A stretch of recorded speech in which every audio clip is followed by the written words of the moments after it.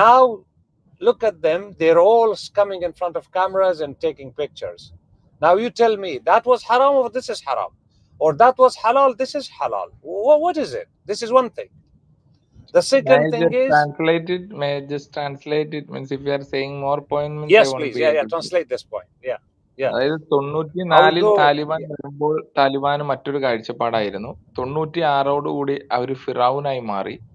ഫിറോനാവുന്നത് എങ്ങനെയാണെന്ന് വെച്ചാൽ ഇന്ന് ഒരു കാര്യം ഹലാലാണെങ്കിൽ നാളെ ഒരു കാര്യം ഹറാമാന്ന് പറയും. അവർക്ക് ഇഷ്ടമുള്ളതുപോലെ പറയും. 96-ൽ അവരെ സംബന്ധിച്ചിടത്തോളം ഫോട്ടോ എടുക്കലോ ക്യാമറയോ അല്ലെങ്കിൽ ടിവിയിൽ interview കൊടുക്കലോ ഹറാമായിരുന്നു.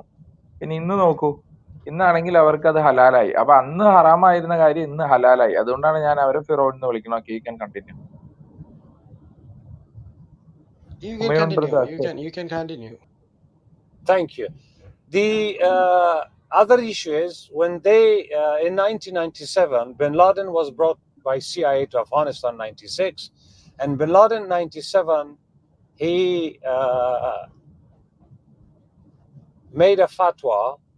And with that fatwa, he proclaimed jihad against American people. In that fatwa, he said killing American civilians, diplomats, and military men is farz in jihad.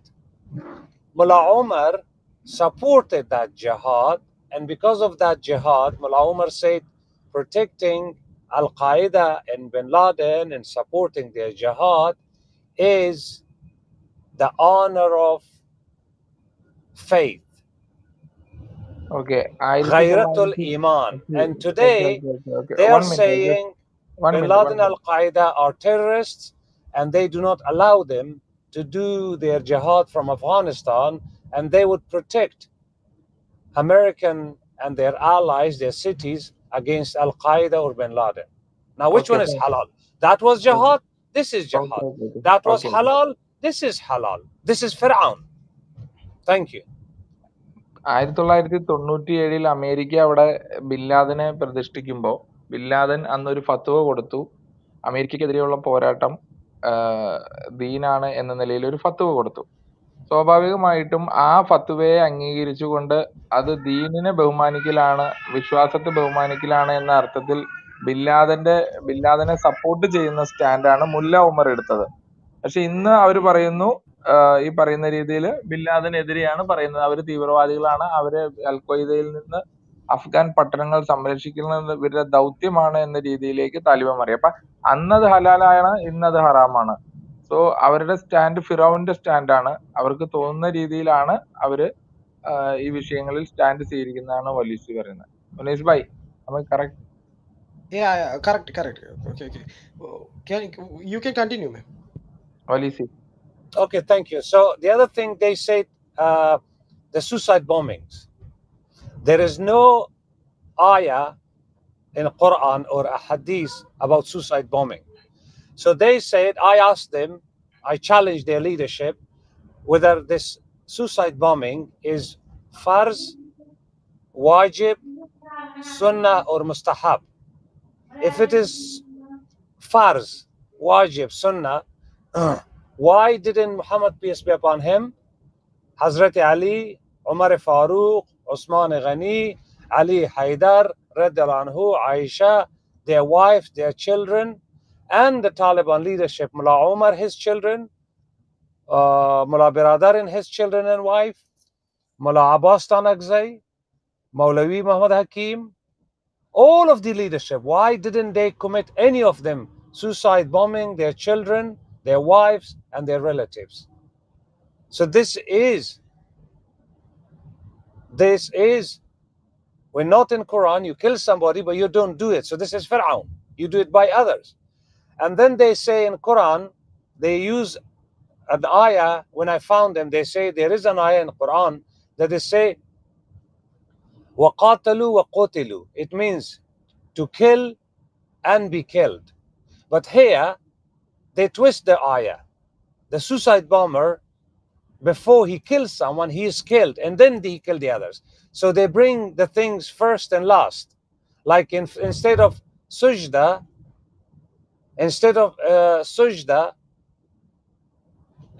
instead of ruku, you go to sajda and then you come ruku. This is not done. If you ask someone to do it, so you become Fir'aun. And like you cannot twist things in Islam. So that is how, according to this, for the suicide bombings, they are Fir'aun. Thank you. Okay, അതായത് suicide ബോംബിങ്ങിനെ കുറിച്ച് അവർ ആദ്യ കാലഘട്ടങ്ങളിൽ തന്നെ പറഞ്ഞിരുന്നത് suicide bombing ഹലാലാണ്, മാത്രമല്ല ഫറലായിട്ടുള്ള കാര്യമാണ്, വാജിബായ സുന്നത്താണ്. ഇത്തരത്തിലൊക്കെ അവർ എന്താ പറയുക ഫത്വ പുറപ്പെടുവിപ്പിക്കുകയും ഇത് മറ്റുള്ളവർ ഫോളോ ചെയ്യണം എന്ന് പറയുകയും കൂടെ തന്നെ അവർ മനസ്സിലാക്കാതെ പോയ സത്യങ്ങൾ എന്ന് പറയുന്നത് നമ്മുടെ നബി സല്ലല്ലാഹു അലൈഹി വസല്ലമയോ അല്ലെങ്കിൽ അലി റളിയല്ലാഹു അൻഹു അല്ലെങ്കിൽ അവരാരും തന്നെ അത്തരത്തിലുള്ള വലിയ വലിയ മനുഷ്യരായിട്ടുള്ള സാപത്തുകളായിട്ടുള്ള ഒരു പ്രവാചനം ഇവരാരും തന്നെ അവരുടെ കുടുംബാംഗങ്ങളെ സൂയിസൈഡ് ബോംബിന് വിട്ടിട്ടോ ഒന്നുമില്ലായിരുന്നു. പക്ഷെ ഇവര് പറഞ്ഞു കൊടുത്തിരുന്നത് ഖുർആനിലെ ഒരു നിങ്ങൾ എന്താ പറയാ ഇത്തരത്തിൽ ജിഹാദിന് പോകുമ്പോൾ വധിക്കുകയും എന്താ പറയാ വധിക്കപ്പെടുകയും കൊല്ലപ്പെടുകയും ചെയ്യുക എന്നുള്ളത് ഒരു നല്ല കാര്യമാണ് എന്ന തരത്തിൽ അവർ ദുർവ്യാഖ്യാനിക്കുകയും ആ കാര്യത്തിനെ ദുർവ്യാഖ്യാനിച്ചുകൊണ്ട് പൊതുസമൂഹത്തിന് മുമ്പിൽ കൊടുക്കുകയും ചെയ്തിരുന്നു. അതിലൂടെ ഇതിനു മുമ്പ് മുസ്ലിങ്ങൾക്ക് ഉണ്ടായിരുന്ന സത്തയായിട്ടുള്ള യഥാർത്ഥ ജിഹാദ് നഷ്ടപ്പെടുത്തുന്നതിലൂടെ ഈ പറയുന്ന ഫിർഔനെയാണ് അവർ പ്രതിദാനം ചെയ്യുന്നത് എന്ന തരത്തിലാണ് ഇദ്ദേഹം മനസ്സിലാക്കിയിരിക്കുന്നത്. You can continue, man. Thank you. The other thing is they say we do jihad. Okay, there is jihad farz against the invaders, but when you do jihad, you have to do it through your Amir al-Mu'minin. And Amir al-Mu'minin,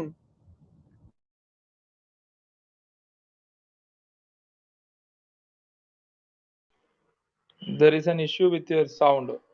Humayun, brother, you I are think audible. Naqib, you pray behind shaitan. Why? Because ISI is, according to Quran's Al-Ma'idah Surah and Ayah 51, when the Quran says, Ya ayyuhalladhina amanu la tattakhidhu Yahuda wa Nasara وَمَنْ يَتَوَلُّ مِنْهُمْ فَهُوَ مِنْهُمْ وَمَنْ يَتَوَلُّ مِنْكُمْ فَهُوَ مِنْهُمْ. Ayah means that don't be friends with Yahud and Nasara. If anybody made friendship with them, so they are with them. So ISI and Punjab's fascist army, evil and fascist army, or to a Pakistan army, is the closest ally of Pentagon and NATO. So you are their friends. How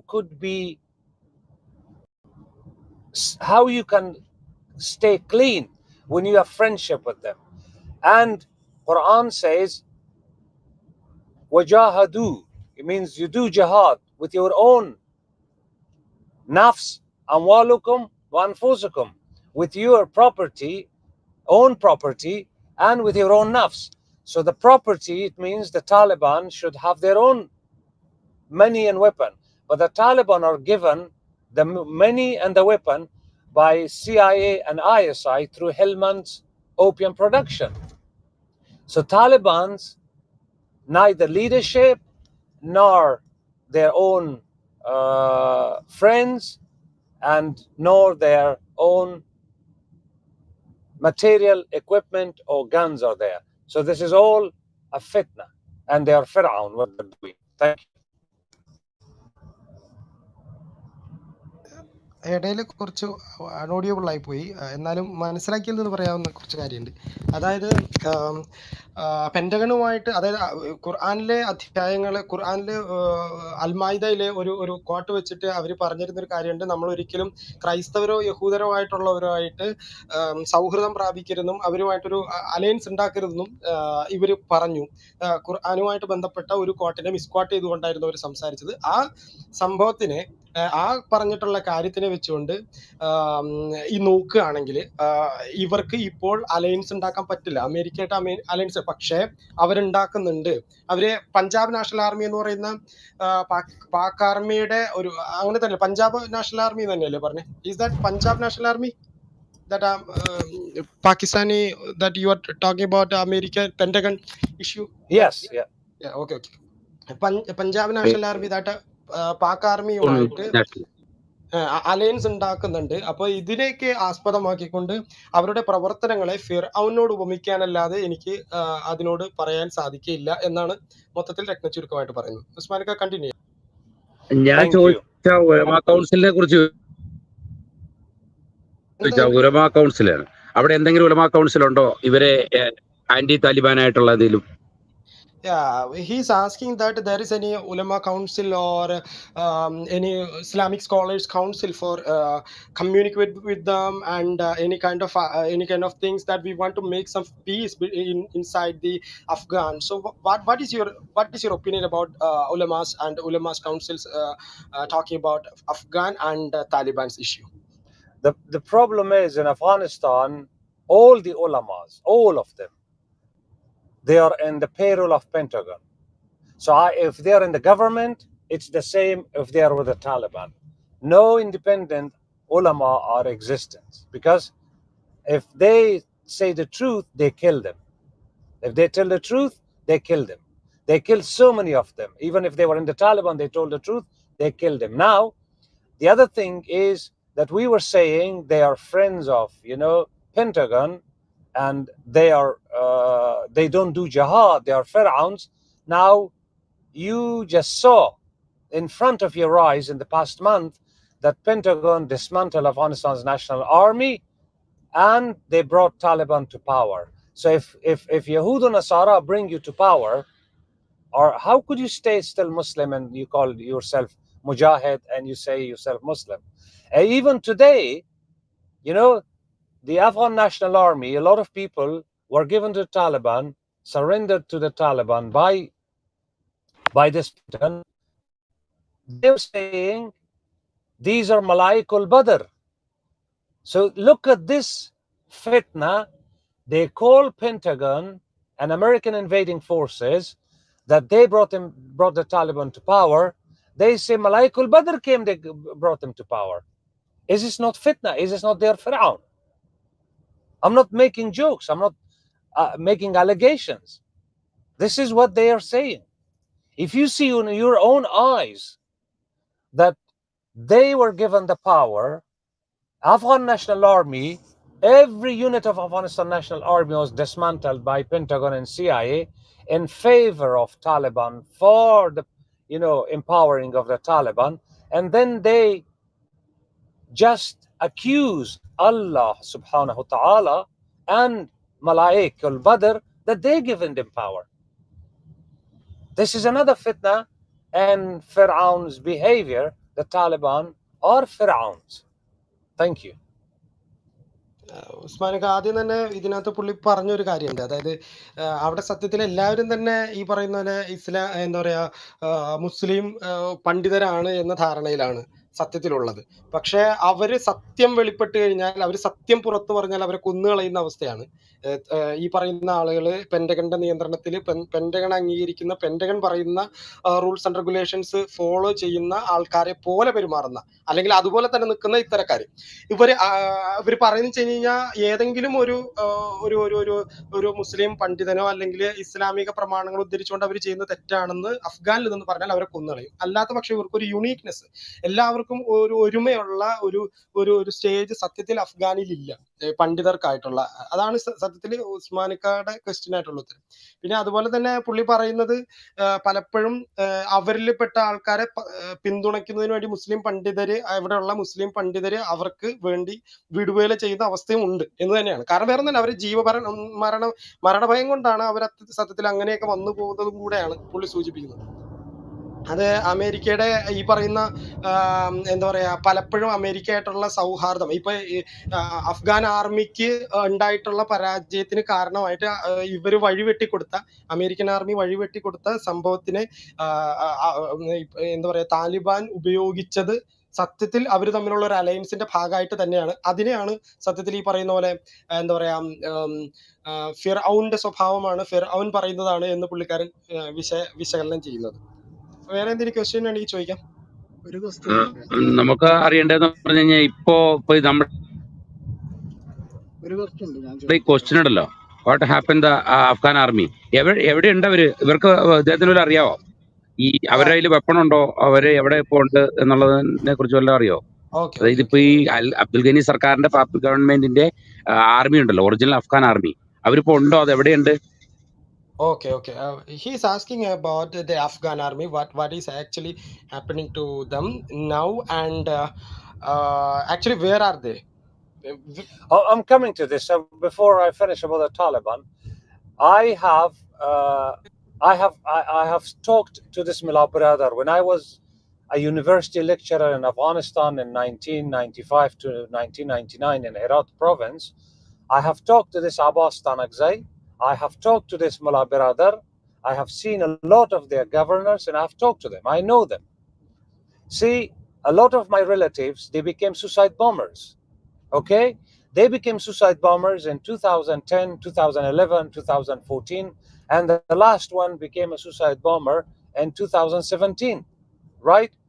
So all these suicide bombers, they were trained to become suicide bombers, and they were blown up. They came from Peshawar, they went through Nangarhar, through Kabul, through Bagram, through Baghlan, and in Kunduz, somewhere in Mazar-e Sharif, somewhere in Badakhshan.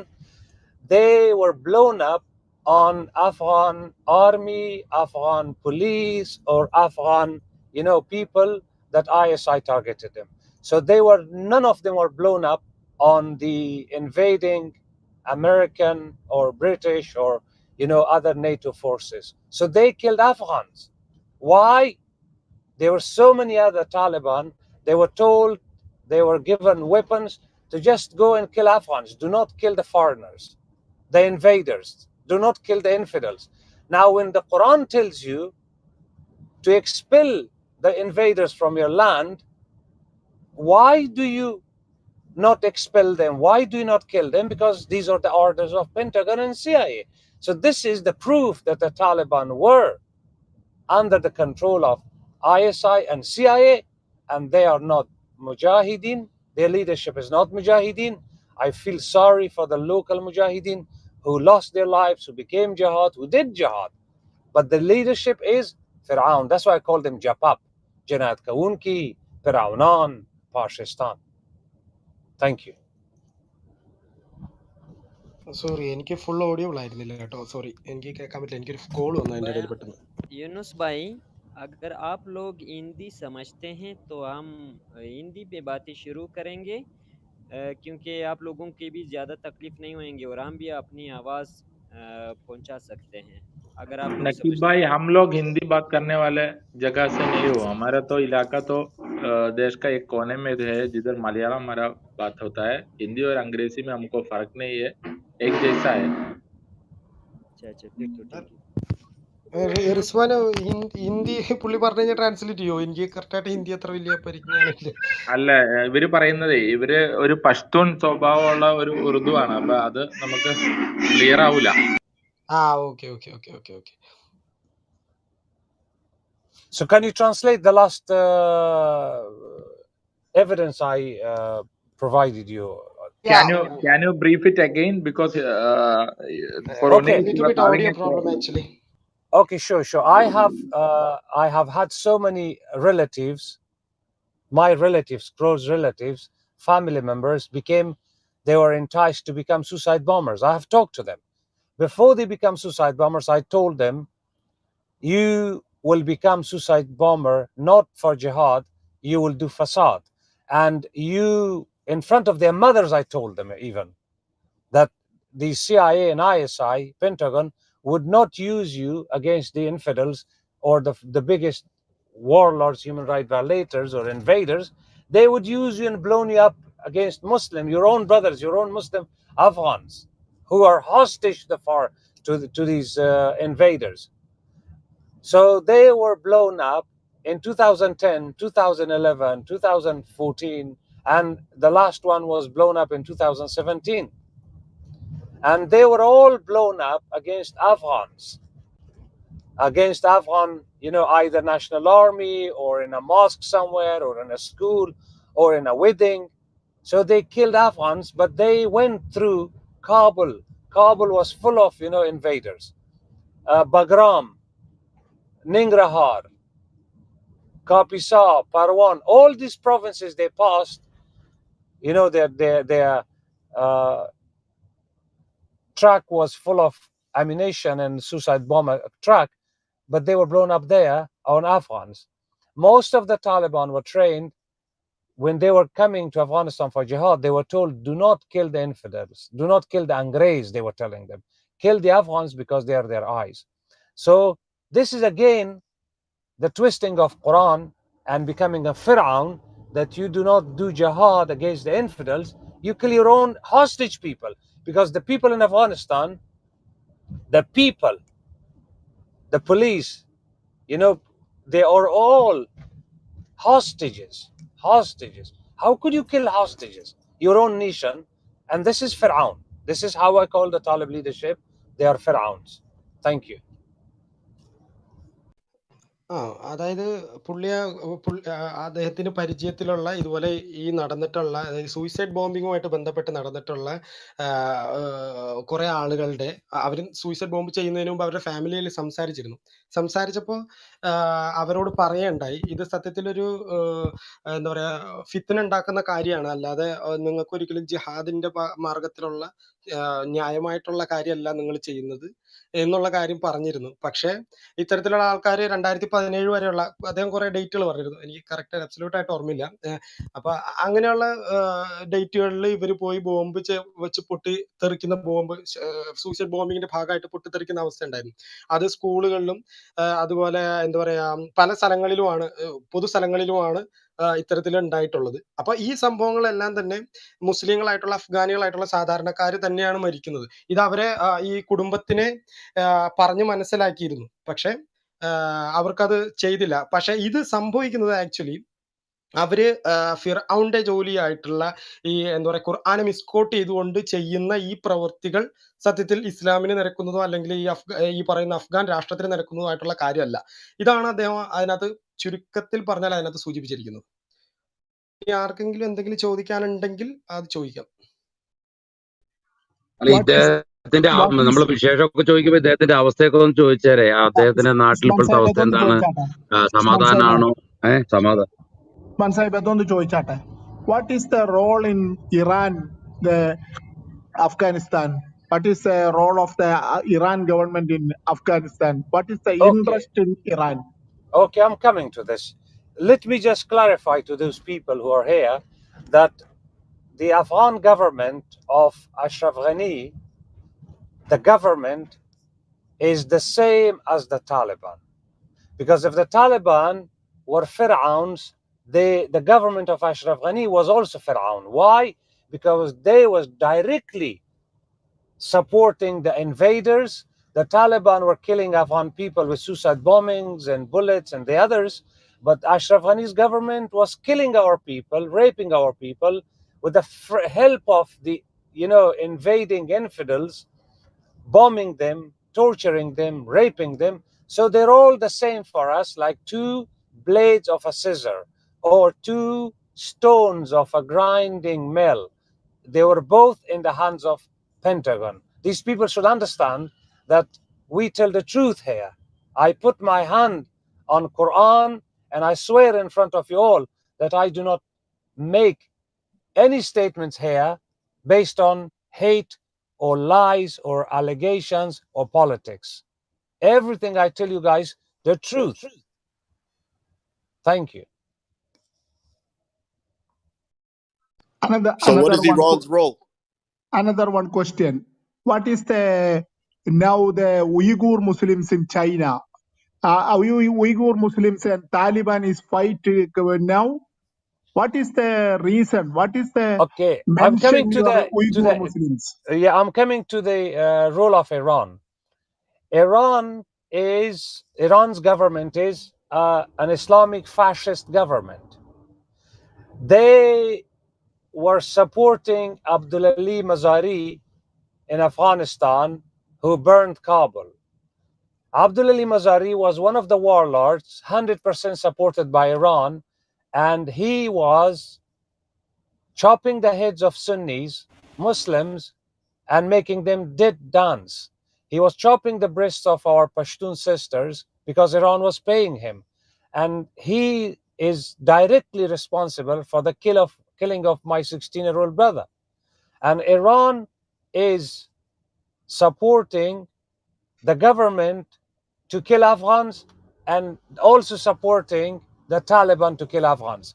So they are no different from Pentagon, and it is a fascist government that is just supporting the destruction and the killing of Pashtuns. So this is the role of Iran. The role of Chinese Uyghur Muslims, the Chinese Uyghur Muslims are also brought here to Afghanistan by CIA and Pentagon. They want to make them Gulbuddin of China, Rabbani and Sayaf of China, and the future Fir'auns for China. Because if you go to Pentagon, if anybody puts HIV or AIDS in their blood, no matter what color you are, you get the HIV. You get the HIV and AIDS. And you're going to spread it to your family, to everybody. So these Ikhwans like Masood, Rabbani, Sayaf, Gulbuddin, Mulahibatullah, Karzai, Ashraf Ghani, they're all politically HIV infected by Pentagon, CIA, and ISI. So these Uyghurs were brought there, the Uzbekistan, Tajikistan, Chechen, from India, from others, under the name of Daesh, to kill Afghans. And they would be used as, targets for the weapons by the American forces, and to destabilize the Central Asia and create another ground for war. What is Pentagon's next move? Well, the next move is to, like if you have got chicken farm, you want to change it to a buffalo, sheep, and camel farm. So you have to first. I But is think he he's became not inaudible? audible, I think. He's not audible right now.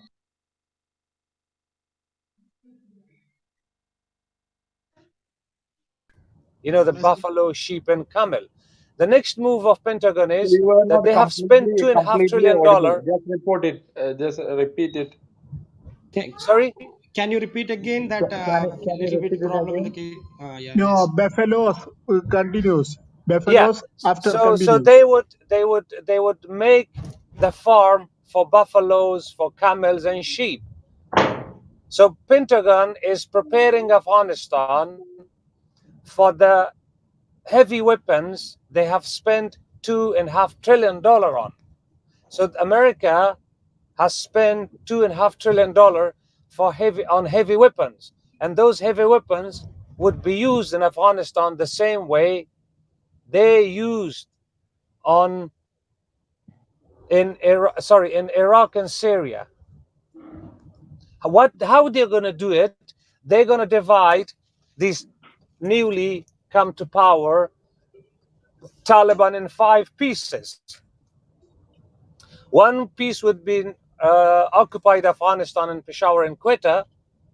The second piece they have already brought to provinces. The third piece, they would make a coalition of, I called it 9-headed dinosaur, Nahsara Khamar, in power in Kabul.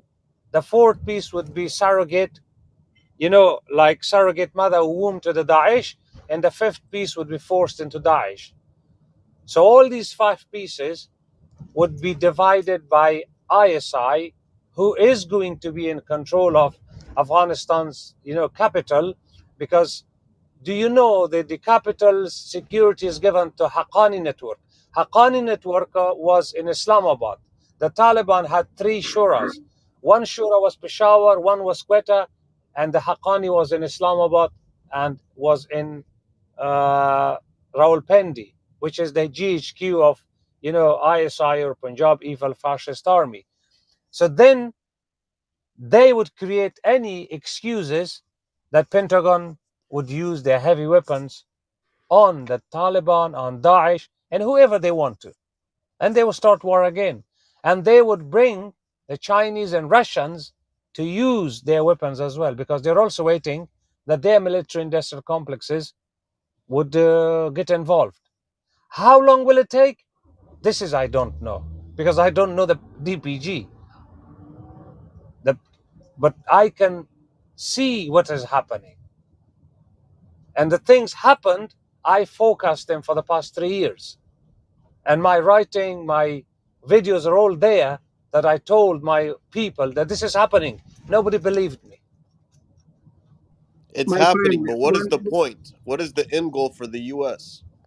End goal is to make money from the weapons. Because if there is no war, Pentagon cannot buy these weapons, and those manufacturers cannot manufacture these weapons.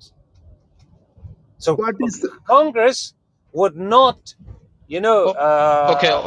justify Well, see, I have a question. Why മലയാളത്തിൽ yes. this ചോദിച്ചാലും മതി. all? ചോദ്യം ചോദിക്കാനുള്ള ആളുകൾക്ക് മലയാളത്തിൽ ചോദിച്ചാലും മതി, Okay. Translate ചെയ്ത് ചോദിക്കാൻ പറ്റും കേട്ടോ. Okay. ആരെങ്കിലും ഞങ്ങൾ ഇംഗ്ലീഷിൽ തന്നെ ചോദിച്ചോളാം റിസ്വാൻ. എന്നാൽ what is the present position in IS in Afghanistan? Some Indian media mention the 82 districts in the ISI control now in Afghanistan. This is a true. Walisi, they are asking Sorry, about Daesh. can you ask again this question? He's asking about the position of IS. Okay. No, Daesh. What is the part of Daesh? What is the part of Daesh in Afghanistan? How they Oh, influence Daesh. how the influence of Daesh will How make much it is, the how much Taliban it is established in Afghan? Means some Indian medias are saying that they are having control over 82 districts and all. See, what is the Okay, position of IS? Rizwan, 1 minute. Well, see, Daesh is made a vilayat in Afghanistan. I think most of the international media is talking about that. That vilayat is against the Taliban institution, and how they influence the Taliban, how they attack the Taliban, and what is the present position of Taliban against this ISIS? Okay, I will start it from the last. The Taliban are against Daesh. Why? Because Daesh was created for Central Asia, and to survive, they had to attack the Taliban. To those people who are very extreme and they don't find any solution, they go to Daesh. The same way Al Qaeda didn't justify or wasn't successful, Daesh was created.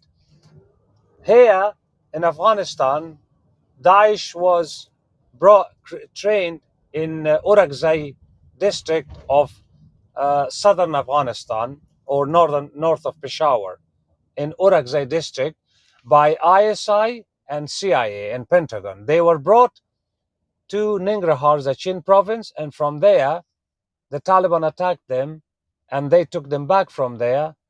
And this Daesh arrested 80 people from Achin district, from Shinwari people who are Pashtuns. They put them in those caves, put them there in their custody. The Daesh went in 3 sides. One portion of Daesh went to Orakzai back, the other portion was brought to Kabul, and the other portion was taken to northern Afghanistan. So what the Pentagon did, Pentagon used the mother of all bombs, if you remember. 2 years ago, Pentagon used the mother of all bombs in Afghanistan, and they claimed that they killed Daesh completely, finished Daesh in Afghanistan. But that's not true. They killed innocent civilians, and they wanted to cover up the movement of Daesh. Daesh was uncovered by Afghan people because what Pentagon could not control was the mobile phones in the hands of every person. So they recorded it. And they made videos and they told the world. So now at the moment, for the past 2 months, Daesh has gone underground. Pentagon has made them underground, and some of the Daesh are in Orakzai district. Some of Daesh are in Kabul in safe houses, and some others are in other provinces in Afghanistan. Probably they are using now the Taliban flag, and they are being told by CIA and Pentagon and ISI to stay put under the cover until they give them orders what to do.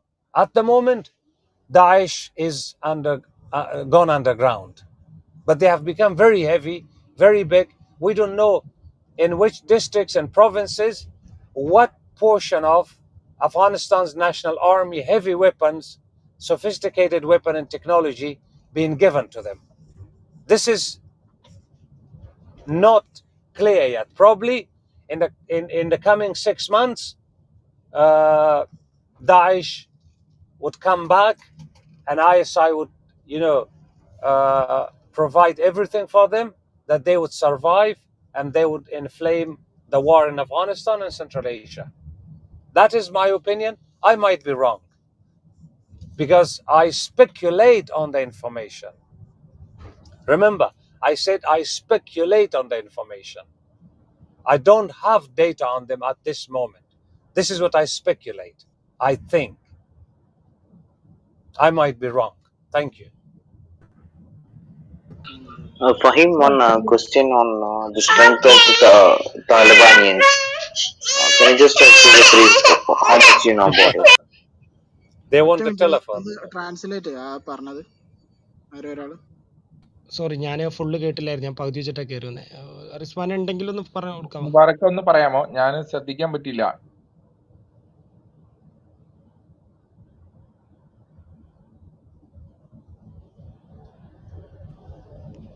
ഞാൻ തുടക്കം മാത്രമാണ് ശ്രദ്ധിച്ചോളൂ. എനിക്ക് മനസ്സിലായത് താലിബാൻ കുറച്ചുകൂടെ തീവ്രമായ നിലപാടുള്ള ആളുകൾക്ക് പ്രവർത്തിക്കാൻ വേണ്ടിയാണ് പെന്റഗണും മറ്റേ ISIയും ചേർന്ന് ഇവരെ ISISന് രൂപം കൊടുത്തതെന്നാണ് അദ്ദേഹം പറഞ്ഞത്. അത് സദേൺ അഫ്ഗാനിസ്ഥാനിലെ ഒരു പ്രൊവിൻസ് പറഞ്ഞു. ആ പ്രൊവിൻസിലാണ് അവർക്ക് ട്രെയിനിങ് കൊടുത്തത്. അങ്ങനെയുള്ള കാര്യങ്ങൾ വരെ ഞാൻ കേട്ടുള്ളൂ. പിന്നെ എനിക്ക് കേൾക്കാൻ കഴിഞ്ഞില്ല. ഇപ്പോഴും അവര് പല സ്ഥലങ്ങളിലും ഉണ്ട് എന്നുള്ളതാണ്. പക്ഷെ അവര് അണ്ടർ കവർ ആണ് ഇപ്പോ. ഹലോ, പുതിയ ഗവൺമെന്റ് വന്നാല് 6 മാസത്തിന്റെ ഉള്ളിൽ അവർക്ക് ISനെ പൂർണ്ണമായിട്ട് ഇല്ലാതാക്കാൻ കഴിയുമെന്ന് അദ്ദേഹം പറഞ്ഞു. Okay, my friend, another one important question. Then now the Ahmad Shah Massoud, son Ahmad Massoud, the one give the against the Taliban government is National Resistance Front of Afghanistan. These wanted the fight against the Taliban government. What is the now in Ahmad Shah Massoud strong and another activities? What is the Panjshir state? What the Ahmad Massoud strongly person? Well, they're also part of Pentagon's plan. If Pentagon sent him there to Panjshir with some money and weapons, probably Pentagon, if they see them to carry on, so they will be, part of the game, or they would be brought back, with the Pentagon. They are not very prominent at this moment because the people in Panjshir, a lot of people now, the people of Panjshir are not against, the Taliban, because they know their leaders are very corrupt people, very bad criminals. They are friends of invaders. Now the invaders go, the people would not, decide to side with Ahmad Massoud unless Pentagon asked them. So still their position is not very clear. In the coming weeks, it would become clear. But I assure you one thing, whatever they say, they don't have freedom. They are the same way slaves of Pentagon as the Taliban are. So all of them are, as I said, the two blades of a scissor. They are just there to make money and kill our people, like scissor, like grinding, mill that grinds, wheat into flour.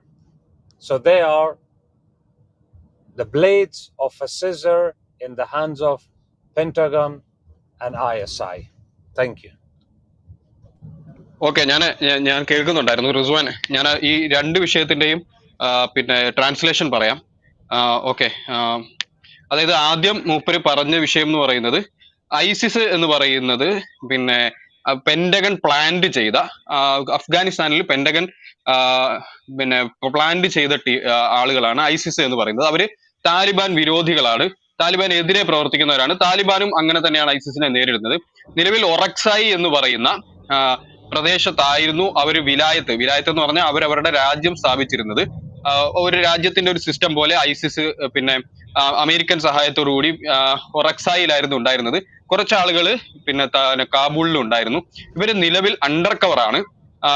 അദ്ദേഹം പറഞ്ഞതെന്ന് പറഞ്ഞു കഴിഞ്ഞാൽ അഫ്ഗാൻ ആർമിയുടെ എല്ലാ ആയുധങ്ങളും നിലവിൽ Afghan army കൈമാറിയിരിക്കാൻ, അദ്ദേഹത്തിന്റെ speculation ആണ്, അദ്ദേഹത്തിന്റെ ഒരു അഭിപ്രായമാണ്, അഫ്ഗാൻ ആർമി കൈമാറിയിരിക്കാൻ സാധ്യത പിന്നെ ആരിലേക്കാണ്, ഈ പിന്നെ ഐസിസുകാരിലേക്കാണ്. അതുകൊണ്ട് അദ്ദേഹത്തിന്റെ ഒരു സ്പെക്കുലേഷൻ, അദ്ദേഹത്തിന്റെ ഒരു പിന്നെ ഒരു അനുമാനം എന്ന് പറയുന്നത് 6 മാസത്തിനുള്ളിൽ ഈ താലിബാൻ ഭരണത്തിനെതിരെ അമേരിക്കയുടെയും നാറ്റോ സഖ്യത്തിന്റെയും സപ്പോർട്ടോട് കൂടി ഐസിസ് താലിബാൻ ഭരണത്തിനെതിരെ അഫ്ഗാന്റെ ഉള്ളിലുള്ള അണ്ടർ കവറിലുള്ള അണ്ടർഗ്രൗണ്ടിലുള്ള ഐസിസിന്റെ ആളുകൾ പിന്നെ ഈ പറയുന്ന അഫ്ഗാൻ സേനയുടെ ആയുധം ഉപയോഗിച്ചുകൊണ്ട് താലിബാനെതിരെ, താലിബാന്റെ ഭരണത്തിനെതിരെ അവര് 6 മാസത്തിനുള്ളിൽ രംഗത്ത് വരും എന്നുള്ളതാണ് മൂപ്പര് പറയുന്നത്. ഇപ്പൊ രണ്ടാമത് പറഞ്ഞ വിഷയം എന്ന് പറയുന്നത് പഞ്ചഷീർ എന്ന് പറയുന്നത്, പഞ്ചഷീറിലെ ആളുകൾക്കും ഇതേപോലെ തന്നെയാണ്, പെന്റഗൺ ആണ് ആയുധവും പണവും നൽകിയിരിക്കുന്നത്. പഞ്ചഷീറിലെ ജനങ്ങൾ താലിബാനോടൊപ്പവും പിന്നെ പഞ്ചഷീറിന്റെ നേതാക്കൾ അമേരിക്കയോടൊപ്പവുമാണ്. താലിബാൻ ഹക്കാനി നെറ്റ്വർക്ക് നിലവിൽ പഞ്ചഷീറിലെ ആളുകളുമായിട്ട് അവിടെ ചർച്ചകൾ നടത്തുന്നുണ്ട്. ഈ പഞ്ചഷീറിലെ പിന്നെ നേതാക്കൾ എന്ന് പറയുന്ന ആളുകൾ ക്രിമിനൽസ് ആണ്, അഴിമതിക്കാരാണ്. അദ്ദേഹം പറയുന്നതെന്ന് പറഞ്ഞു കഴിഞ്ഞാൽ ഈ എല്ലാ കാലഘട്ടത്തിലും ഇപ്പൊ നിലവിൽ ആര് വന്നാലും, ഇപ്പൊ താലിബാൻ വന്നാലും പിന്നെ സോവിയറ്റ് യൂണിയൻ വന്നാലും അമേരിക്ക വന്നാലും എല്ലാം ഈ സാധാരണക്കാരായ ജനങ്ങൾ അവരുടെ അടിമകളായി മാത്രമേ ജീവിക്കാൻ സാധിക്കുകയുള്ളൂ. സാധാരണക്കാരായ ജനങ്ങൾ എപ്പോഴും അടിമകളായിരിക്കും. അതിപ്പോ താലിബാൻ ആണെങ്കിലും കണക്കാണ് എന്നുള്ളതാണ് മൂപ്പര് അവസാനം പറഞ്ഞു വെച്ചത്. What about the influence of Ahmad Karzai and the ex-Vice President Amrullah Sahil in Taliban government?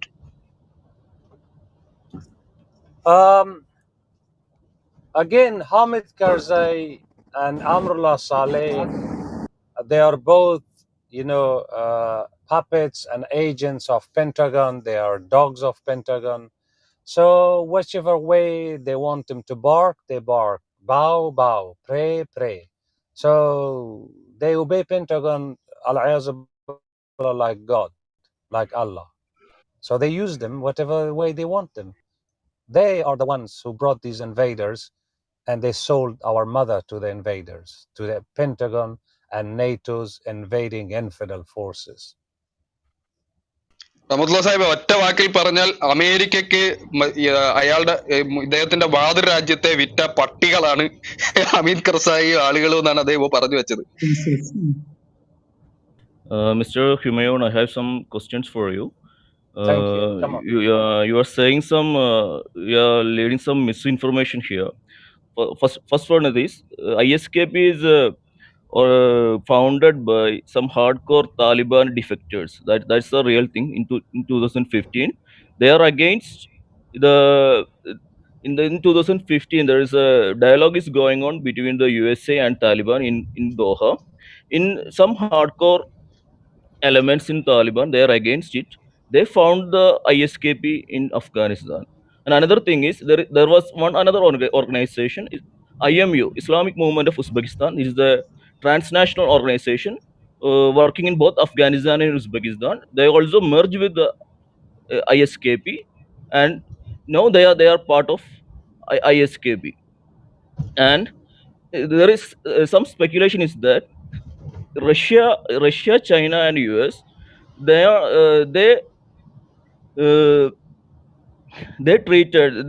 think that ISKP is more dangerous than Taliban. That's why they are now have a contract with Taliban, and that contract can constitute Taliban would destroy ISKP within 6 months. What is your opinion on this on this analysis?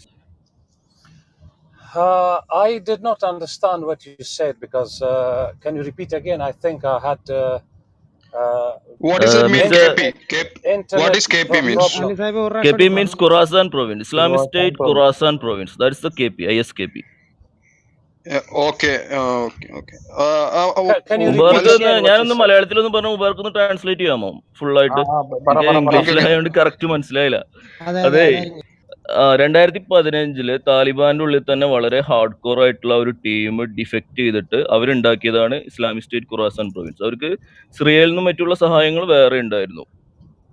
അപ്പോൾ അവര് അന്ന് ആരോപിച്ചത്, അന്ന് 2013 മുല്ല ഉമർ മരിച്ചിരുന്നു, പക്ഷെ അവരിത് രഹസ്യമാക്കി വെച്ചിരിക്കുകയായിരുന്നു താലിബാൻ, മുല്ല ഉമർ മരിച്ചു എന്നുള്ളത്. മുല്ല ഉമർ മരിച്ചു എന്നുള്ള കാര്യം ആദ്യമായി പുറത്തു വിടുന്നത് ഈ പറയുന്ന താലിബാനിൽ നിന്ന് പുറത്തു വന്നിട്ടുള്ള ഈ ഹാർഡ് കോർ ആയിട്ടുള്ള കമാൻഡേഴ്സ് ആണ്. അപ്പൊ അവര് അന്ന് വെല്ലുവിളിച്ചു താലിബാനെ, മുല്ല ഉമർ മരിച്ചിട്ടുണ്ട്, ഇപ്പോഴുള്ള താലിബാൻ നേതാവായിട്ടുള്ള മുല്ല അക്തർ മൻസൂർ എന്ന് പറയുന്ന ISIയുടെ ഒരു പപ്പറ്റ് ആണെന്ന് അവരന്ന് ആരോപിച്ചിരുന്നു. അതിനുശേഷമാണ് താലിബാൻ മുല്ല ഉമർ മരിച്ചു എന്നും മുല്ല അക്തർ മൻസൂർ ആണ് ഇപ്പോഴത്തെ ലീഡർ എന്നും പറഞ്ഞത്. ആ സമയത്ത് വേറൊരു പ്രോബ്ലം താലിബാനിൽ ഉണ്ടായിരുന്നു. താലിബാൻ സ്ഥാപകനായ മുല്ല ഉമറിന്റെ മകനായിട്ടുണ്ടായിരുന്ന മുല്ല മുഹമ്മദ് യാക്കൂബ് അന്ന് മുല്ല അക്തർ മൻസൂറിന് ബൈഅത്ത് ചെയ്തിരുന്നില്ല. അദ്ദേഹം ISKPയിൽ ചേർന്നു എന്ന് അന്ന് തന്നെ പല ചാനൽസും റിപ്പോർട്ട് ചെയ്തിട്ടുണ്ടായിരുന്നു. അതുപോലെ 2015 ഇവർ എസ്റ്റാബ്ലിഷ് ചെയ്ത് കഴിഞ്ഞപ്പോൾ ഈ താലിബാന്റെ 90% ഫൈറ്റേഴ്സ് എന്ന് പറയുന്നത് മറ്റേ പഷ്തൂൺ വിഭാഗത്തിൽപ്പെടുന്ന ആളുകളാണ്. നേരെ മറിച്ച് അവിടെ 10-40% ഉസ്ബക്കുകളും താജിക്കുകളും എല്ലാവരും ഉണ്ട്. ഇസ്ലാമിക് മൂവ്മെന്റ് ഓഫ് ഉസ്ബെക്കിസ്ഥാൻ എന്ന് പറയുന്നത് ഇതേപോലെ തന്നെ അഫ്ഗാൻ മുജാഹിദീൻ ആ പറയുന്ന ഒരു അംബ്രല്ല ഗ്രൂപ്പിനകത്ത് ഉണ്ടായിരുന്ന ഒരു ഓർഗനൈസേഷനാണ്, ട്രാൻസ്നാഷണൽ ഓർഗനൈസേഷനാണ്. അവർ അഫ്ഗാനിസ്ഥാനിലും ഉണ്ട് ഉസ്ബെക്കിസ്ഥാനിലും ഉണ്ട്. ഇവര് ഇസ്ലാമിക് മൂവ്മെന്റ് ഓഫ് ഉസ്ബെക്കിസ്ഥാൻ അവർ ISKPയിൽ മെർജ് ചെയ്തു. അവരിപ്പോൾ ഒന്നായിട്ടാണ് അവർ വർക്ക് ചെയ്തുകൊണ്ടിരിക്കുന്നത്. ഇപ്പൊ ഈ റഷ്യയെ സംബന്ധിച്ചിടത്തോളം, ചൈനയെ സംബന്ധിച്ചിടത്തോളം, അമേരിക്കയെ സംബന്ധിച്ചിടത്തോളം, അതുപോലെ തന്നെ പാകിസ്ഥാനെ സംബന്ധിച്ചിടത്തോളം ഈ താലിബാൻ എന്ന് പറയുന്നത് ഒരു നാഷണലിസ്റ്റ് മൂവ്മെന്റ് ആണ്. അവർക്ക് അഫ്ഗാനിസ്ഥാന് പുറത്ത് താല്പര്യങ്ങളില്ല. എന്നാൽ ISKP എന്ന് പറയുന്ന ഓർഗനൈസേഷൻ സെൻട്രൽ ഏഷ്യയിലും അവരുടെ ഖുറാസാൻ എന്ന് പറയുന്ന ആ ഒരു ഇതിനകത്ത് എന്ന് പറഞ്ഞാൽ വളരെ വിശാലമായിട്ടുള്ള സങ്കല്പമാണ്. ഇന്നത്തെ ഉസ്ബെക്കിസ്ഥാൻ, താജിക്കിസ്ഥാൻ, അതുപോലെ തന്നെ പാകിസ്ഥാന്റെ പല ഭാഗങ്ങൾ, കാശ്മീർ, അങ്ങനെ ഇറാന്റെ കുറെ ഭാഗങ്ങൾ, വളരെ വിശാലമായിട്ടുള്ള താല്പര്യമാണ് അവർ നോക്കുന്നത്. അപ്പൊ ഈ പറയുന്ന രാജ്യങ്ങളെ സംബന്ധിച്ചിടത്തോളം താലിബാനേക്കാളും ഭീഷണി ISKP എന്ന് പറയുന്ന ഓർഗനൈസേഷനാണ്. അതുകൊണ്ട് തന്നെ ഇവർ താലിബാനുമായിട്ടുള്ള ചർച്ചകളിലും കരാറിലും മുന്നോട്ട് വെച്ചിരുന്ന ഒരു കാര്യം എന്ന് പറയുന്നത്, താലിബാന് ഇവർ ലെജിറ്റിമൈസ് ചെയ്യുകയാണെങ്കിൽ ISKPയെ താലിബാൻ കാരണം ഇവരെ സംബന്ധിച്ചിടത്തോളം ലാർജർ ഈവൾ എന്ന് പറയുന്നത് ISKP ആണ്. അപ്പോ അങ്ങനെ ഒരു കോൺട്രാക്റ്റിൽ ഇവർ എത്തി എന്നാണ് മനസ്സിലാക്കുക. മാത്രമല്ല അമേരിക്ക കഴിഞ്ഞ 2 വർഷമായിട്ട് താലിബാനെതിരെ ഒരു എയർ സ്ട്രൈക്ക് നടത്തിയിട്ടില്ല. അത് നടത്തിയിട്ടുള്ള എയർ സ്ട്രൈക്സ് മുഴുവൻ ISKPക്ക് എതിരെ മാത്രമാണ് എയർ സ്ട്രൈക്സ് നടത്തിയിട്ടുള്ളത്. നാൻഗഹാർ, കുണാർ, അതുപോലെ തന്നെ നോർത്തേൺ പ്രൊവിൻസിലെല്ലാം ISKPക്ക് സ്ട്രോങ് പ്രസൻസ് ഉണ്ടായിരുന്നു. അത് അതിന് നേരെ മാത്രമാണ് അമേരിക്ക, ഈവൻ റഷ്യ താലിബാനുമായിട്ട് സഹകരിച്ച് ഇവർക്കെതിരെ ഓപ്പറേഷൻസ് അവിടെ നടത്തിയിരുന്നു. അപ്പൊ അതിൽ അദ്ദേഹത്തിന്റെ അനാലിസിസ് ആണ് ഞാൻ ചോദിച്ചത്. Can someone translate it to me, please? ഒന്ന് ചുരുക്കി പറഞ്ഞു. He is asking a question and someone will translate it. Okay, sure. Okay, he is telling that the Islamic State of Khorasan province was made by the ex-Taliban workers, and they are the biggest threat. They are the biggest threat than Taliban. What's your opinion about that? How they influence the Afghan movement and like. Okay. The crux of the question is that the surrounding countries like Uzbekistan, Tajikistan, Iran, and Pakistan has a problem with ISKP because they are trying to form a vilayat in Khorasan, the historic Khorasan, which encompasses Afghanistan, Iran, Tajikistan, and Uzbekistan. So, as they are the threat right now,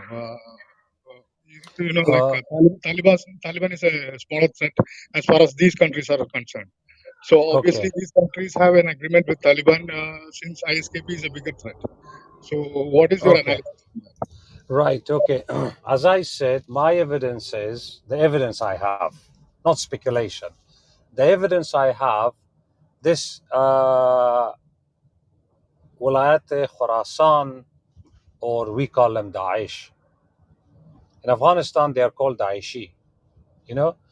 these Daesh, they were established by ISI in Orakzai district. Orakzai district is a military controlled zone in occupied Afghanistan, north of Peshawar. Like in, when in Jammu, Kashmir, you had the confrontations. So, in both of them, they are militaries. So, how can you make, a group in Kashmir that is controlled by Indian army that would not be under their control? It's not possible. Where do they get their money from, their funds, their weapons, and the whole structure? How do you feed them? So that is the first reality you should know. And then they were brought to Ningarhar, and Ningarhar, Achin district. That's where they were brought. And there was, in Ningarhar, there was an American military base. American invading forces military base was called Gambiri Dog.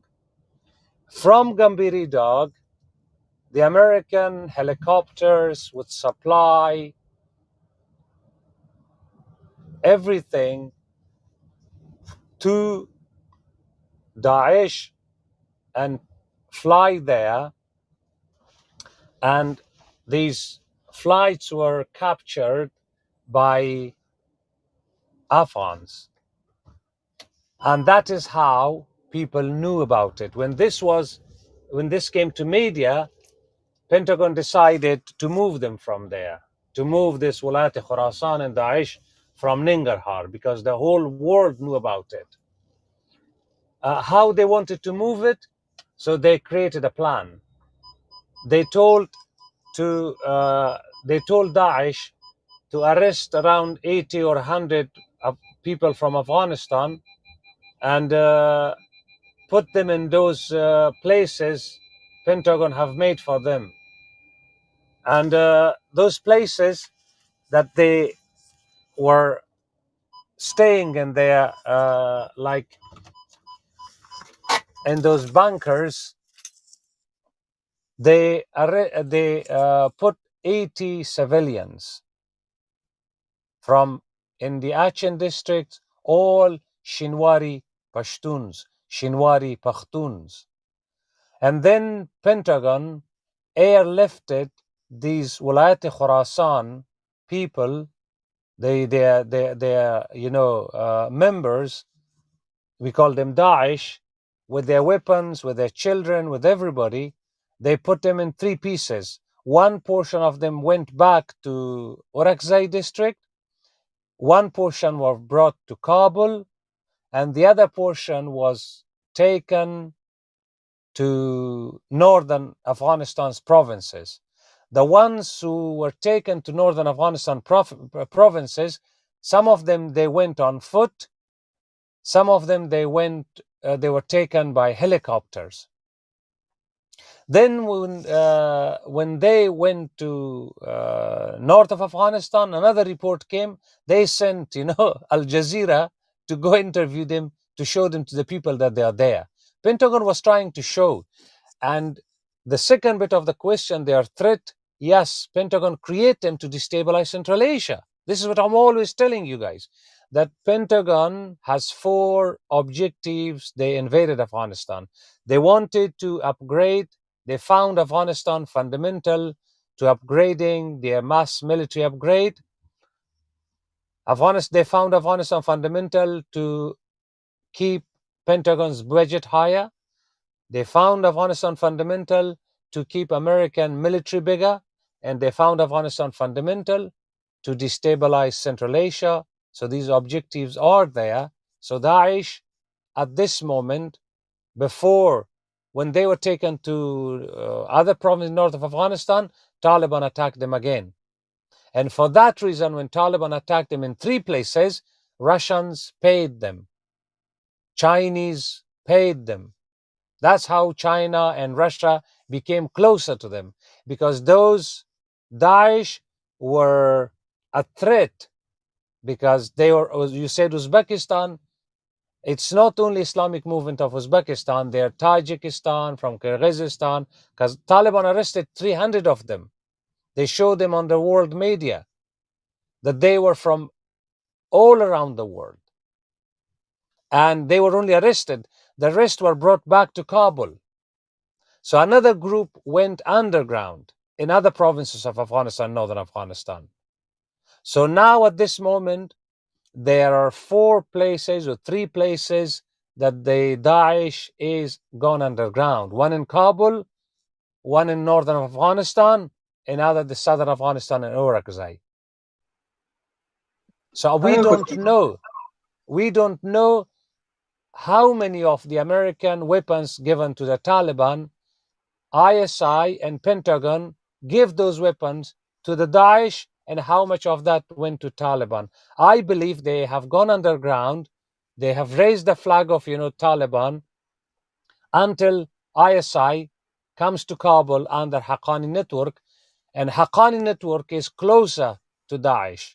So Daesh and ISI and Haqqani network would work together to recreate Daesh. And maybe 6 months, I don't know, maybe more or maybe less. I don't know yet about this. That is my Okay. analysis. You are telling that Haqqani network is communicating. Haqqani network is the part of Daesh, right? ISIS. No. I Yes. didn't say they are not. They are ideologically closer, because in the past, Haqqani network was closer Okay. to Uzbekistan's Mujahideen, Okay. to Now others, Haqqani to network Al is Qaeda. now Haqqani network is in relation with the Taliban, and I can understand why you are They are saying. part of Taliban, and they are in control of Kabul now. Taliban and ISI, they put them in control of Kabul. Okay, you are telling that Haqqani network is ideologically similar to ISIS, right? Yes. Oh, okay. Assalamu alaikum. Okay. Sirajuddin Only 1 Haqqani is minute. the deputy of Taliban now. Ali. Sirajuddin Haqqani. Yes. Assalamu alaikum, brother. Okay, sorry. Walaikum I was salam. not in a comfortable position to speak. That's why I was not coming to the speaker panel. But okay, what I made to me into the panel that I just wanted to to share my thoughts on. The international community, they are keen to know the future of Afghanistan, right? So this is what the discussion is going on, and that also we wanted to emphasize that point. What's the future? Yes, in your talk, I believe that you said about what is going to happen in the next 6 months, right? And this is the same. I was also thinking in that direction only. Day before yesterday, I believe you might have noticed the spokesperson from NATO has already warned Taliban, right? So it clearly indicates what is the intention and what is going to be happen in 6 months. What you said, it's correctly. They wanted to bombard. They wanted to start their bombing again from the air. How we call it, like airstrike. Maybe within an year, it may happen. It may happen. So this is the thing I just wanted to share because I'm just അതായത് logging off. Okay, thank U Shafeeq Sahib. Ali Sahib പറയുന്നത് translation ചെയ്യേണ്ട ആവശ്യമില്ലല്ലോ. മൂപ്പര് പറഞ്ഞത്, നിങ്ങൾ പറഞ്ഞത് പിന്നെ താലിബാനിൽ നിന്നും ഭിന്നമായി പോയ ഒരു വിഭാഗമാണ് ISKP ഉണ്ടാക്കിയതാണ്, അതായത് Islamic state of Khorasan province ഉണ്ടാക്കിയത് എന്നുള്ളതാണ് അലി സാഹിബ് പറഞ്ഞത്. എനിക്കതറിയില്ല.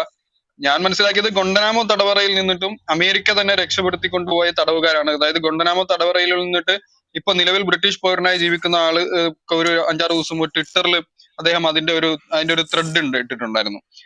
പിന്നെ ഐസിസിനെ ക്രിയേറ്റ് ചെയ്തത് അമേരിക്കയാണ് എന്നും അത് ഗൊണ്ടനാമോ തടവറയിൽ നിന്നിട്ടും അവർ പർച്ചേസ് ചെയ്ത ആളുകൾ വഴി ഉണ്ടാക്കിയതാണെന്നാണ് പറഞ്ഞത്. അലിസാഹിബ് പറഞ്ഞത് നേരെ ഇതാണ്.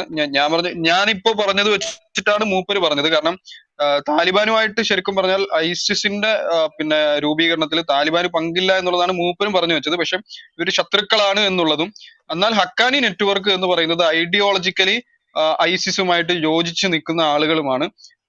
പിന്നെ അതുകൊണ്ട് തന്നെ ഇവർക്കിടയിലുള്ള ശത്രുത ഈ പറയുന്ന അദ്ദേഹം പറഞ്ഞു വെച്ചത് 6 മാസത്തിനുള്ളിൽ ഈ താലിബാന്റെ ഈ ഒരു പൊളിറ്റിക്കൽ ഇൻസ്റ്റിറ്റ്യൂഷനെ അമേരിക്കൻ സഹായത്തോടു കൂടി നിലവിൽ അഫ്ഗാൻ സൈന്യത്തിന്റെ ആയുധങ്ങളും സംവിധാനങ്ങളും ഒക്കെയുള്ള ഇപ്പോ പിന്നെ നോർത്തേൺ അഫ്ഗാനിസ്ഥാനിലും വടക്കൻ അഫ്ഗാനിസ്ഥാനിലും ഒറക്സായിലും കാബൂളിലും അണ്ടർഗ്രൗണ്ടിൽ പോയിട്ടുള്ള അമേരിക്കയുടെ നിർദ്ദേശപ്രകാരം പെന്റഗണിന്റെ നിർദ്ദേശപ്രകാരം അണ്ടർഗ്രൗണ്ടിലേക്ക് പോയിട്ടുള്ള പിന്നെ ഈ പഴയ ദായിഷുകാർ ഐസിസുകാര് താലിബാന്റെ എതിരെ പോരാടും എന്നുള്ളതാണ്. 6 മാസത്തിനുള്ളിൽ താലിബാനെ തകർക്കാൻ ആവശ്യമായി, താലിബാൻ രൂപീകരിക്കുന്ന സർക്കാരിനെ തകർക്കാൻ ആവശ്യമായി അമേരിക്കൻ സഹായത്തോടു കൂടി പിന്നെ പുറത്തേക്ക് വരും എന്നുള്ളതാണ് മൂപ്പർ ഇപ്പോൾ പറഞ്ഞു വെച്ചത്. ആൻഡ് പ്രശാന്ത് സാർ എന്തെങ്കിലും ചോദിക്കുന്നുണ്ടോ? ബർഗ് സാഹിബ് ഒറ്റ കാര്യം പറഞ്ഞോട്ടെ. അതില് അദ്ദേഹം പറഞ്ഞത് ലോജിക്കലായിട്ട് തോന്നുന്നില്ല. കാരണം ഇതിനെ പറ്റിയിട്ട് ഞാൻ നിങ്ങൾക്ക് വാട്സപ്പിൽ അത് അയച്ചിട്ടുണ്ട്. അൽ ജസീറ ഡോക്യുമെന്ററി 2016 ഇറക്കിയിട്ടുണ്ടായിരുന്നു, ഐസിൽ ആൻഡ് താലിബാൻ എന്ന് പറഞ്ഞിട്ട്. ഞാൻ ആ ലിങ്ക് ഞാൻ താങ്കൾക്ക് അയച്ചിട്ടുണ്ട്. അതിൽ ക്ലിയർ ആയിട്ട് എങ്ങനെയാണ് ഈ പറയുന്ന ISKP അവിടെ അഫ്ഗാനിസ്ഥാനിൽ ഉണ്ടായതെന്ന് വളരെ വ്യക്തമായി അതിനകത്ത് പറയുന്നുണ്ട്. 2015 ഈ പറയുന്ന അമേരിക്ക സിറിയയിലും ഇറാഖിലും ലിബിയയിലും നൈജീരിയയിലും ഒക്കെ ഇസ്ലാമിക് സ്റ്റേറ്റുമായിട്ട് പൊരിഞ്ഞ യുദ്ധം നടക്കുന്ന സമയമാണ്. അപ്പൊ അമേരിക്ക അവിടെ അവരായിട്ട് യുദ്ധം ചെയ്യുകയും ഇവിടെ അവരെ ഫേവർ ചെയ്യുകയും ചെയ്യുമെന്ന് പറയുന്നത് കറക്റ്റ് അല്ല. പിന്നെ ഈ പറയുന്ന ഇസ്ലാമിക് സ്റ്റേറ്റ് ഉണ്ടാക്കിയത് തന്നെ സർക്കാവിയാണ്. 2003 ബില്ലാദിന്റെ നിർദ്ദേശപ്രകാരം അഫ്ഗാനിസ്ഥാനിൽ നിന്ന് ഇറാഖിലേക്ക് എത്തുകയും 2003 അമേരിക്കക്കെതിരെ 2003 മുതൽ അമേരിക്കക്കെതിരെ യുദ്ധം ചെയ്തുകൊണ്ടിരിക്കുന്ന ഓർഗനൈസേഷനാണ് ഈ പറയുന്ന ഇസ്ലാമിക് സ്റ്റേറ്റ് എന്ന് പറയുന്നത്. അതിന്റെ ആ പേര് പിന്നീടാണ് ഒറിജിനേറ്റ് ചെയ്ത് വന്നതെങ്കിലും ആദ്യം അൽഖ്വയ്ദ ഇറാഖ് ആയിരുന്നു സർക്കാർ ഉണ്ടാക്കി. അപ്പൊ അമേരിക്കക്ക് അഫ്ഗാനിസ്ഥാനേക്കാളും കാഷ്വാലിറ്റി ഉള്ള സ്ഥലമാണ് ഇറാഖ് എന്ന് ആലോചിക്കണം. അവിടെ അത്രയും വയലന്റ് മെത്തേഡ്സ് ആണ് ഈ പറയുന്ന ആൾക്കാർ അവിടെ ഉപയോഗിച്ചിരുന്നത് US-നെതിരെ. 2004 മറ്റേ ഫലൂജ. അതായത് എനിക്ക് മനസ്സിലാവാത്ത അലിസാബ് ഒരു ക്ലാരിഫിക്കേഷനോട് ചോദിക്കുകയാണ്. അലിസാബ് പറയുന്നത് പിന്നെ ഐസിസ് എന്ന് പറയുന്നത് അദ്ദേഹം പറയുന്നത് ഇപ്പൊ നമ്മുടെ വത്സി സാഹിബ് പറയുന്നത് പിന്നെ അദ്ദേഹം അഫ്ഗാനിയാണല്ലോ, അദ്ദേഹം പറയുന്നത് പിന്നെ പെന്റഗണിന്റെ നിർമ്മിതിയാണ് ഐസിസ് എന്നുള്ളതാണ്. ഞാൻ ഒക്കെ മനസ്സിലാക്കി വെച്ചിരിക്കുന്നത് അങ്ങനെയാണ്. നിങ്ങൾ പറയുന്നത് അല്ല, താലിബാനിൽ നിന്നും ഭിന്നിച്ചു പോയ ആളുകൾ ഉണ്ടാക്കിയതാണ് എന്നുള്ളതാണ്, അങ്ങനല്ലേ? അല്ല ഞാൻ പറഞ്ഞത് അതല്ല. ഞാൻ പറഞ്ഞത് ഇസ്ലാമിക് സ്റ്റേറ്റ് ഖുറാസാൻ പ്രൊവിൻസിന്റെ കാര്യമാണ്. ഞാൻ താലിബാനിൽ നിന്ന് ഡിഫെക്ട് ചെയ്ത വളരെ ഹാർഡ് കോർ ആയിട്ടുള്ള ആൾക്കാരാണ് ഞാൻ പറഞ്ഞത്. IS ഉണ്ടാക്കിയത് അബു മുസബൽ സർക്കാർ 2003 അമേരിക്കക്കെതിരെ യുദ്ധം ചെയ്യാൻ വേണ്ടി അവിടെ റെസിസ്റ്റൻസ് മൂവ്മെന്റ് ആയിട്ട് ഇറാഖിൽ സദ്ദാം ഹുസൈന്റെ പട്ടാളക്കാരെ ഉപയോഗിച്ചുകൊണ്ട് ഉണ്ടാക്കിയ മൂവ്മെന്റ് ആണ് ഇസ്ലാമിക് സ്റ്റേറ്റ് എന്ന് പറഞ്ഞു കഴിഞ്ഞാൽ. അവരുടെ ഒരു ഫാക്ഷൻ ഞാൻ പറഞ്ഞത്. മറ്റൊരു കാര്യം അദ്ദേഹം പറഞ്ഞത് നമ്മൾ മനസ്സിലാക്കേണ്ടത്, അദ്ദേഹം ഒരു വിഭാഗം ജനതയെ ഒരു മിലിറ്ററി ഡിസ്ട്രിക്റ്റിൽ നിന്നും 3 വിഭാഗമായി തിരിച്ച് അമേരിക്ക അല്ലെങ്കിൽ പെന്റഗൺ രക്ഷപ്പെടുത്തിയെടുക്കുകയും അതിലൊരു വിഭാഗത്തെ എയർലിഫ്റ്റ് ചെയ്ത് ഒരു ഭാഗത്തേക്ക് കൊണ്ടുപോയതൊക്കെ പറഞ്ഞിരുന്നല്ലോ. എന്നിട്ട് അദ്ദേഹം മറ്റൊരു കാര്യം കൂടി സൂചിപ്പിച്ചിരുന്നു. ഈ പറഞ്ഞ അൽ ജസീറ എന്ന മീഡിയയെ ഇവരെ ഇൻ്റർവ്യൂ ചെയ്യാൻ വേണ്ടി പെന്റഗൺ കൊണ്ടുവന്നു എന്നുള്ളത്. എന്നുവെച്ചാൽ അവരവിടെ തന്നെ ഉണ്ട് എന്ന് കാണിക്കാൻ വേണ്ടിയിട്ട്. അതെ, അതെ. അപ്പൊ അൽ ജസീറയുടെ ഡോക്യുമെന്ററികൾ അല്ല പർച്ചേസ്ഡ് അല്ലെങ്കിൽ പോലും ഇവർക്ക് പരിമിതികളുണ്ടാവും. മാധ്യമപ്രവർത്തകർ എന്ന നിലയ്ക്ക് ഇത്തരം മിലിറ്ററി പ്രൊവിൻസുകളിൽ അവരുടെ പ്രവർത്തനം നടത്തുന്നതിന് പരിമിതികളുണ്ടാവും. അപ്പോൾ പെന്റഗൺ തെളിക്കുന്ന വഴികളിലൂടെ പോയിട്ടുള്ള ഇൻ്റർവ്യൂ മാത്രമേ ഇവർ ചെയ്യുള്ളൂ. അപ്പോൾ അവർ പുറത്ത് കൊണ്ടുവരുന്ന ഡോക്യുമെൻ്ററികൾ പലപ്പോഴും ഇത്തരം പരിമിതികൾ നിറഞ്ഞതാണെന്ന് കൂടി നമ്മൾ മനസ്സിലാക്കണം. ഇദ്ദേഹം തരുന്നത് ഒരു ഗ്രൗണ്ട് റിയാലിറ്റി, ഗ്രൗണ്ട് റിപ്പോർട്ടിംഗ് ആണ്. സൈഫ് അതൊക്കെ എനിക്ക് മനസ്സിലാവും. ഞാൻ പറയുന്നതല്ല. ഒരു മിനിറ്റ്, നമുക്ക് ആ ചർച്ച അവിടെ അവസാനിപ്പിക്കാം. എന്നിട്ട് നമുക്ക് ഒറ്റ മിനിറ്റ് നമുക്ക് പ്രശാന്ത് സാറ് എന്തെങ്കിലും ചോദിക്കാനുണ്ടെങ്കിൽ ചോദിക്കാം. Mister Prashant,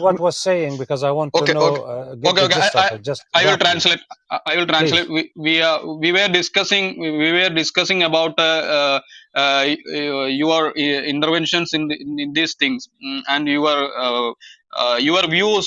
We are analyzing your views in these things, what you told, and we discussed in our language about our different opinion, and only I think that is not translatable to you.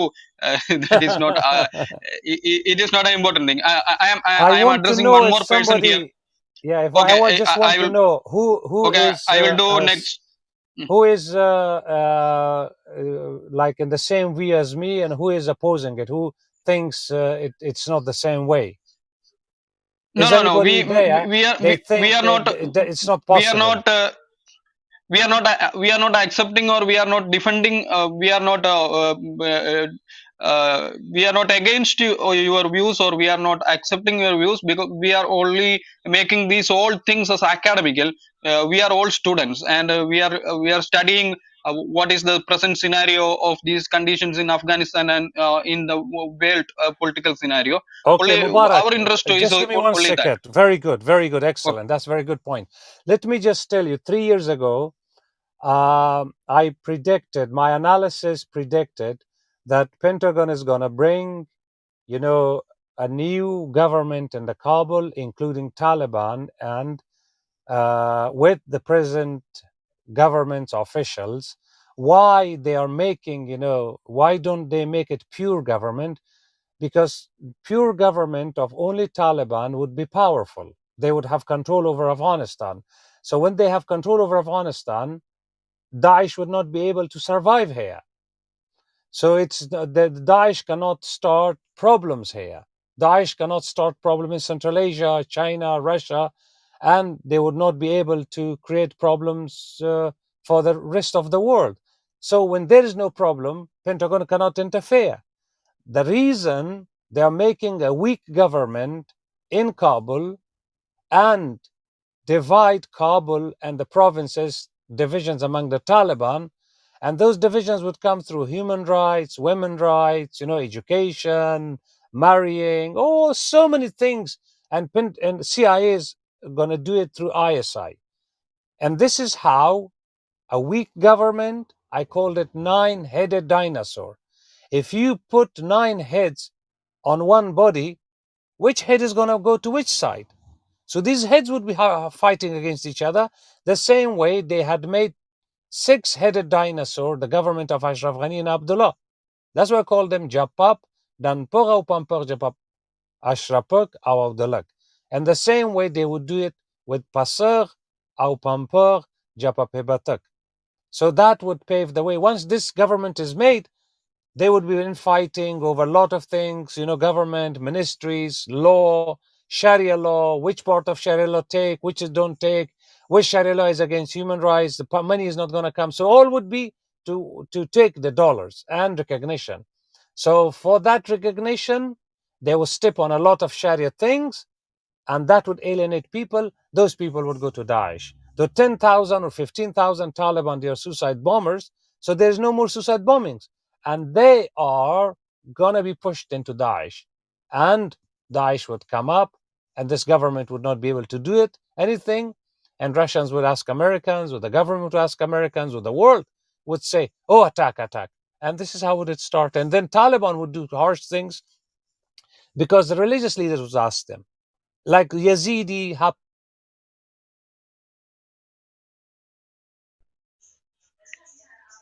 Well, see, your voice broken. Hello, We are we can't inaudible. hear nothing.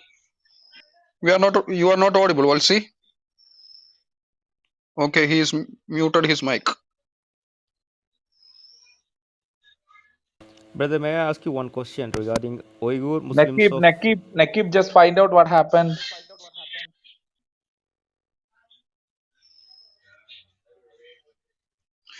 Prashant sir മൈക്കിലുണ്ടോ? പ്രശാന്ത് സാറേ, ഉണ്ട് ഉണ്ട് ഉണ്ട് ഉണ്ട് ഉണ്ട്. പ്രശാന്ത് സാറേ, ഇവിടെ 3 അഫ്ഗാനികൾ ഉണ്ട്. അപ്പൊ നമ്മൾ ഞാൻ അവരുമായിട്ടാണ് ഡിസ്കഷൻ നടത്തിക്കൊണ്ടിരിക്കുന്നത്. ഞാൻ അവരായിട്ട് ഡിസ്കസ് ചെയ്തിരുന്നു. ഞാൻ ഷഫീഖിന്റെ ഒരു റൂം ഉണ്ടായിരുന്നല്ലോ, ഞാൻ ഇവരുമായിട്ട് സംസാരിച്ചിട്ടുണ്ടായിരുന്നു. Okay okay okay sir. ഇനി ഇവര് പോയാലും ഞങ്ങളോട് അതും ഇതും ചോദിക്കരുത്, ഞങ്ങൾക്ക് അറിയില്ല, നേരെ ചോദിച്ചോളി. നിങ്ങൾ അങ്ങനെയല്ല എങ്ങനെയാന്ന് പറഞ്ഞാൽ ഞങ്ങൾക്ക് അറിയില്ല. ഞങ്ങൾ ഇവരെ കൊണ്ടുവരുന്നത് നിങ്ങളൊക്കെ കണക്കൂട്ടിയിട്ടാണ് ഇവരെ അവിടുന്ന് ബുദ്ധിമുട്ടി കൊണ്ടുവരുന്നത്. അപ്പൊ എല്ലാം ചോദിച്ചോളി. അതെ അതെ അതെ അതെ. Brother, are you audible? Walisi, Humayun sir. मेरी आवाज आ रही है? Yes, I am. Yes, I am. Nakib ji, उसको बुलाओ ना, थोड़ा बुलाओ ना, क्या हुआ मालूम नहीं. Okay, he came. Rizwan, he came. आ गया. May I ask you one question, Walsi?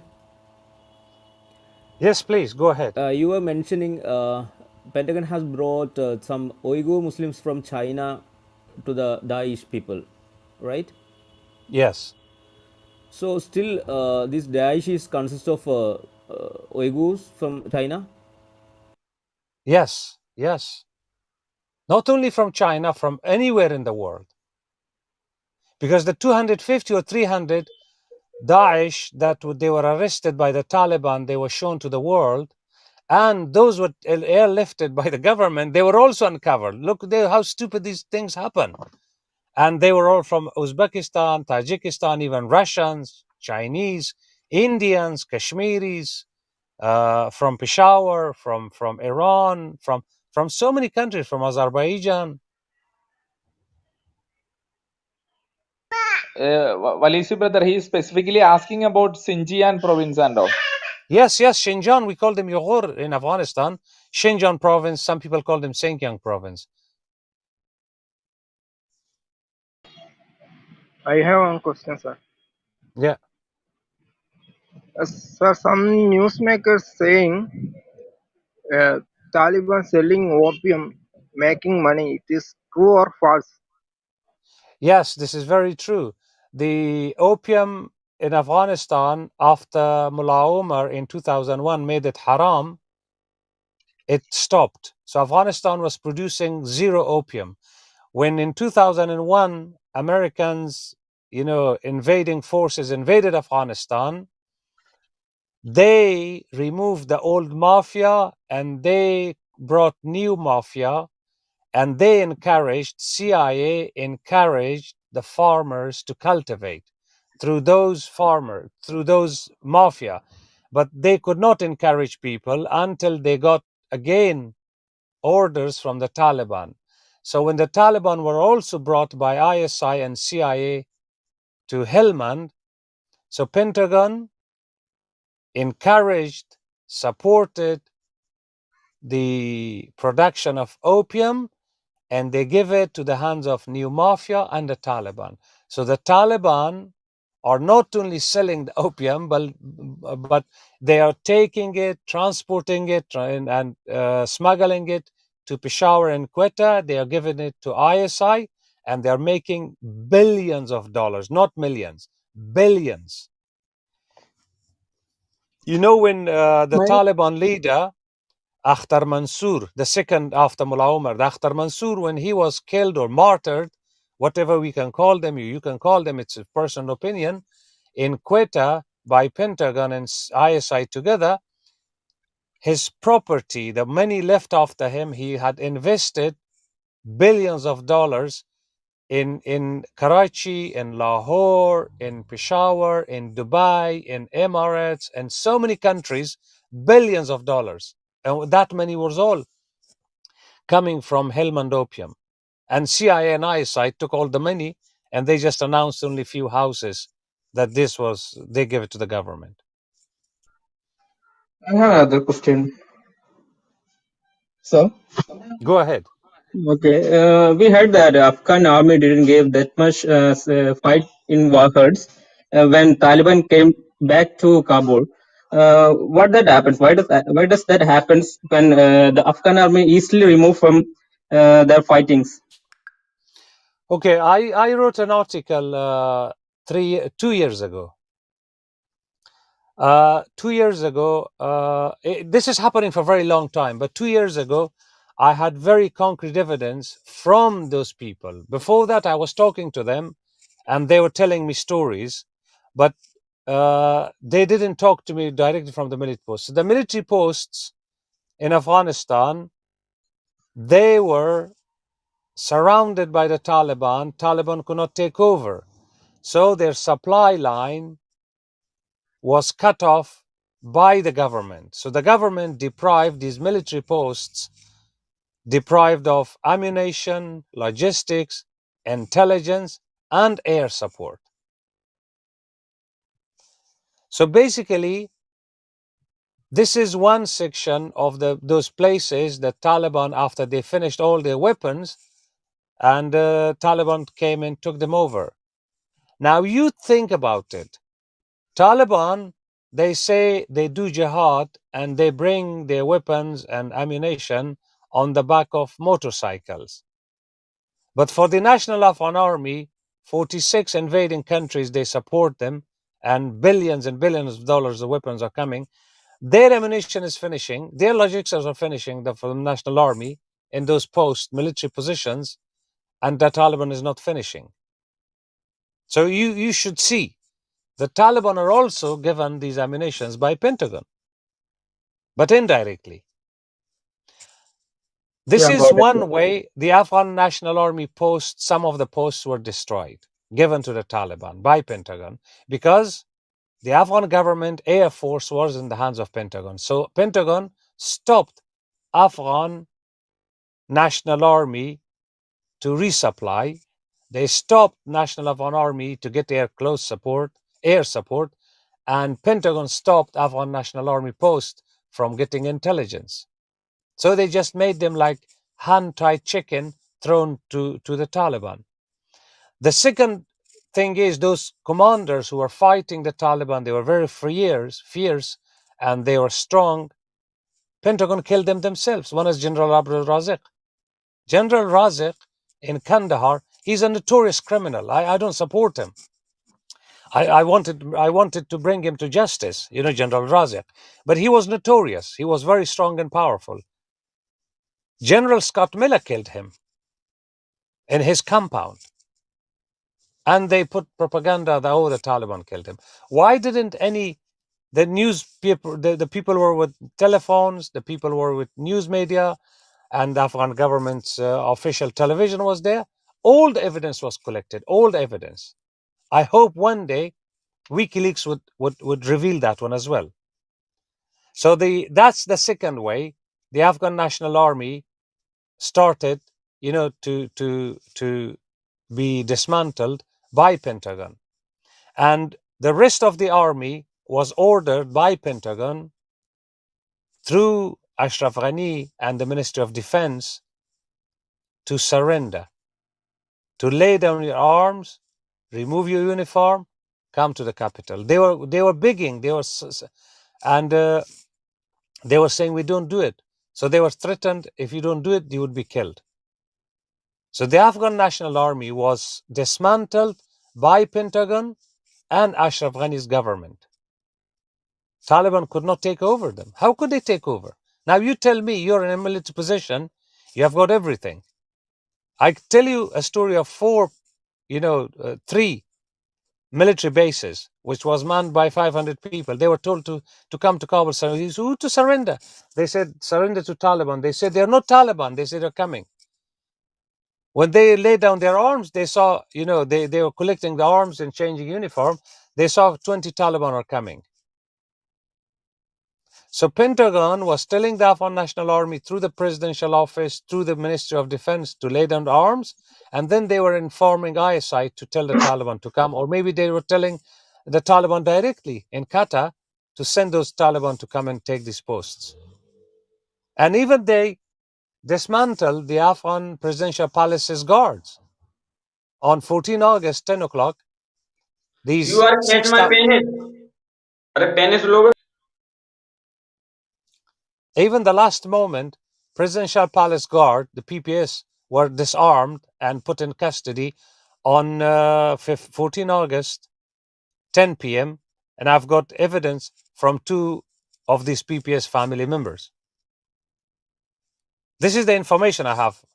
If somebody can, reject it, I need, information. If somebody can verify it, they can verify it. But up till now, it's standing. So Afghan National Army,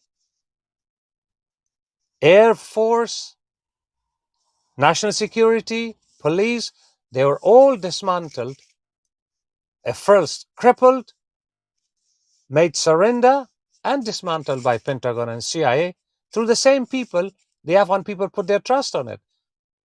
Ashraf Ghani, Defense Minister, National Security Advisor, their Vice President. That's why we call them Danpur, Pampur, Japap, Ashrapuk, Mohibuk, Saleguk, and Bismillah Muhammadi, and the rest of the cabinet. Thank you. Can I ask you a question? Yes, please go ahead.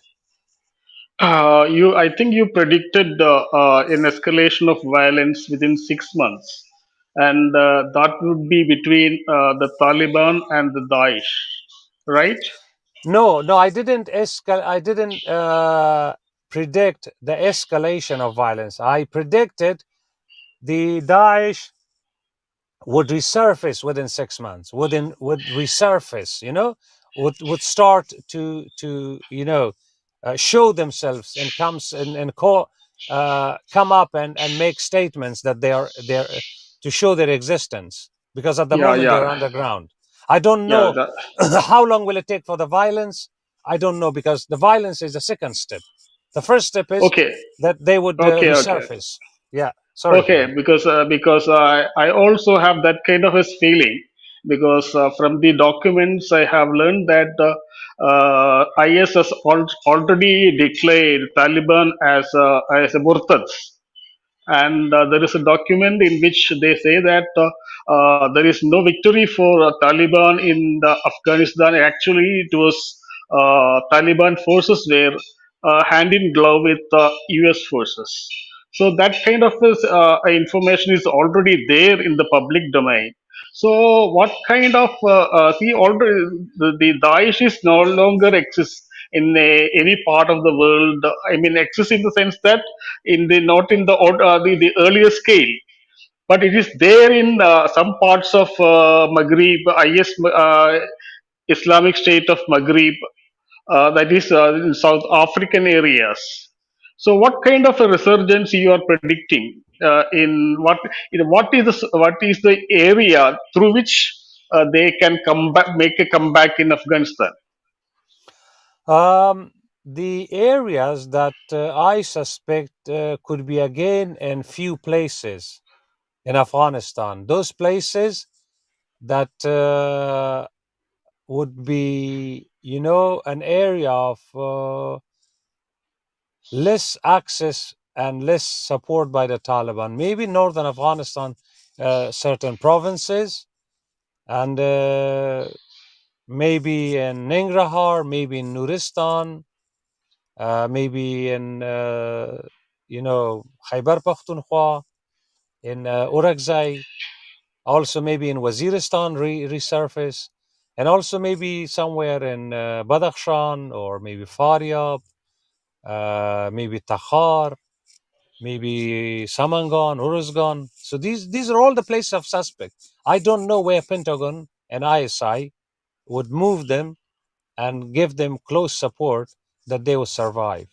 It's very difficult at this moment. You already said that there is a kind of a relationship between US and the Daesh, but actually, what we have seen in the past 3 years is that US has been bombarding the areas controlled by the Daesh. Is it a contradiction? Where, in Afghanistan or in other places? Afghanistan, because the mother of all bombs were Yes, dropped in the yes, yes, yeah, yeah. yeah, yeah, yeah. That is what the information become disinformation to the people. When Daesh came to resurfaced and came to existence in Afghanistan, they claimed their existence in Orakzai first, and then came to Nangarhar. In Nangarhar, first the Afghan government forces fought against them, right? When they were fighting against them, the commander of Afghanistan's national forces, commander was Rawar. He was killed by Pentagon because he was fighting Daesh. Daesh was not bombarded. Then after that, the local people, militia, they attacked them. Pentagon bombarded the local militia, not the Daesh. They protected Daesh. And then the Taliban attacked them. Then the Pentagon bombed the Taliban, not the Daesh. Then after that, when they bombed the Taliban, the people started, getting evidence that there are helicopters flying from Gambiri Dog, which is a desert in Nangarhar, which there was American military base. From this American military base, the helicopters and airplanes were flying and going to the bases of where Achin district Daesh is, right? And Daesh had a radio station And this radio station that was operating from Daesh, actually it wasn't in the area Daesh was, it was the strongest signal was coming from American bases. So people started recording these videos. One of the guys who recorded these videos, his name is Zahir Qadir. He was member of Ulusi Jirga. He was member of parliament. He came to parliament to show to the parliament that this Daesh is created by Pentagon and CIA. He was muffled. He was gagged. He never showed anything. But the people I have on the ground, a lot of people we have on the ground, they all confirmed that yes, the airplanes and helicopters were flying from there. Once this became public, then Daesh arrested 80 people from the villages. They put these people in bunkers. But the Daesh was airlifted, and other Daesh went to Orakzai from Achin district, from these bunkers, and the others were either taken to northern Afghanistan or Kabul, or they went. Few days later, these people are in these bunkers, and American invading forces, they used the mother of all bombs. So that mother of all bombs was not used on Daesh, it was used on those detained civilians in the custody of Daesh. And I have 100% evidence from those people. Their relatives were taken and they were destroyed.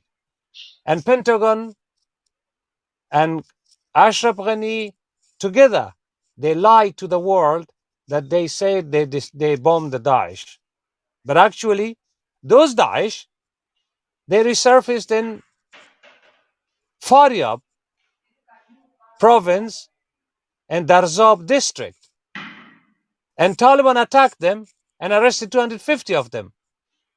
Those Taliban, they said they came from Achin. So why were not they Yeah, killed? yeah. Understand.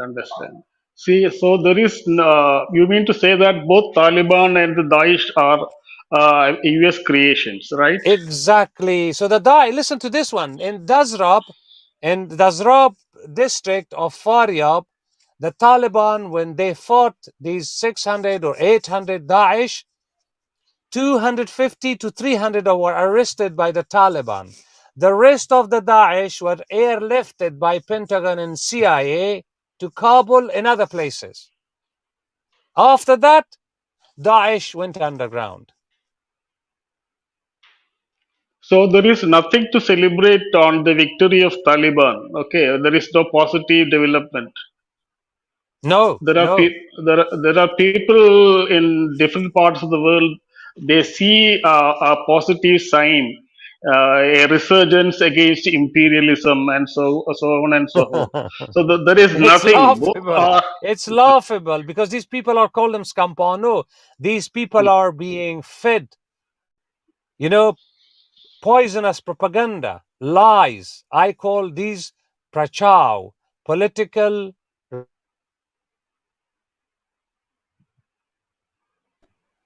Brother, you became inaudible.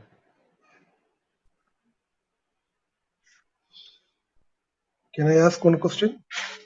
Nakib, he is inaudible.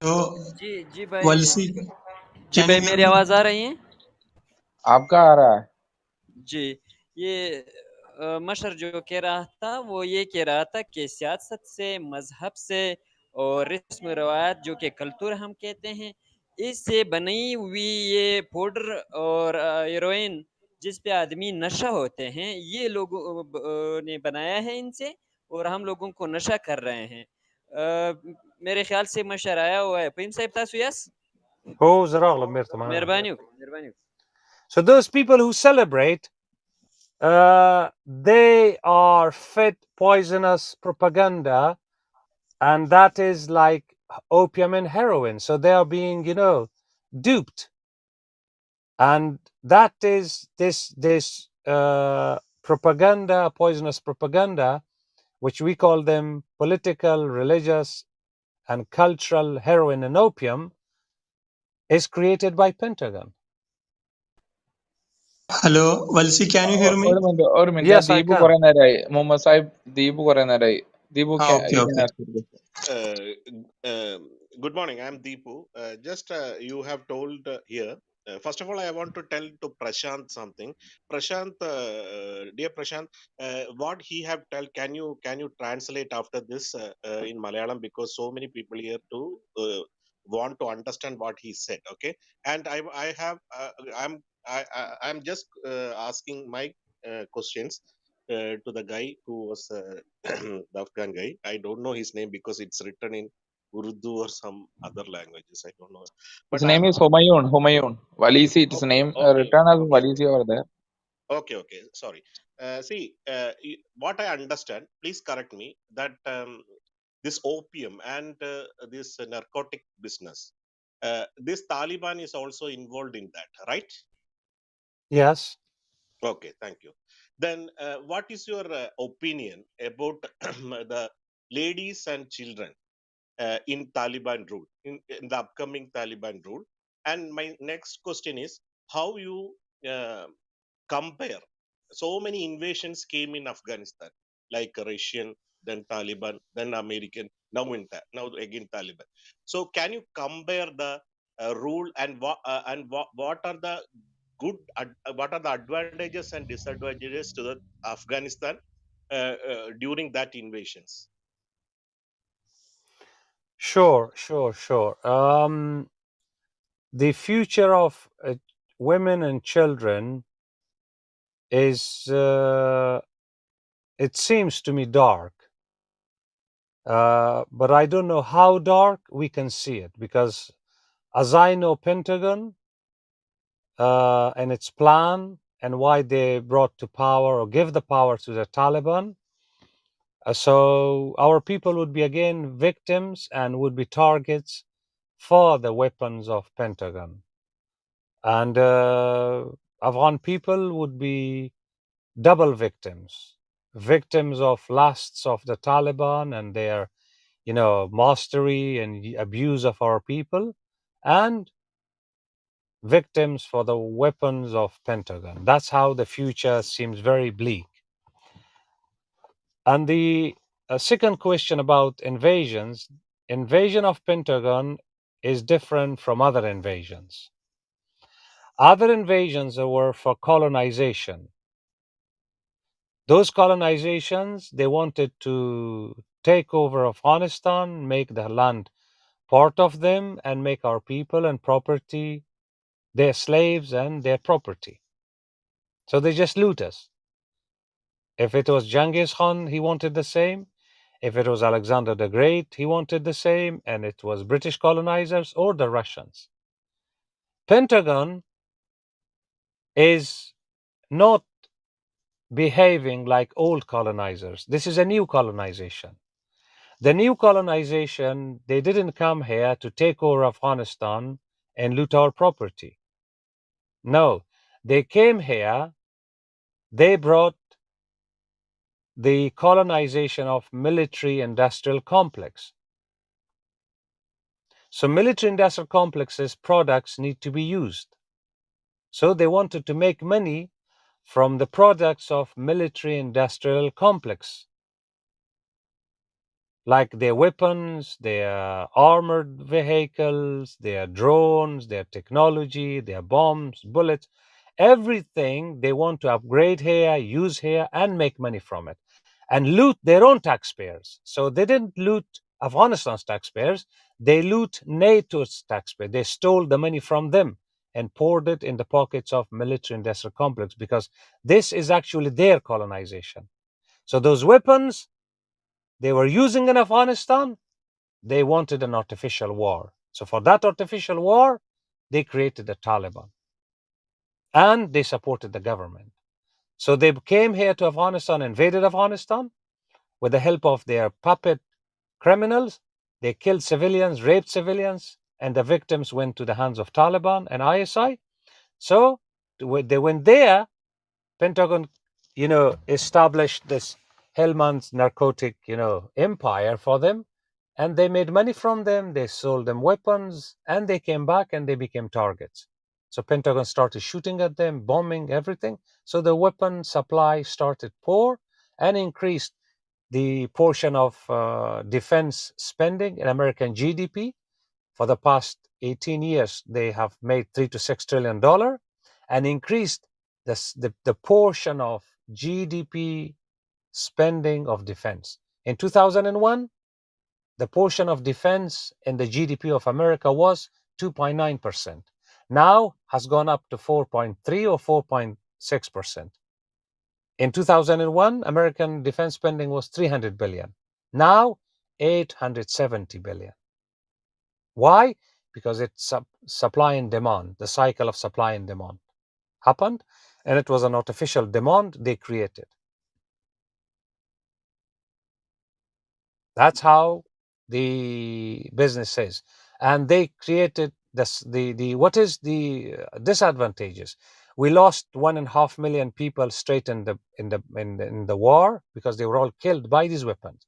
We have 5 million addicts. These 5 million addicts will also be killed, and people were duped. People all lost their hope, and they lost patriotism, and we lost national pride, and people are so duped when Pentagon is behaving through this, like God. If Pentagon brings Dostum or Mahaqqiq or Khalili, and a gang raper, to become their president, people give them, they through propaganda, people accept it. If tomorrow they bring Taliban, today they brought Taliban, people accept it. Yeah, hey, they say. But actually, they didn't do anything to protect this national army. So they used them. So there is no advantage here. This is all disadvantage. We don't have advantage.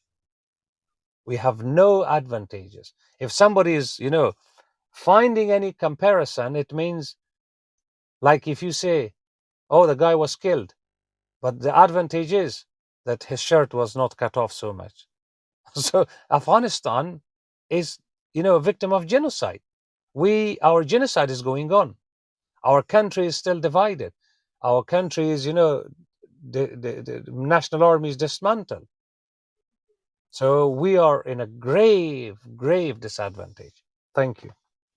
Brother Humayun, when you were comparing the invasions, you were telling that this NATO invasion, the first and second, were not like other colonizations. But I heard an article in news that these people had an eye on your titanium resources and rare minerals. So is that true? That is also true, but they made more money from opium and heroin.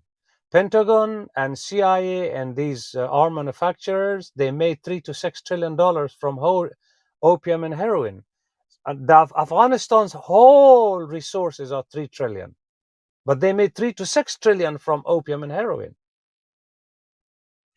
Humayun sir, what about the India stand in the Afghanistan? So many hospitals and schools and government buildings, all they donated in India. What about now the relationship India and the Taliban and India and Afghanistan?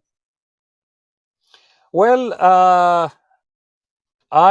when I look at the picture, when this genocide is going on, and 5 million people got addicts, if somebody can close their eyes on the killing and mass murder of our people, and they are building hospitals, that doesn't seem very good. It doesn't seem very human. It doesn't seem,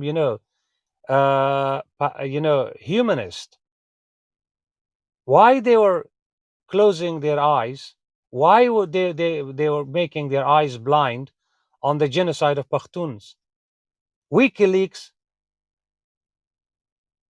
Julian Assange, he had nothing to do with Afghanistan. He risked his life to tell the truth to the world. Why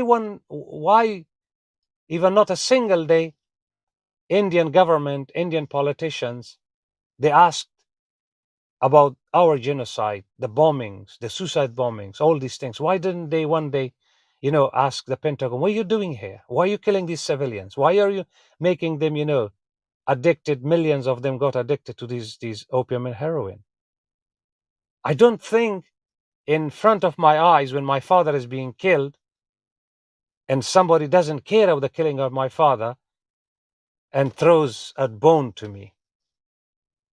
And India was doing this because Pentagon was trying to cover up their crimes against humanity and make a rosy picture to the world that we are doing this, we are doing that. And India was, actually not doing this for a good reason, because they had got a big contract from American arm manufacturers to, make weapons to be used the killing of Afghanistan. Hyderabad-based, companies, they made billions of dollars from manufacturing American Humvees and other weapons under the patent of Americans. Do you know about this? No. Go do your research. Valsi, can I ask a question? Some question. Yeah. Okay. 3 hours ago, a news came that it is US fears IS attack at a Kabul airport. Is this a part of that disinformation campaign by the media? Sorry, can you repeat again? The US fears the IS attack at the Kabul airport. This IS, the Islamic State's presence is there in Kabul. Well, they don't fear, they plan it, because Daesh were taken, airlifted from Nangarhar and Faryab. They were brought to Kabul, and in Kabul, it was CIA that they used the suicide bombers of Daesh, and they used them in wedding bombings, in weddings, and mosques, and everywhere. This was the work of CIA and ISI together, with the help of NDS, with the help of Amrullah Saleh, to blow up, these places. So if Daesh does anything, it would be the work of three of them together. My second question is, I have seen lot of reports that Taliban acquired the US-made or Afghan military's weapons. There is no mention of you have mentioned the IS maybe acquired lot of weapons from the US. So you predicted that maybe there will be a clash between these Taliban and the IS in future. Shefeen So Shefeen Shefeen ഒരൊറ്റ Yeah. Minute. അതായത് message വരുന്നുണ്ട്. പുള്ളിക്കാരൻ പറയുന്ന ഒന്ന് translate ചെയ്യാൻ പറ്റും? അത് ചെയ്ത് കഴിഞ്ഞിട്ട് ചെയ്താൽ മതിയില്ല. ഓക്കെ, ഒരുപാട് മെസ്സേജ് വരുന്നുണ്ട്. അതെന്താന്നറിയോ, ഇതെല്ലാം ട്രാൻസ്ലേറ്റ് ചെയ്യാതെ അവസാനം നമുക്ക് ആരെങ്കിലും ഒന്ന് നമ്മുടെ ലാംഗ്വേജിൽ ഒന്ന് കൺക്ലൂഡ് ചെയ്താൽ മതി. ഓക്കെ. ഇല്ല, പുള്ളി പോകുന്നതിന് മുമ്പ് വേണം കേട്ടോ. പുള്ളി പോകുന്നതിന് മുമ്പ് വേണം. കാരണം നമ്മൾ ട്രാൻസ്ലേറ്റ് ചെയ്യുമ്പോൾ ഓരോരുത്തരുടെ രാഷ്ട്രീയം അതിനകത്ത് വരും എന്നുള്ളത് കൊണ്ട് തന്നെ. ഇല്ല, ഞാൻ പറയുന്നത് പ്രശാന്ത് സാറ് തന്നെ അതൊന്ന് കൺക്ലൂഡ് ചെയ്താൽ മതി സാറേ ലാസ്റ്റ്. അല്ല, എല്ലാ പോയിന്റും ഓർമ്മിച്ച് വെക്കാനേ. അപ്പൊ നമുക്ക് ഏതെങ്കിലും വിട്ടുപോയിട്ടുണ്ടോ എന്നുള്ള കാര്യേ. ഓക്കെ, അന്നേരം നമുക്ക് ആർക്കെങ്കിലും ഒന്ന് ഇന്ററപ്റ്റ് ചെയ്താൽ മതി. റിസ്വാൻ, ഓരോ കോൺവെർസേഷൻ കഴിയുമ്പോഴും അത് സംസാരിക്കുന്നതായിരിക്കും നല്ലത്. കാരണം എല്ലാരും wait I ask you guys a question. I ask all of you guys a question. If God forbid, tomorrow China attacks India and in your province and Kerala, and Chinese would be bombing your people and killing millions of people with those weapons, and those weapons are manufactured in Afghanistan under contract of China, and the Afghanistan people come and make mosques for you and hospitals and the other things, what would you say to us?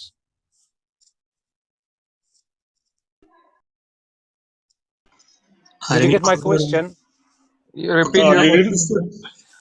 I repeat the question. I say, God forbid, if China tomorrow attacks India, and then they start bombing, using weapons, bombings, tanks, artillery, missiles, and kill millions of people in Kerala, right? And then those weapons, missiles, and Humvees, and rockets, and tanks are produced in Afghanistan. And then I come, or somebody from Afghanistan comes and starts building mosques and schools and hospitals for you. What would you feel about Afghanistan? Rizwana, ഞാനത് തർജ്ജമ ചെയ്തോട്ടെ? ഞാൻ ചെയ്തോളൂ. അദ്ദേഹം ഒരു സാങ്കല്പിക ചോദ്യം ചോദിക്കുകയാണ് നമ്മളോട് എല്ലാവരുടെ അടുത്തും.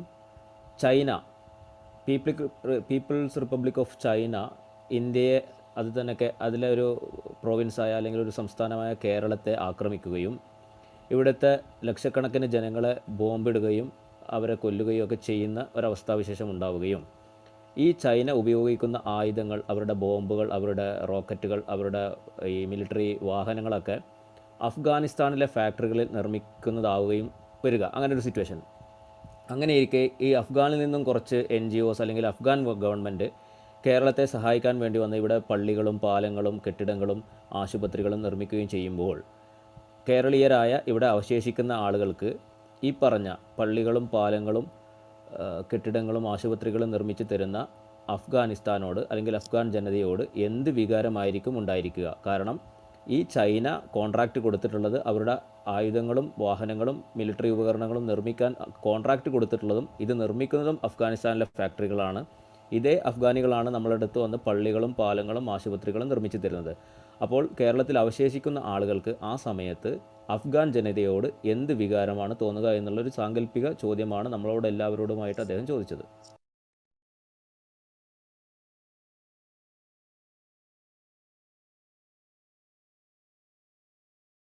ഞാൻ പറഞ്ഞത് കേട്ടെന്ന് തോന്നുന്നു. ഇത് അദ്ദേഹം ചോദിക്കാനുള്ള കാരണം കേട്ടു, മറുപടി പറയണ എന്നാ പറയണേന്ന് ഇന്ത്യക്കാരോട് അഫ്ഗാനികളുടെ സമീപനത്തെ പറ്റി അദ്ദേഹത്തോട് ചോദിച്ചപ്പോഴാണ് അദ്ദേഹം പറഞ്ഞത്, നിങ്ങൾ റിസർച്ച് നടത്തി നോക്കൂ, ഇന്ത്യയിലെ ഹൈദരാബാദിൽ നിർമ്മിക്കുന്ന അഥവാ ഹൈദരാബാദിലെ ചില കമ്പനികൾക്ക് കോൺട്രാക്റ്റ് ലഭിച്ചിട്ടുണ്ട് ഈ പറഞ്ഞ പെൻറ്റഗണിൻ്റെ ആയുധങ്ങളും ചില ആയുധങ്ങളുടെ ചില സാങ്കേതിക പാർട്ടുകളും വാഹനങ്ങളും ചില അതിൻ്റെയൊക്കെ പാർട്സ് ഉണ്ടല്ലോ, അതൊക്കെ നിർമ്മിക്കുന്നത് ഇന്ത്യയിലെ ഹൈദരാബാദ് ബേസ്ഡ് കമ്പനികളാണെന്നും അതാണ് ഇവരുടെ ജനതയെ കൊല്ലാൻ വേണ്ടി ഉപയോഗിക്കുന്നതെന്നും, എന്നിട്ട് ഇന്ത്യ ഗവൺമെൻറ് അവിടെ പോയി പാലങ്ങളും വിദ്യാഭ്യാസ സ്ഥാപനങ്ങളൊക്കെ തുടങ്ങുമ്പോൾ എന്ത് വികാരമാണ് അവർക്ക് നമ്മളോട് ഉണ്ടാവുക എന്നതിന് മറുപടി ആയിട്ടാണ് അദ്ദേഹം ഈ ചോദ്യം നമ്മളോട് ചോദിച്ചത്. ഞാൻ മറുപടി പറഞ്ഞോട്ടെ മോഡറേറ്റേഴ്സ്? കറക്റ്റ് ആയിട്ട് പറയണം കേട്ടോ, മറുപടി ഇതായി പോരുത്. Okay. Look, Valsi, we didn't know anything about this weapon industry or tenders happening with India or Pentagon. We only know after you are saying. So we will check, and there is a permanent journalist is also here in this speaker's corner. I think he will shed more light on that. Can I finish the question, Valsi? Okay. Yes. Let's Okay. conclude. I think we had enough. I'm very tired. If Okay. there are any questions, This is my last question. In short, um, you have said there may be a clash between the IS and the Taliban in future. Both have the weapons from the US, but in medias, more reports are coming. Only the Taliban acquired the most of the Afghan army's weapon or US-made weapon. So, how do you see this situation? The IS is not in picture. yes.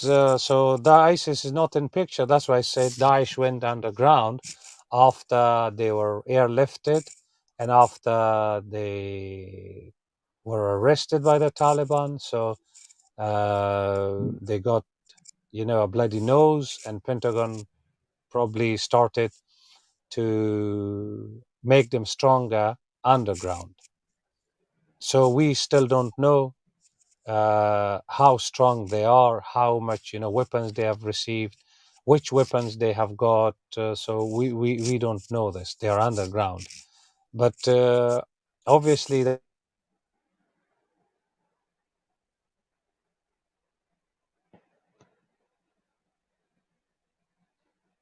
friends that Pentagon, some officials from Pentagon, they have leaked meetings details that the top officials in Pentagon, they are discussing how to bomb or destroy from air all the weapons made in America are in the hands of the Taliban and Daesh in Afghanistan. So they are discussing it. That has been leaked. And I got that information. It was leaked by Reuters and Fox News. Okay, I Can hope I that it's a can I time to conclude. Rizwan, Dipu, can I he was there for about two no, hours. just what he asked, I just want to tell him one thing, that's all, regarding his question. Can I? Yeah, Okay. go ahead, please. Okay. See, Be short. yeah, sure. See, what you have told is a concern of a ordinary citizen, but I'm not telling about you are ordinary or something, but I'm telling an ordinary citizen like me. It is very painful to hear all these things. See, America is giving weapons to Pakistan, and America is our means our ruling party, or whoever rules India, their good friend. But the people of India is not like this, not True. like this type of policy. So they are Yes. giving the weapons to Pakistan, and they are coming to India and being friends, and our rulers also be friends with America. So the similar situation. And one more thing I can say, this is happening everywhere in the world, which the ordinary people who have who love humanism, who love people to live in peace, will not accept this. We Indians is against this. I'm telling about maybe like-minded people like me. We are against this, and we are with all people, not only with Afghanistan, the people in the world who is attacked like this. India is also getting attacked like this. Your Afghanistan is also getting attacked like this. But when I study my history, I find so many places where how Afghanistan was helping India in our freedom struggle. Thank you for that, and we are with you. That's all I Thank you. can tell. Thank you. Thank you. Rizwan, brother, can you conclude it before I have my last statement or appeal? Brother, Okay, I will ask Prashant sir to conclude, because he was also having a very fruitful question to you. So it will be better that Prashant sir may conclude. അല്ല conclude ചെയ്യുന്നവർ എങ്ങനെയാണ് ഉദ്ദേശിക്കുന്നത്? റിസ്വാനെ മറ്റേ ഞാൻ പറഞ്ഞ ആ ചോദ്യം ചോദിച്ചു, അതായത് ഞാൻ എനിക്ക് മെസ്സേജ് അയച്ച ഇല്ല ഹസീബ്, ഞാൻ പറയട്ടെ, നമ്മൾ ഒത്തിരി സമയമായി, പുള്ളി ഒത്തിരി നേരമായിട്ട് ഇങ്ങനെ മറുപടി അറിയുമായിരുന്നു. ഞങ്ങള് രണ്ടുപേരും ഉള്ളപ്പോ മുതൽ പുള്ളി മറുപടി പറഞ്ഞുകൊണ്ടിരിക്കണേ. അപ്പൊ ഞാൻ പറഞ്ഞ ഒരു ഇത് തന്നെയാണല്ലോ പറയുന്നത്. അപ്പൊ നമുക്ക് ഒരു റെസ്റ്റ് കൊടുക്കാം. നമുക്ക് ഈ ചർച്ചയിൽ നിന്ന് ബോധ്യപ്പെട്ട കാര്യം അല്ലെങ്കിൽ പ്രശാന്ത് സാറിന് കിട്ടിയ ഇൻഫർമേഷൻ ഒന്ന് പറഞ്ഞാൽ മാത്രം മതി. അങ്ങനെ നമുക്ക് ഒന്ന് കൺക്ലൂഡ് ചെയ്യാം, ഈ ലേറ്റ് ആയിട്ട് വന്ന ആളുകൾക്ക് വേണ്ടിയിട്ട്. ഞാൻ വന്നതിന് ശേഷമുള്ള കാര്യങ്ങൾ മാത്രമേ എനിക്ക് പറയാൻ പറ്റുള്ളൂ. അറിയാലോ അല്ലേ? ഞാൻ ചോദിച്ച ചോദ്യം എന്ന് പറഞ്ഞാൽ, അദ്ദേഹം പറഞ്ഞു ഇനി വരാൻ പോകുന്നത് ഒരു 6 മാസത്തിനുള്ളിൽ, ഒരു കൊല്ലത്തിനുള്ളിൽ അഫ്ഗാനിൽ ഉണ്ടാകാൻ പോകുന്നത് താലിബാനും IS തമ്മിലുള്ള ഒരു സംഘർഷമായിരിക്കും. ഇപ്പോൾ അവിടെയുള്ള IS എല്ലാം അണ്ടർഗ്രൗണ്ടിൽ പോയിരിക്കുകയാണ്. അവർ അണ്ടർഗ്രൗണ്ടിൽ അയച്ചത് അമേരിക്ക തന്നെയാണ് അവരെ എയർലിഫ്റ്റ് ചെയ്ത് എങ്ങോട്ടോ കൊണ്ടുപോയിട്ടുള്ളത്. കുറച്ച് കഴിയുമ്പോൾ അമേരിക്ക തന്നെ അവരെ തിരിച്ചു കൊണ്ടുവരികയും അഫ്ഗാനിസ്ഥാനിൽ ഈ താലിബാനുമായി IS-ഉമായിട്ടുള്ള ഒരു കോൺഫ്ലിക്റ്റ് ആണ് അദ്ദേഹം വരാൻ പോകുന്നു എന്ന് അദ്ദേഹം കാണുന്നത്. പിന്നെ ഞാൻ ചോദിച്ചൊരു ചോദ്യം, രണ്ടാമത്തെ ഒരു ചോദ്യം ചോദിച്ചതെന്ന് പറഞ്ഞാൽ, IS അമേരിക്കയും തമ്മിലായിരുന്നല്ലോ കഴിഞ്ഞ 3 വർഷമായിട്ട് അഫ്ഗാനിസ്ഥാനിൽ നടന്നുകൊണ്ടിരിക്കുന്ന ആക്രമണങ്ങൾ.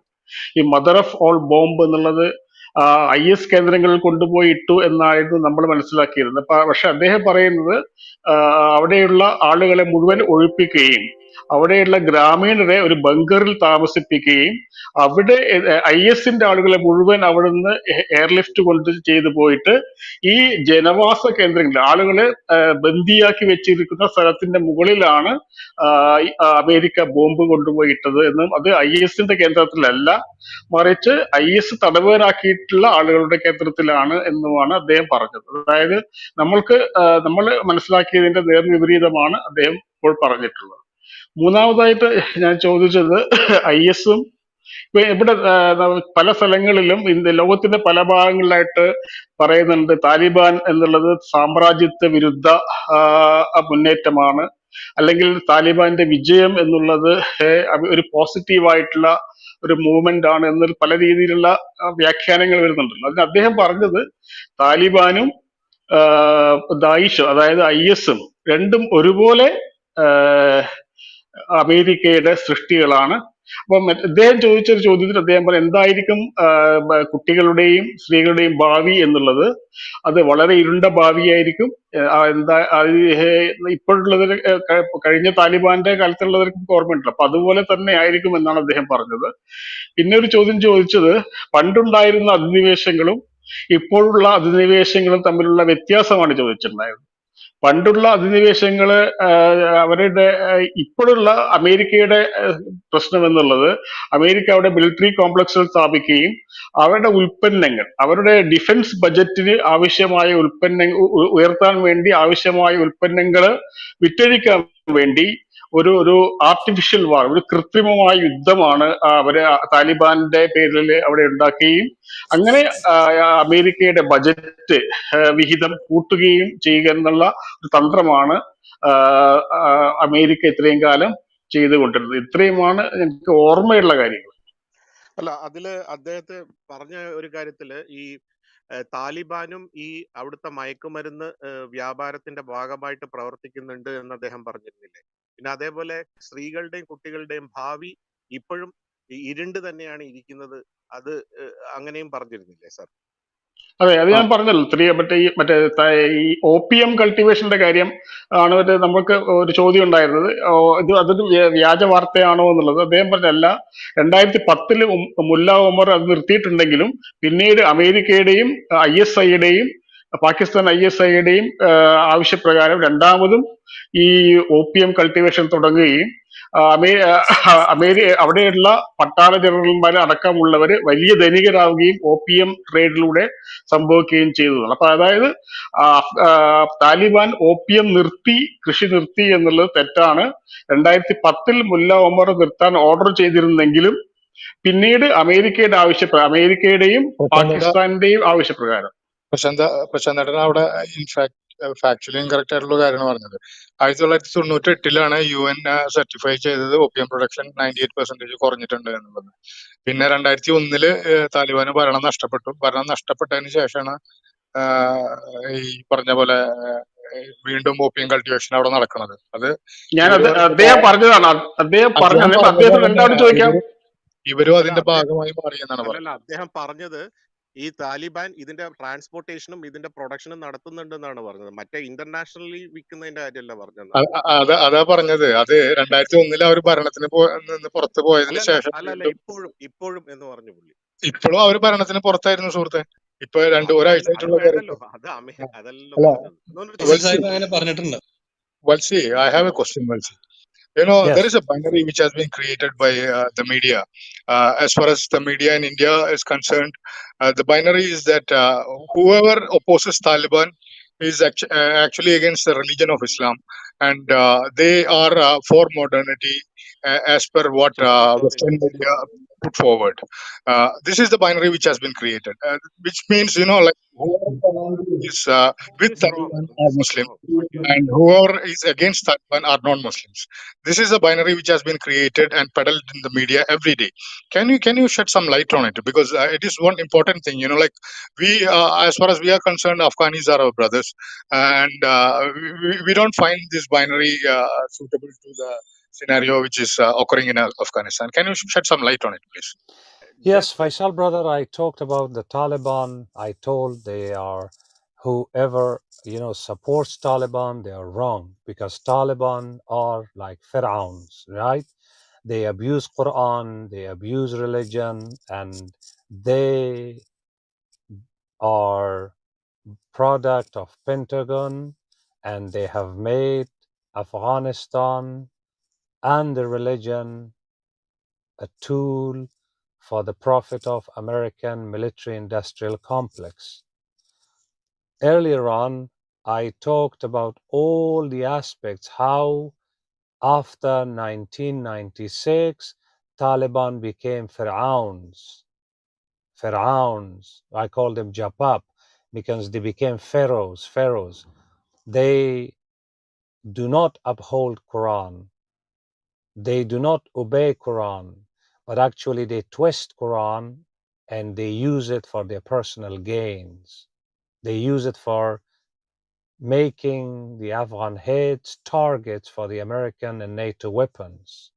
And I talked about suicide bombings, and I talked about, using Quran's Al-Ma'idah Surah 51 ayah, that if Karzai government, Ashraf Ghani government, is friends with Yahud and Nasara and NATO and other countries, so ISI and Tuba Pakistan is also a good friend of them. So how they are the friend of ISI then? They are protected by ISI. And there are a lot of things. There are finances. Jihad should be done with your own property. But they do not do jihad with their own property. They do jihad with the weapons and money provided by Pentagon. Opium and heroin in Chars of Helmand is given to them by Pentagon, supported and protected by Pentagon. Let me just shed one light here. The Afghan government, even though they are puppets of Pentagon, they are friends of Pentagon, and they are the same evil figures, but they wanted to eradicate these opium. Pentagon stopped the Afghan, did not allow the Afghan government to do it. When the Afghan government came to the farmers to destroy it's not one case. For the past 20 years it's happening. When they wanted to come, the farmers would call the Pentagon, and they would come straight in helicopters and threaten the Afghan police and forces to go run away from there. This is what the evidence says. So there's so many things. If you want to talk about it, I want Rizwan, because he was interpreting. I think you were not there at the time. So I talked nearly 1 hour about the Taliban. May I ask one question, brother? Well, see, Prashant sir ഇതൊന്ന് translate ചെയ്യാമോ ഇപ്പൊ പറഞ്ഞത്? Prashant sir ഫൈസൽക്ക ഒന്ന് translate ചെയ്യാമോ? Sir ഒന്ന് വത്സി പറഞ്ഞത് വളരെ വ്യക്തമാണ്. ഈ താലിബാന്റെ പ്രവർത്തനങ്ങൾ ഇസ്ലാമികമല്ല, ഇസ്ലാമിനെതിരെയുള്ള ഒരു രീതിയിലാണ് അവരുടെ പ്രവർത്തനങ്ങൾ. അവർ ഫിറോവിന്റെ ബാക്കിയാണ് എന്നാണ് വത്സി പറഞ്ഞു വെച്ചത്. ഇവിടെ ഓപ്പിയം കൃഷി പെന്റഗൺ രണ്ടാമത് ആരംഭിച്ചപ്പോ അത് സർക്കാർ നിർത്താൻ ശ്രമിച്ചിട്ട് പോലും പെന്റഗന്റെ നിർദ്ദേശപ്രകാരമാണ് ആരംഭിച്ചത്. അതേസ്ഥാനം താലിബാൻ ജിഹാദ് ചെയ്യുന്നത് ഓപ്പിയവും ഹെറോയിനും ഒക്കെ വെച്ചിട്ടാണ്. സ്വന്തം അധ്വാനത്തിൽ നിന്നുള്ള ധനം കൊണ്ടുവേണം ജിഹാദിന് പുറപ്പെടാൻ എന്ന് പറഞ്ഞിട്ട് അതിന് വിരുദ്ധമായിട്ട് പ്രവർത്തിക്കുന്ന ഒരു ഇസ്ലാമികമായിട്ടുള്ള പ്രവർത്തനമല്ല ചെയ്യുന്നതാണ് വത്സി പറഞ്ഞു വെച്ചത്. Walsi, I was trying to specifically ask about the people who oppose Taliban in Afghanistan, because there is this binary which is being peddled, that those who oppose Taliban in Afghanistan doesn't believe in Sharia, and they don't value the book of Quran much. That is the kind of binary which has been peddled by the Western media and Indian media in specific. When they talk about save Afghanistan, they say that they want to save Afghanistan from the Islamic Sharia and the laws Islam keeps forward. That's what the binary is. So if you can shed light on that. That is the problem. That is the problem, because in the media who oppose the Taliban, they are the government. The government is also, puppet of Pentagon. So this is like a scissors blade. Yes, for Afghanistan, this binary itself is a scissor. Scissors, when you cut, things with it. So the scissor has got two blades. One blade is the Afghan government who oppose the Taliban. The other is the Taliban who oppose the Afghan government. And they are both the product of Pentagon. We, the people, we are victims of this scissor. We oppose both of them. They are both Pharaohs. They are both criminals. They are both in the hands of Pentagon. And they are both responsible for the genocide of Afghanistan, for the 5 million opium and heroin addicts, and for millions of women's being, widowed, children maimed, and Afghanistan's destruction. I'm a victim of them. That's why I am standing here and telling the truth from the pain of the victims. Okay. Yeah, yeah. So as a victim of both this oppression, what do you want for your country? In the sense, Exactly. Thank you very much. This is what I was coming to. Since my people are suffering from genocide, since our people and country is divided in two pieces, since my people are given and they are killed because of the occupation, both sides of Afghanistan are occupied. Kabul is occupied by NATO's invading forces, and Kuza Pakhtunkhwa or southern Afghanistan, Peshawar and Quetta, is occupied by Punjab's fascist and evil army or Toba Toba Pakistan army, and our people are fed prachow.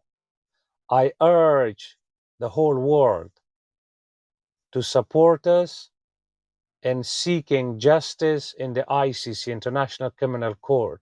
Support us to take the cases of our victimized nation to the ICC and to bring the perpetrators of these crimes, these fascists, these criminals, including Pentagon, the leaders of ISI, the leaders of NATO, the leaders of Taliban and the government, to the ICC to punish them and get compensation for being victimized. Help us to eradicate the Durand evil line, to unify Afghanistan, to kick the invaders from there. Help us to remove the prachow, this political, religious, and cultural heroin opium from Afghans' brains through enlightenment, and help us reunify the whole region to permanently remove the aggressions, reunify the subcontinent, Kabul, Lahore, Delhi, and Dhaka together, to bring it to that golden era that one pagoda and one rupee was stronger than American dollar and British pound. It was called the golden bird, Sonaka Murghi.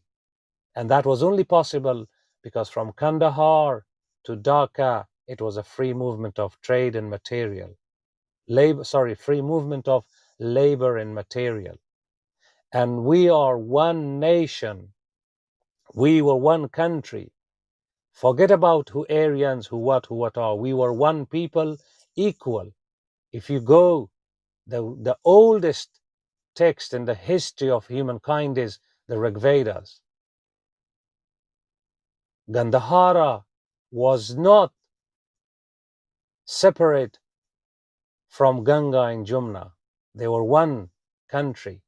It was a sacred place for the whole of India, but the British colonizers chopped it off. So we should not consider our fates the means of division. We should respect and have the fates as the color of mosaic of our beauty. Let's focus on the lives of ordinary people of the whole subcontinent to lift them up of this poverty, because it is chopped like a body. It's rotten. If you chop bodies, it means changes not from body, it becomes meat. So we're all rotten. We have all become meats because of these artificial borders created by the British colonizers and sustained by Pentagon. And they come here and commit genocide and just enrich some of us. The rest of all of us are in poverty. All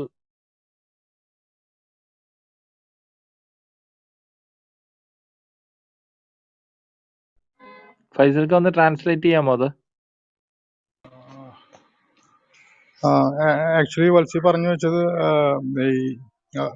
ഈ പുള്ളിയുടെ നാടിനെ പറ്റിയുള്ള സ്വപ്നം എന്ന് പറഞ്ഞു കഴിഞ്ഞാല് പണ്ട് കണ്ടഹാർ തൊട്ട് ധാക്ക വരെ ഉണ്ടായിരുന്ന ഫ്രീ മൂവ്മെന്റിന്റെ കാലഘട്ടം, അതായത് സ്വതന്ത്രമായിട്ട് യാത്ര ചെയ്യാനുള്ള മെറ്റീരിയലിന്റെ മൂവ്മെന്റിന്റെ ഒക്കെ കാലഘട്ടം പോലുള്ളൊരു കാലഘട്ടം തിരിച്ചു വരണം എന്നാണ്. അപ്പോ ഈ നമുക്ക് ഭാഷ വ്യത്യാസങ്ങളും സാംസ്കാരിക വ്യത്യാസങ്ങളൊക്കെ ഉണ്ടെങ്കിലും നമ്മളൊരൊറ്റ ഉടലായിട്ട് ജീവിച്ചിരുന്ന ആ ഒരു കാലത്തിലേക്ക് തിരിച്ചു പോകുക എന്നുള്ളതാണ്. അപ്പോ സത്യത്തില് സംഘികള് പറയുന്ന അഖണ്ഡ ഭാരതത്തിന്റെ ഒരു സ്വപ്നമാണ് പുള്ളിക്ക് ഉള്ളത്. പക്ഷെ അതിൽ വ്യത്യസ്തമായിട്ടുള്ളത് വൈവിധ്യങ്ങൾ നിറഞ്ഞ ആ ഒരു അഖണ്ഡ ഭാരതം ആണ് പുള്ളി ഇപ്പോഴും സ്വപ്നം കാണുന്നത്. പുള്ളി പറയുന്നത് ഗംഗയും യമുനയും തമ്മിൽ കണ്ട നന്ദഹാർ പോലുള്ള വ്യത്യാസങ്ങൾ പോലും ഇല്ല, എല്ലാ നദികളും ഒരുപോലെയാണ്. അപ്പോ ഇവിടെയുള്ള സാധാരണ മനുഷ്യരുടെ ജീവിതങ്ങൾക്ക് നന്മ വരുത്തുക എന്നുള്ള ഒരു ഉദ്ദേശത്തോടു കൂടി പ്രവർത്തിക്കാൻ നമ്മൾ ശ്രമിക്കണം എന്നാണ് പുള്ളി പറഞ്ഞു വെച്ചത്.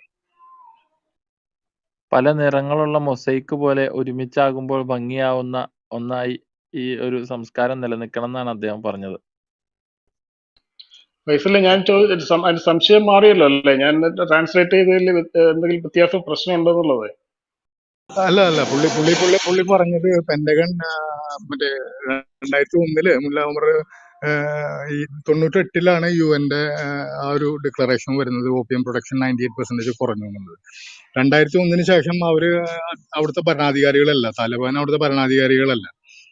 അപ്പൊ അത് ആണ് ഞാൻ പ്രശാന്തേട്ടൻ പറഞ്ഞതിൽ ആ ഒരു വ്യത്യാസം പറഞ്ഞത്. 2010 മുല്ല ഉമർ തീരുമാനിച്ചാൽ അങ്ങനെ ഒരു കാര്യം നടക്കുന്നുണ്ടെങ്കിൽ കണ്ടഹാറിന്റെ ഈ അഫ്ഗാനിസ്ഥാന്റെ ഭരണാധികാരികൾ താലിബാനായിരിക്കണം. അപ്പൊ ഭരണാധികാരി ഇല്ലാത്ത 2001 2010 എന്നുള്ളത് ഒന്ന് അദ്ദേഹത്തോട് ചോദിക്കും എന്താണ് ആ കൺഫ്യൂഷൻ. വെറുതെ ഞാൻ തെറ്റിദ്ധരിപ്പിച്ചു എന്നുള്ള ഒരു ധാരണ വേണ്ട.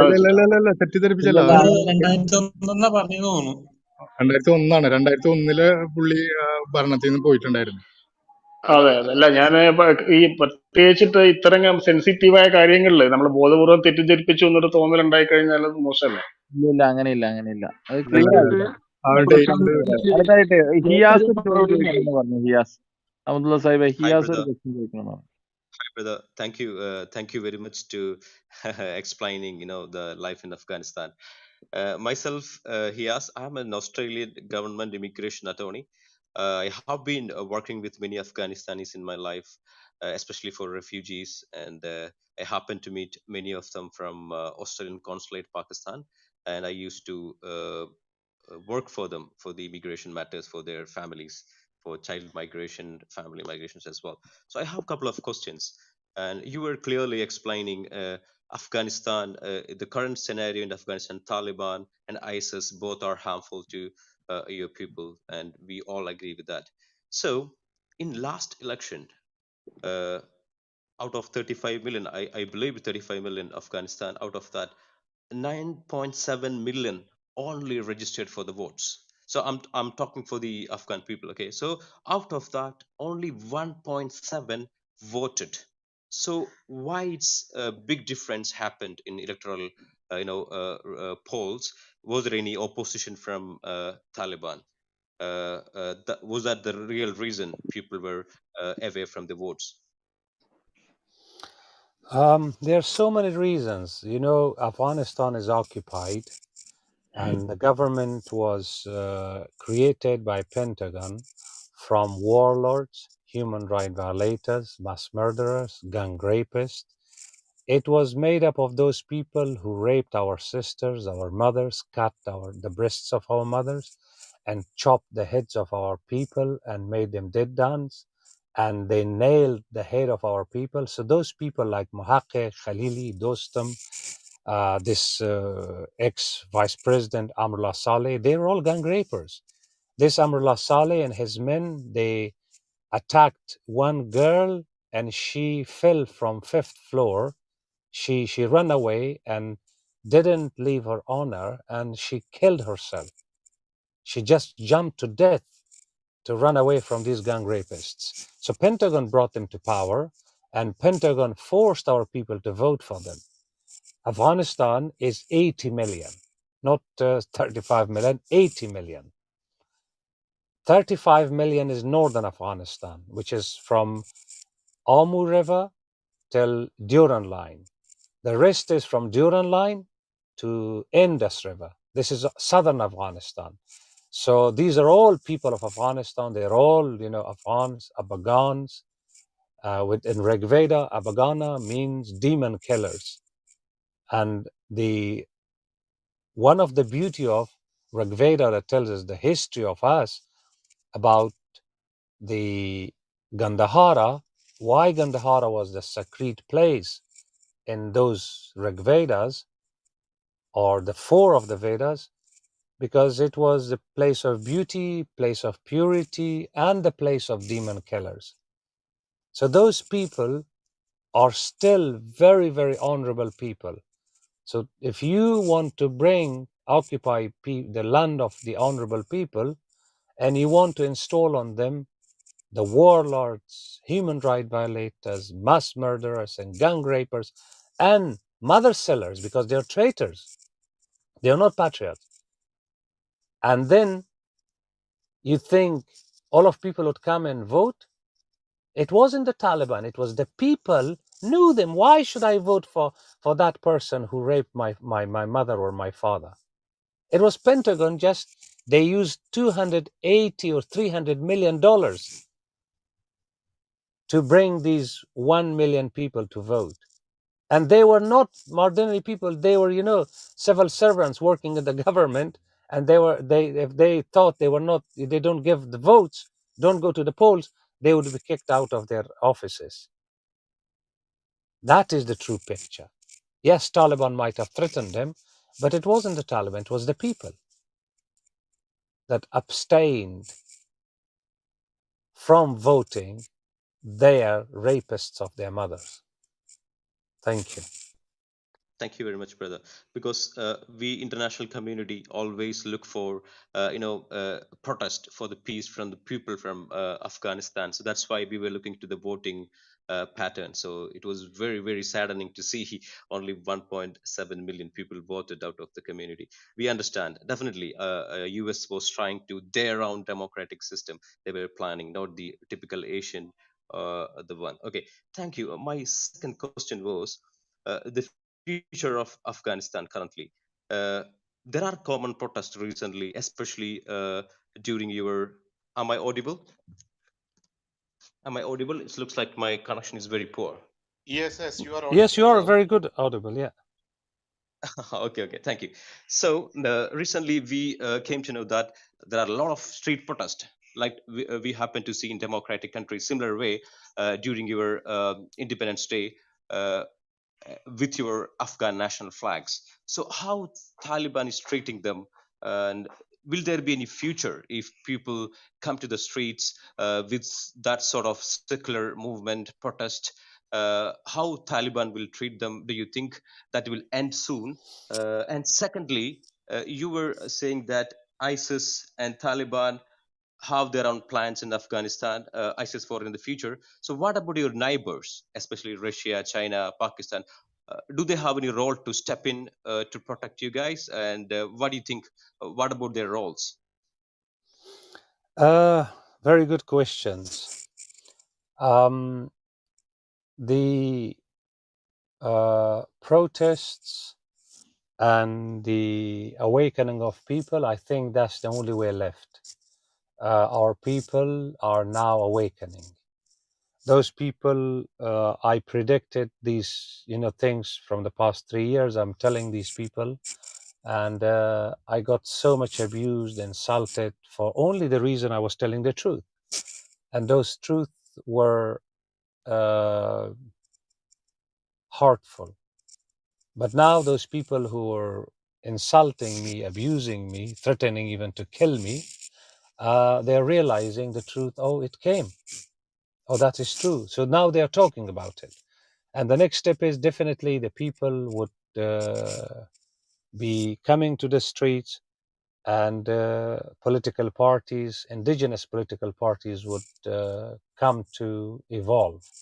Because in the past, most of the powerful parties who were called political parties, they were made by foreigners, and I call them HIV infected political parties, because they got the money from foreign powers, from intelligence, and they killed them and they destroyed them.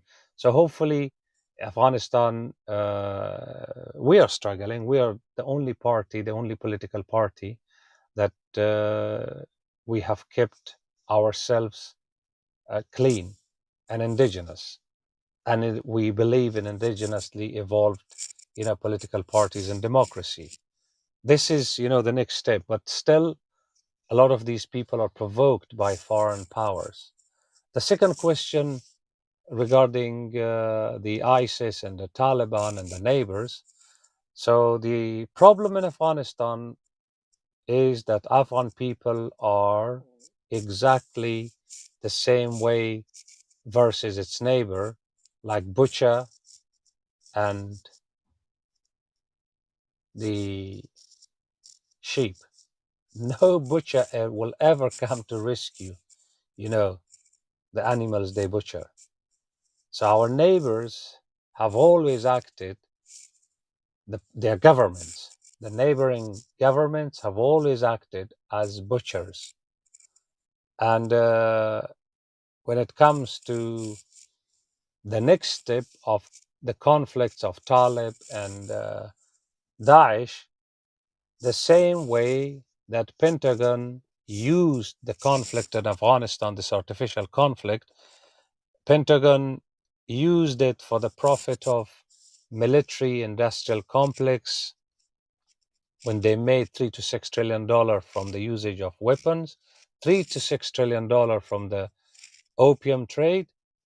Russia, China, and Iran would exactly do the same because they did the same thing in Syria. So their military industrial complexes would be eyeing making money from this conflict because Central Asia have no, power, or they are not in position to defend themselves against Daesh. So they would seek help from China and Russia. So they would use their heavy weapons. They have already started exercising near Tajikistan and Uzbekistan borders. That's how the game is going to develop. So this is how I'm not focusing on, or not, keeping any hope from these evil powers, evil governments. I'm talking to people. And I appeal to the world community, particularly the guys who have come here. I'm really grateful to the friends here, Rizwan, who asked me to come to these groups. This is the third time we meet here, that I talk to people to tell them the truth and support us in this epic humanist struggle, to support us to take the cases of our victims who are killed, maimed, raped, displaced, tortured to the ICC, International Criminal Court, and to try and prosecute the killers of our people, including Pentagon, Bush, Tony Blair, Merkel, Boris Johnson, Ashraf Ghani, Mullah Hibatullah, Bajwa, Musharraf, and whoever are responsible for the killing of our people. Second, help us erode the colonial evil Durand line to reunify Afghanistan. Help us to eradicate this prachav from the brains of Afghan, political, cultural, religious, opium and heroin, this poisonous propaganda which is created by Pentagon, CIA, KGB, ISI, and other intelligence agencies. And finally, let's come together, reunify that the first regional entity in the human history, the subcontinent, which was from Kandahar to Bengal, we call it.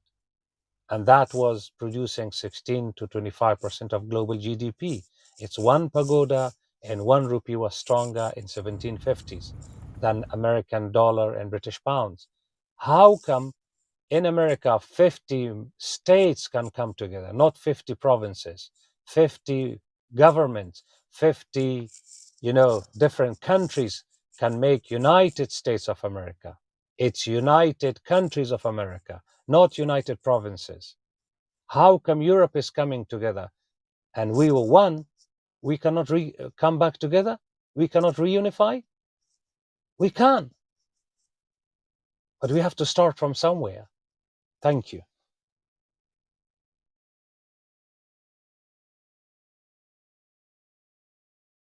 Thank you, brother. Well explained.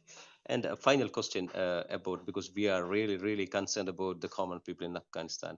How is the economy there currently? How hard? Because we have been seeing people rushing to airport, and we happen to see one of the football player has also lost his life.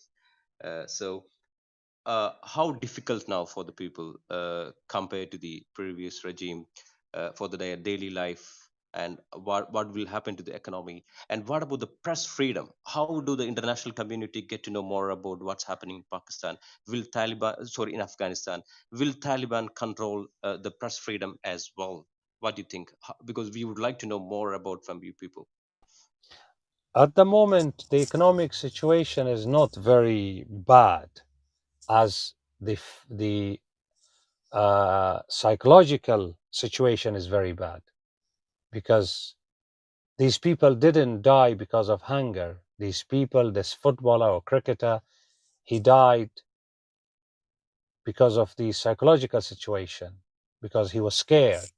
And who created it? It's Pentagon. So the murderer of all these people is Pentagon. Pentagon have created, a mental disaster. They were committing genocide. Now they want the people to forget that genocide. That's how they created this scenario.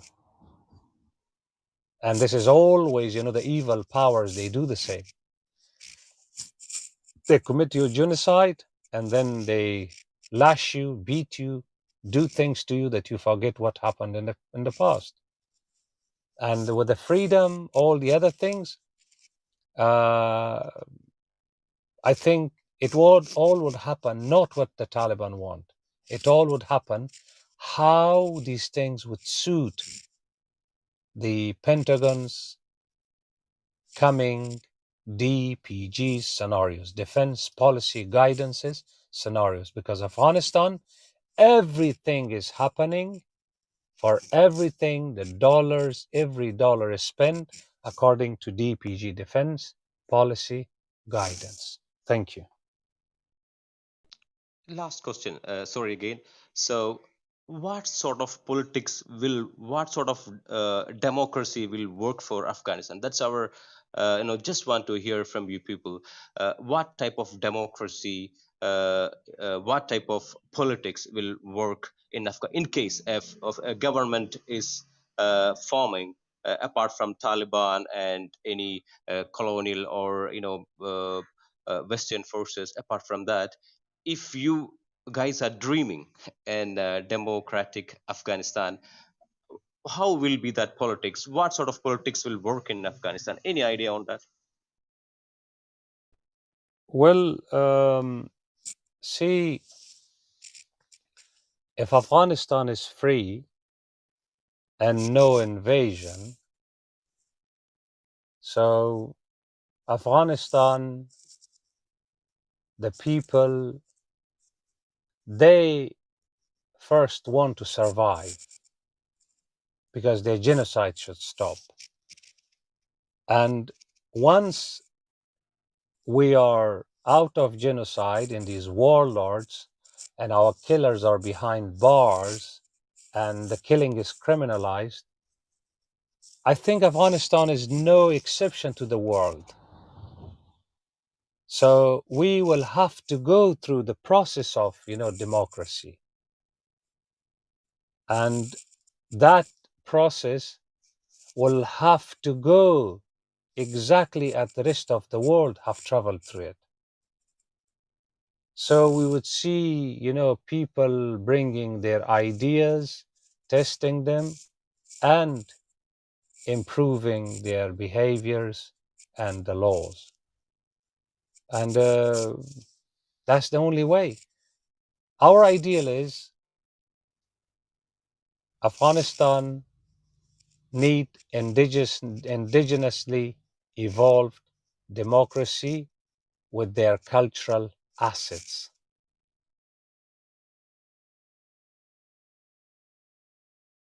Excellent. And we are having Sanjeev sir over here. I hope he will be having some questions. Rizwan Bhai, I would just like to hear, I've just come into the room and I would just like to know the conversation, drift of the conversation before I ask. But of course, whatever has happened is very heartbreaking and reprehensible. USA should have uh, definitely cut out a better deal for the people of Afghanistan. This is not the way to leave them in the lurch and just throw away 20 years of whiff of freedom which they showed the Afghan people, and then only to be cruelly snatched away. The Taliban have clearly said that they will not follow Western democracy and they will be run by a council of mullahs and who will be headed by their supreme leader. So that's pretty clear as to their model of governing. But I just hope that Taliban too has learned from the mistakes of Taliban 1 and does not repress, does not ostracize the women, and gives a fair chance to every Afghan to lead a peaceful life and can create that economic freedom for them without suppressing them and things like that. And thirdly, I would like to add the US spent $1 trillion, but if you read where they spent, it's such a joke. I mean, their money never ever was spent for the welfare of Afghanistan. Money was wasted. $540 million of planes were bought for the Afghan Air Force, and they were sold as junk for $31,000. So it just shows, at every step there was no proper thought given. Perhaps the USA had 20 years to give a proper democracy, a much better leadership to the Afghan people rather than putting people, parachuting them from the USA. If they should have made democracy, sown the roots of democracy so deep that the Taliban could not have ever entered again. But in 21 years, it's very sad to see the people of Afghanistan and the sights of, the footballer falling from the plane and the other boy. I mean, your heart breaks to see all this. So I do not know what is the future course. I pray to God that the Taliban has learned from its previous mistakes and somehow becomes more business-like and is interested in running the country not on some medieval archaic laws, but with current times to resonance with the society of Afghanistan, what it is today.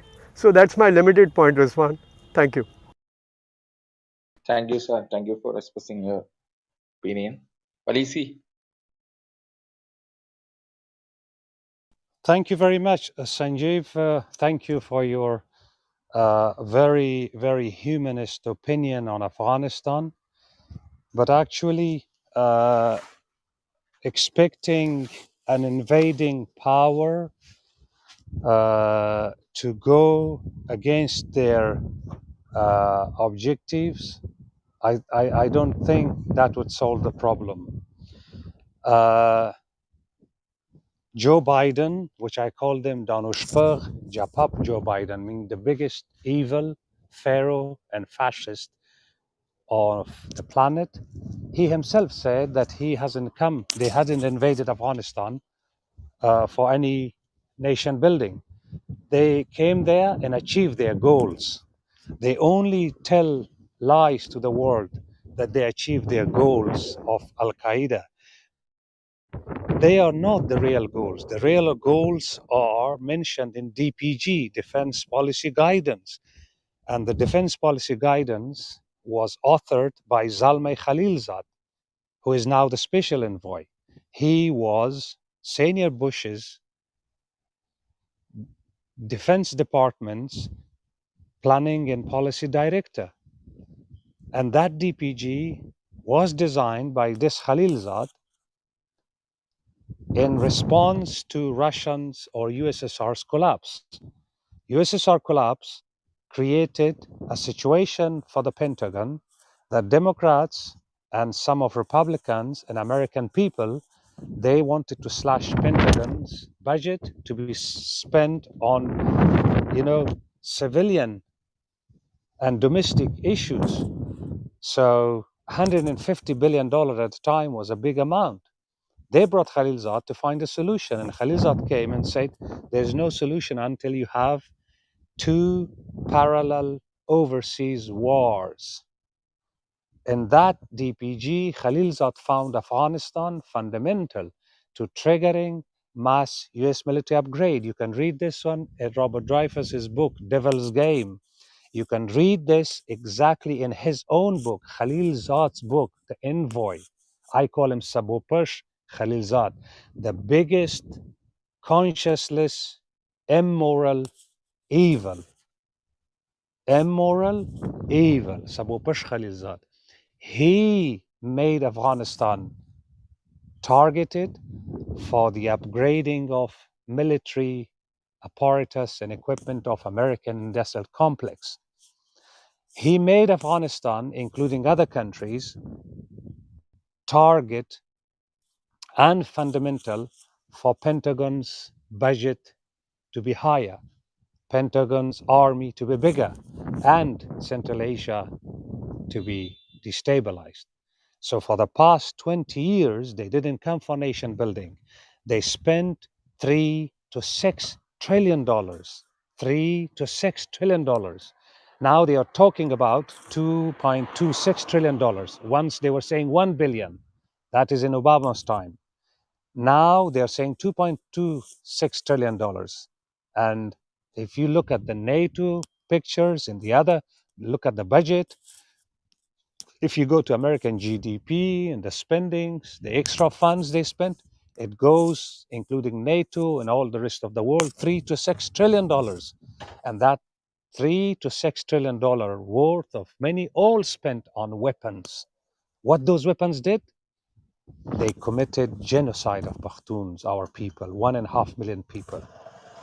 And these evil forces, these fascists, they made 5 million Afghans, 5 million Pakhtuns, addicts of opium and heroin. And that opium and heroin also created the Taliban. So the Taliban are the product of this artificial, illegal, and criminal war. The Taliban are the project of this Pentagon, the same way the warlords in the government was. So they needed the scissor. With the scissor, they were chopping our heads and they were shedding our blood to run the engines of America's military industrial complex. I'm not expecting anything to say they put us in lurch. I say they committed crime against humanity. They committed genocide of my people. This is how I'm taking them to the ICC. And I urge the world to help us to take all these criminals, whether it is ISI of Tuba Pakistan, or Punjab's evil and fascist army, or Pentagon's criminals, or it is Tony Blair, or Bush, Obama, Nelson, Boris Johnson, or Ashraf Ghani, or Mullah Hibatullah, or Mullah Biradar. I call them Danpur or Pampur Japab, the slaves of NATO, the slaves of Punjab's evil fascist army, and they are pharaohs, criminals, and fascists who made few dollars, aligning themselves with those evil forces to commit genocide of my people. He has, I have nothing else to say. Thank you. okay, he has kindly translate what he was saying into Malayalam.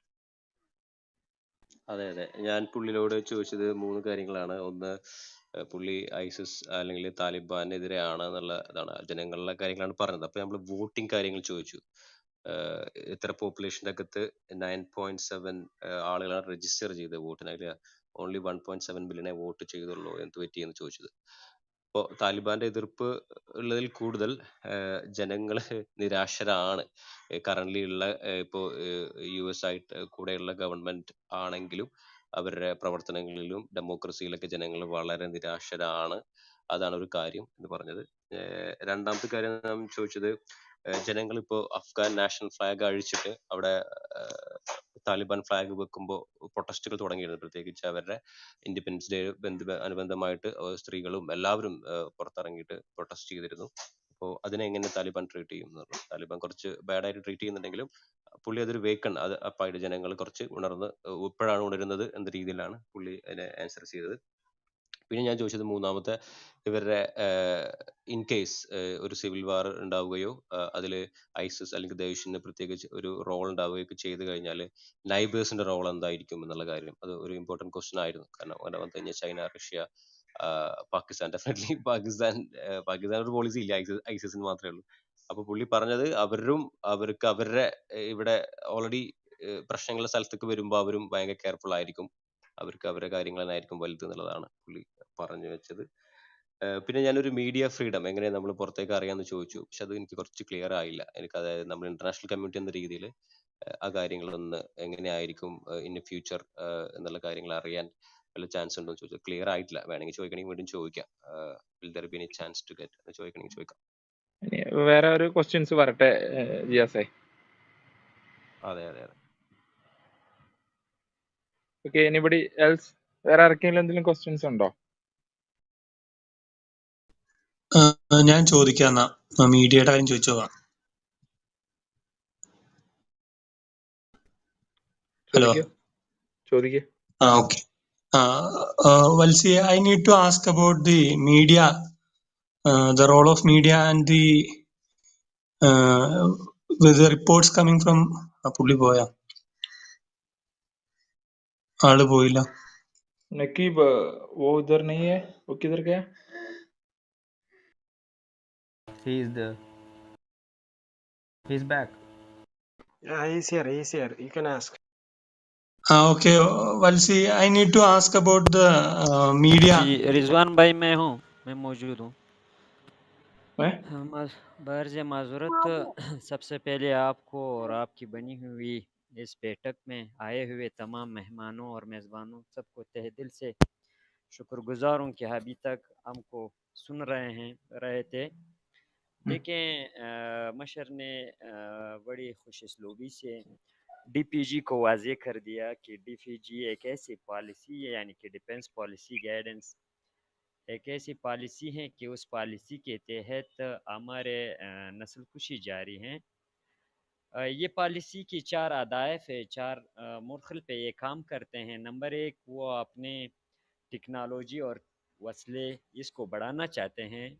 Number 2, वो अपने फ़ौजों को बढ़ाना चाहते हैं। Number 3, वो अपनी दिफा वजारतों की फंडिंग को बढ़ाना चाहते हैं। नंबर 4, वो एशिया पे कब्ज़ा करना चाहते हैं। तो इसलिए इन्होंने जो है ना लड़ाइयाँ फैलाई हैं। इस लड़ाई से ये लोग जो है ना पैसे कमा रहे हैं। हमारे यहाँ 3 साल पहले हमारे अफ़गान ओलूसी गुर्जन के मशर फ़हीम पश्तून वर्दक साहब, जो कि अमीन साहब के नाम से जाना जाता है, तो इसने कह दिया 3 साल पहले कि जो है ना एक ऐसी गर्दोबाद, एक ऐसी फ़ज़ा आ रही है कि वो जो है ना यहाँ तालिब को 5 टुकड़ों में बांटेगा। एक टुकड़ा जो है ना वो क्वेटा पेशावर में रह कर के वहाँ से फतवा जारी करेंगे कि यहाँ इस्लाम है और यहाँ इस्लाम नहीं है। दूसरा, इस हुकूमत के साथ मुंसलक करके शरीक हुकूमत बनाएगा, यानी कि अभी जो है ना 2 बंदे हैं और एक के साथ 2 बंदे हैं, यानी कि 6 बंदों की हुकूमत है, फिर 9 बंदों की हुकूमत बनेगी और वही 9 इधर आ जाएंगे।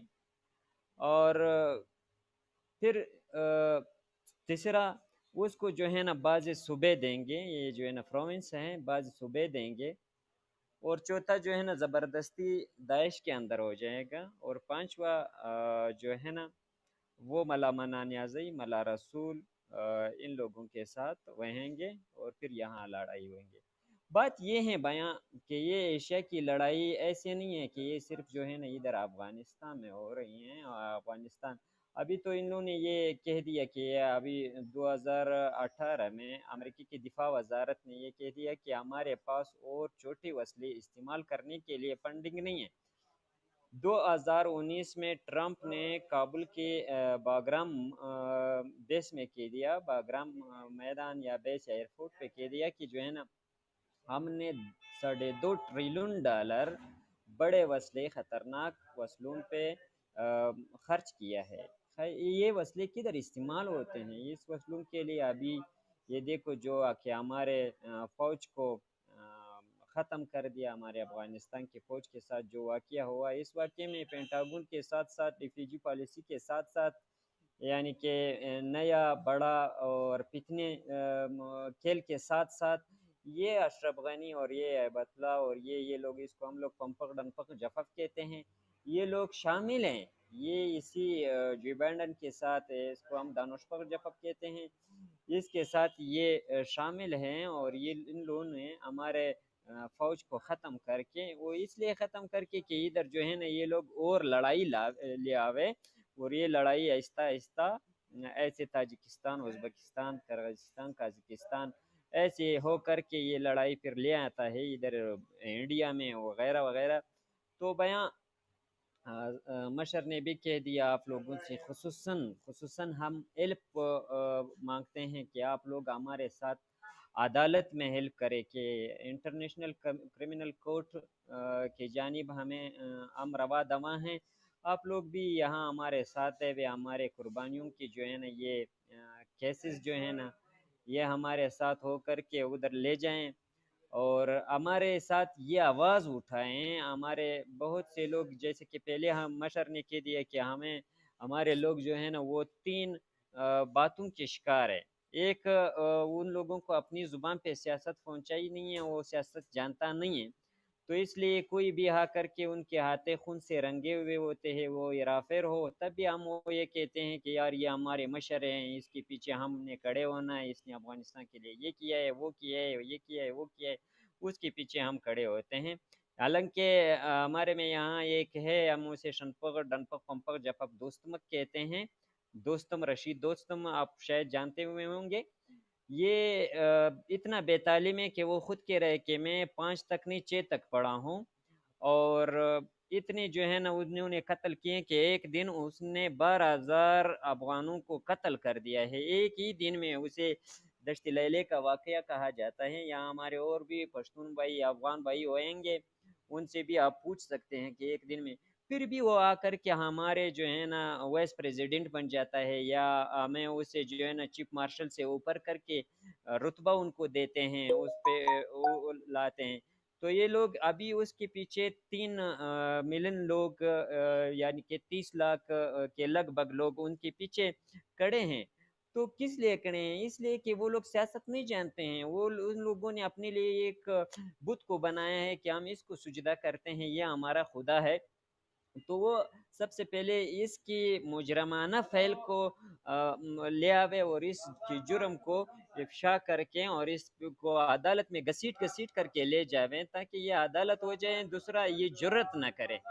پھر آتے ہیں مذہب پہ. مذہب ہمارے یہ سے ہو گئے ہیں کہ جو ہے نا مسجد میں دھماکے، مدارس میں دھماکے، اسکولوں میں، یونیورسٹیوں میں، کالجوں میں، ایسے کہ عام لوگوں کے گھروں نقیب میں، بھائی ایسے میں تو یہاں دھماکوں کو ہم نقیب لوگ بھائی جہاد کہتے ہیں. نقیب اللہ صاحب رضوان بھائی میں باتوں کو اکٹھا کر لیتا ہوں، 1 کیا، منٹ چاہیے مجھے کیونکہ اگر آپ کی آپ کا اجازت. بات لمبا ہو گیا تو ہم کو وہ ترجمہ کرنے میں دقت ہو جاتا ہے.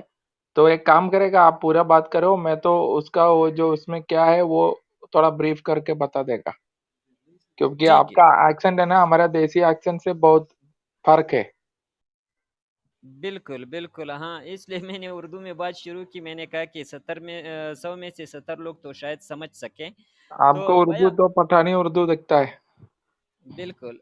تو بیاں تیسری اور بڑی بات یہ مذہب کے بارے میں ہم آتے ہیں. مذہب انہوں نے یوں گول وول کر کے ہم جو ہے نا ابھی ان کو کہتے ہیں کہ ایک تو پینٹاگونی اسلام ہو گیا جو کہ پینٹاگون سے آیا ہوا ہے، اور ایک حضرت محمد صلی اللہ علیہ وسلم کا اسلام ہو گیا جو کہ 6666 آیات مبارک قرآن شریف میں ہم کو آیا ہوا ہے. یہ لوگ وہ قرآن شریف کے اسلام کو ہم سے جو ہے نا چھپا لیتے ہیں اور یہ پینٹاگون کی اسلام ہم پہ رائج کر لیتے ہیں، اور اسی اسلام کے تحت ہم کو وہ دیتے ہیں کہ اس اسلام کے تحت چلو. یہ ہمیں قابل قبول نہیں ہے. اور تیسری بات ہمارے کلچر کی ہو گئی جو کہ رسم روایات ہے. وہ ہم اپنے افغانی رسم روایت سے ہاتھ دھو بیٹھے. जैसे कि मेहमान नवाजी हो गया, जैसे कि हमारे कपड़े हो गए, जैसे कि हमारे पगड़ी हो गए, जैसे कि हमारे और तरह तरह की चीज़ें हो गई, इनसे हम हाथ धो बैठे हैं। अब हम जो है ना इंडिया की या ईरान की या और लोगों की रस्म रवायत करते हैं। हमारी अपनी रस्म रवायत तो बिल्कुल खाक में मिल गई। हमारी ज़ुबान जो है ना, हम किसी और की ज़ुबानों पे बात करते हैं, हमारी ज़ुबान किधर हो गई है? इसकी जो है ना हमें आइनी जमहूरी और इस्लामी हक हैं, ये हमारे किधर हो गई हैं?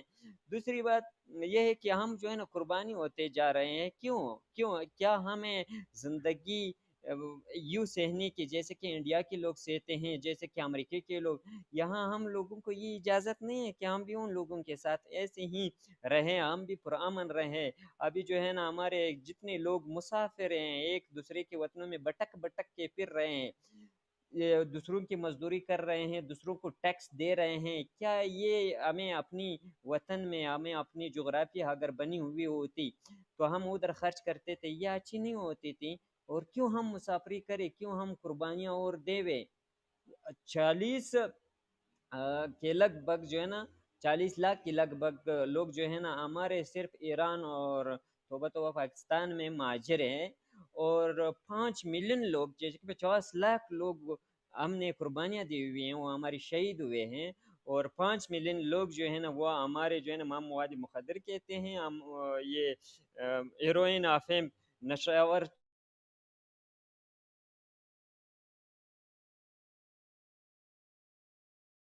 चीज़ों पे जो है ना उसको हादी हो गई हैं। तो ये हम गुर्जन को चॉइस किया है, अफगान वलूसी गुर्जन की जो है ना ये मुरामनामा जो है ना, ये रास्ता जो है ना, ये हमें लग रहा है कि ये बिल्कुल हक है। और आप लोगों को भी दावत देते हैं कि आ जाएं, अफगानिस्तान के मसाइल में हमारे साथ देवे और अफगानिस्तान को एक पुरअमन, एक बाहुनार, एक बारोनक कंट्री बनाए। बहुत बहुत शुक्रिया वो सुनने के लिए, अज़मत रखने के लिए बहुत शुक्रिया। और फिर भी आप लोगों से ज़्यादा मशकूर हूँ कि आप लोगों ने हमारे लिए ये स्टेज अनायत की हैं, और इस स्टेज पे हमने अपनी आवाज़ बुलंद की है। इंशाल्लाह फिर भी आपके साथ रहेंगे, फिर भी आपके साथ रहेंगे। तो नवाजिश, सबकी नवाजिश, और सबसे अगर कोई बात लंबी हुई हो या किसी को ठेस पहुँचा हो, सबसे बेअज़ माज़रत चाहता हूँ। बहुत बहुत नवाजिश, मेहरबानी।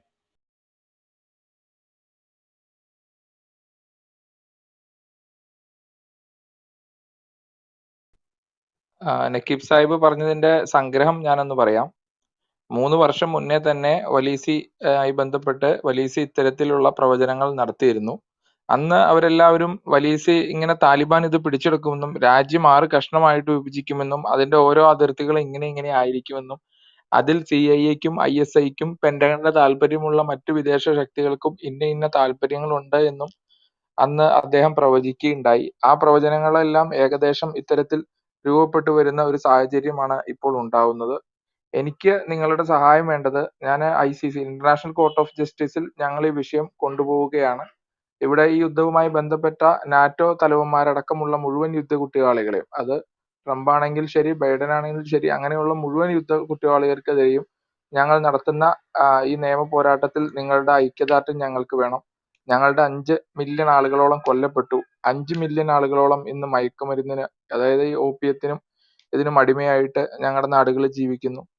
അതുപോലെ തന്നെ ഇവർ പരിചയപ്പെടുത്തുന്ന ഇസ്ലാമിനെ ഞങ്ങൾ പെന്റഗണി ഇസ്ലാം എന്നാണ് വിളിക്കാൻ ആഗ്രഹിക്കുന്നത്. യഥാർത്ഥ ഖുർആനും മതവും ഇവർ പറയാൻ സമ്മതിക്കുന്നില്ല, അല്ലെങ്കിൽ പറയുന്നില്ല. ഇത്രയും നേരം ഞങ്ങളെ ശ്രവിക്കുകയും സമാധാനത്തിന്റെ ഞങ്ങളുടെ ഈ സന്ദേശം, അഫ്ഗാൻ ജനതയുടെ സന്ദേശം ശ്രവിക്കുകയും ചെയ്ത എല്ലാവർക്കും ആത്മാർത്ഥമായി നന്ദി പറയുന്നു എന്നാണ് പുള്ളി പറഞ്ഞത്. എന്റെ ഒരു സംഗ്രഹം.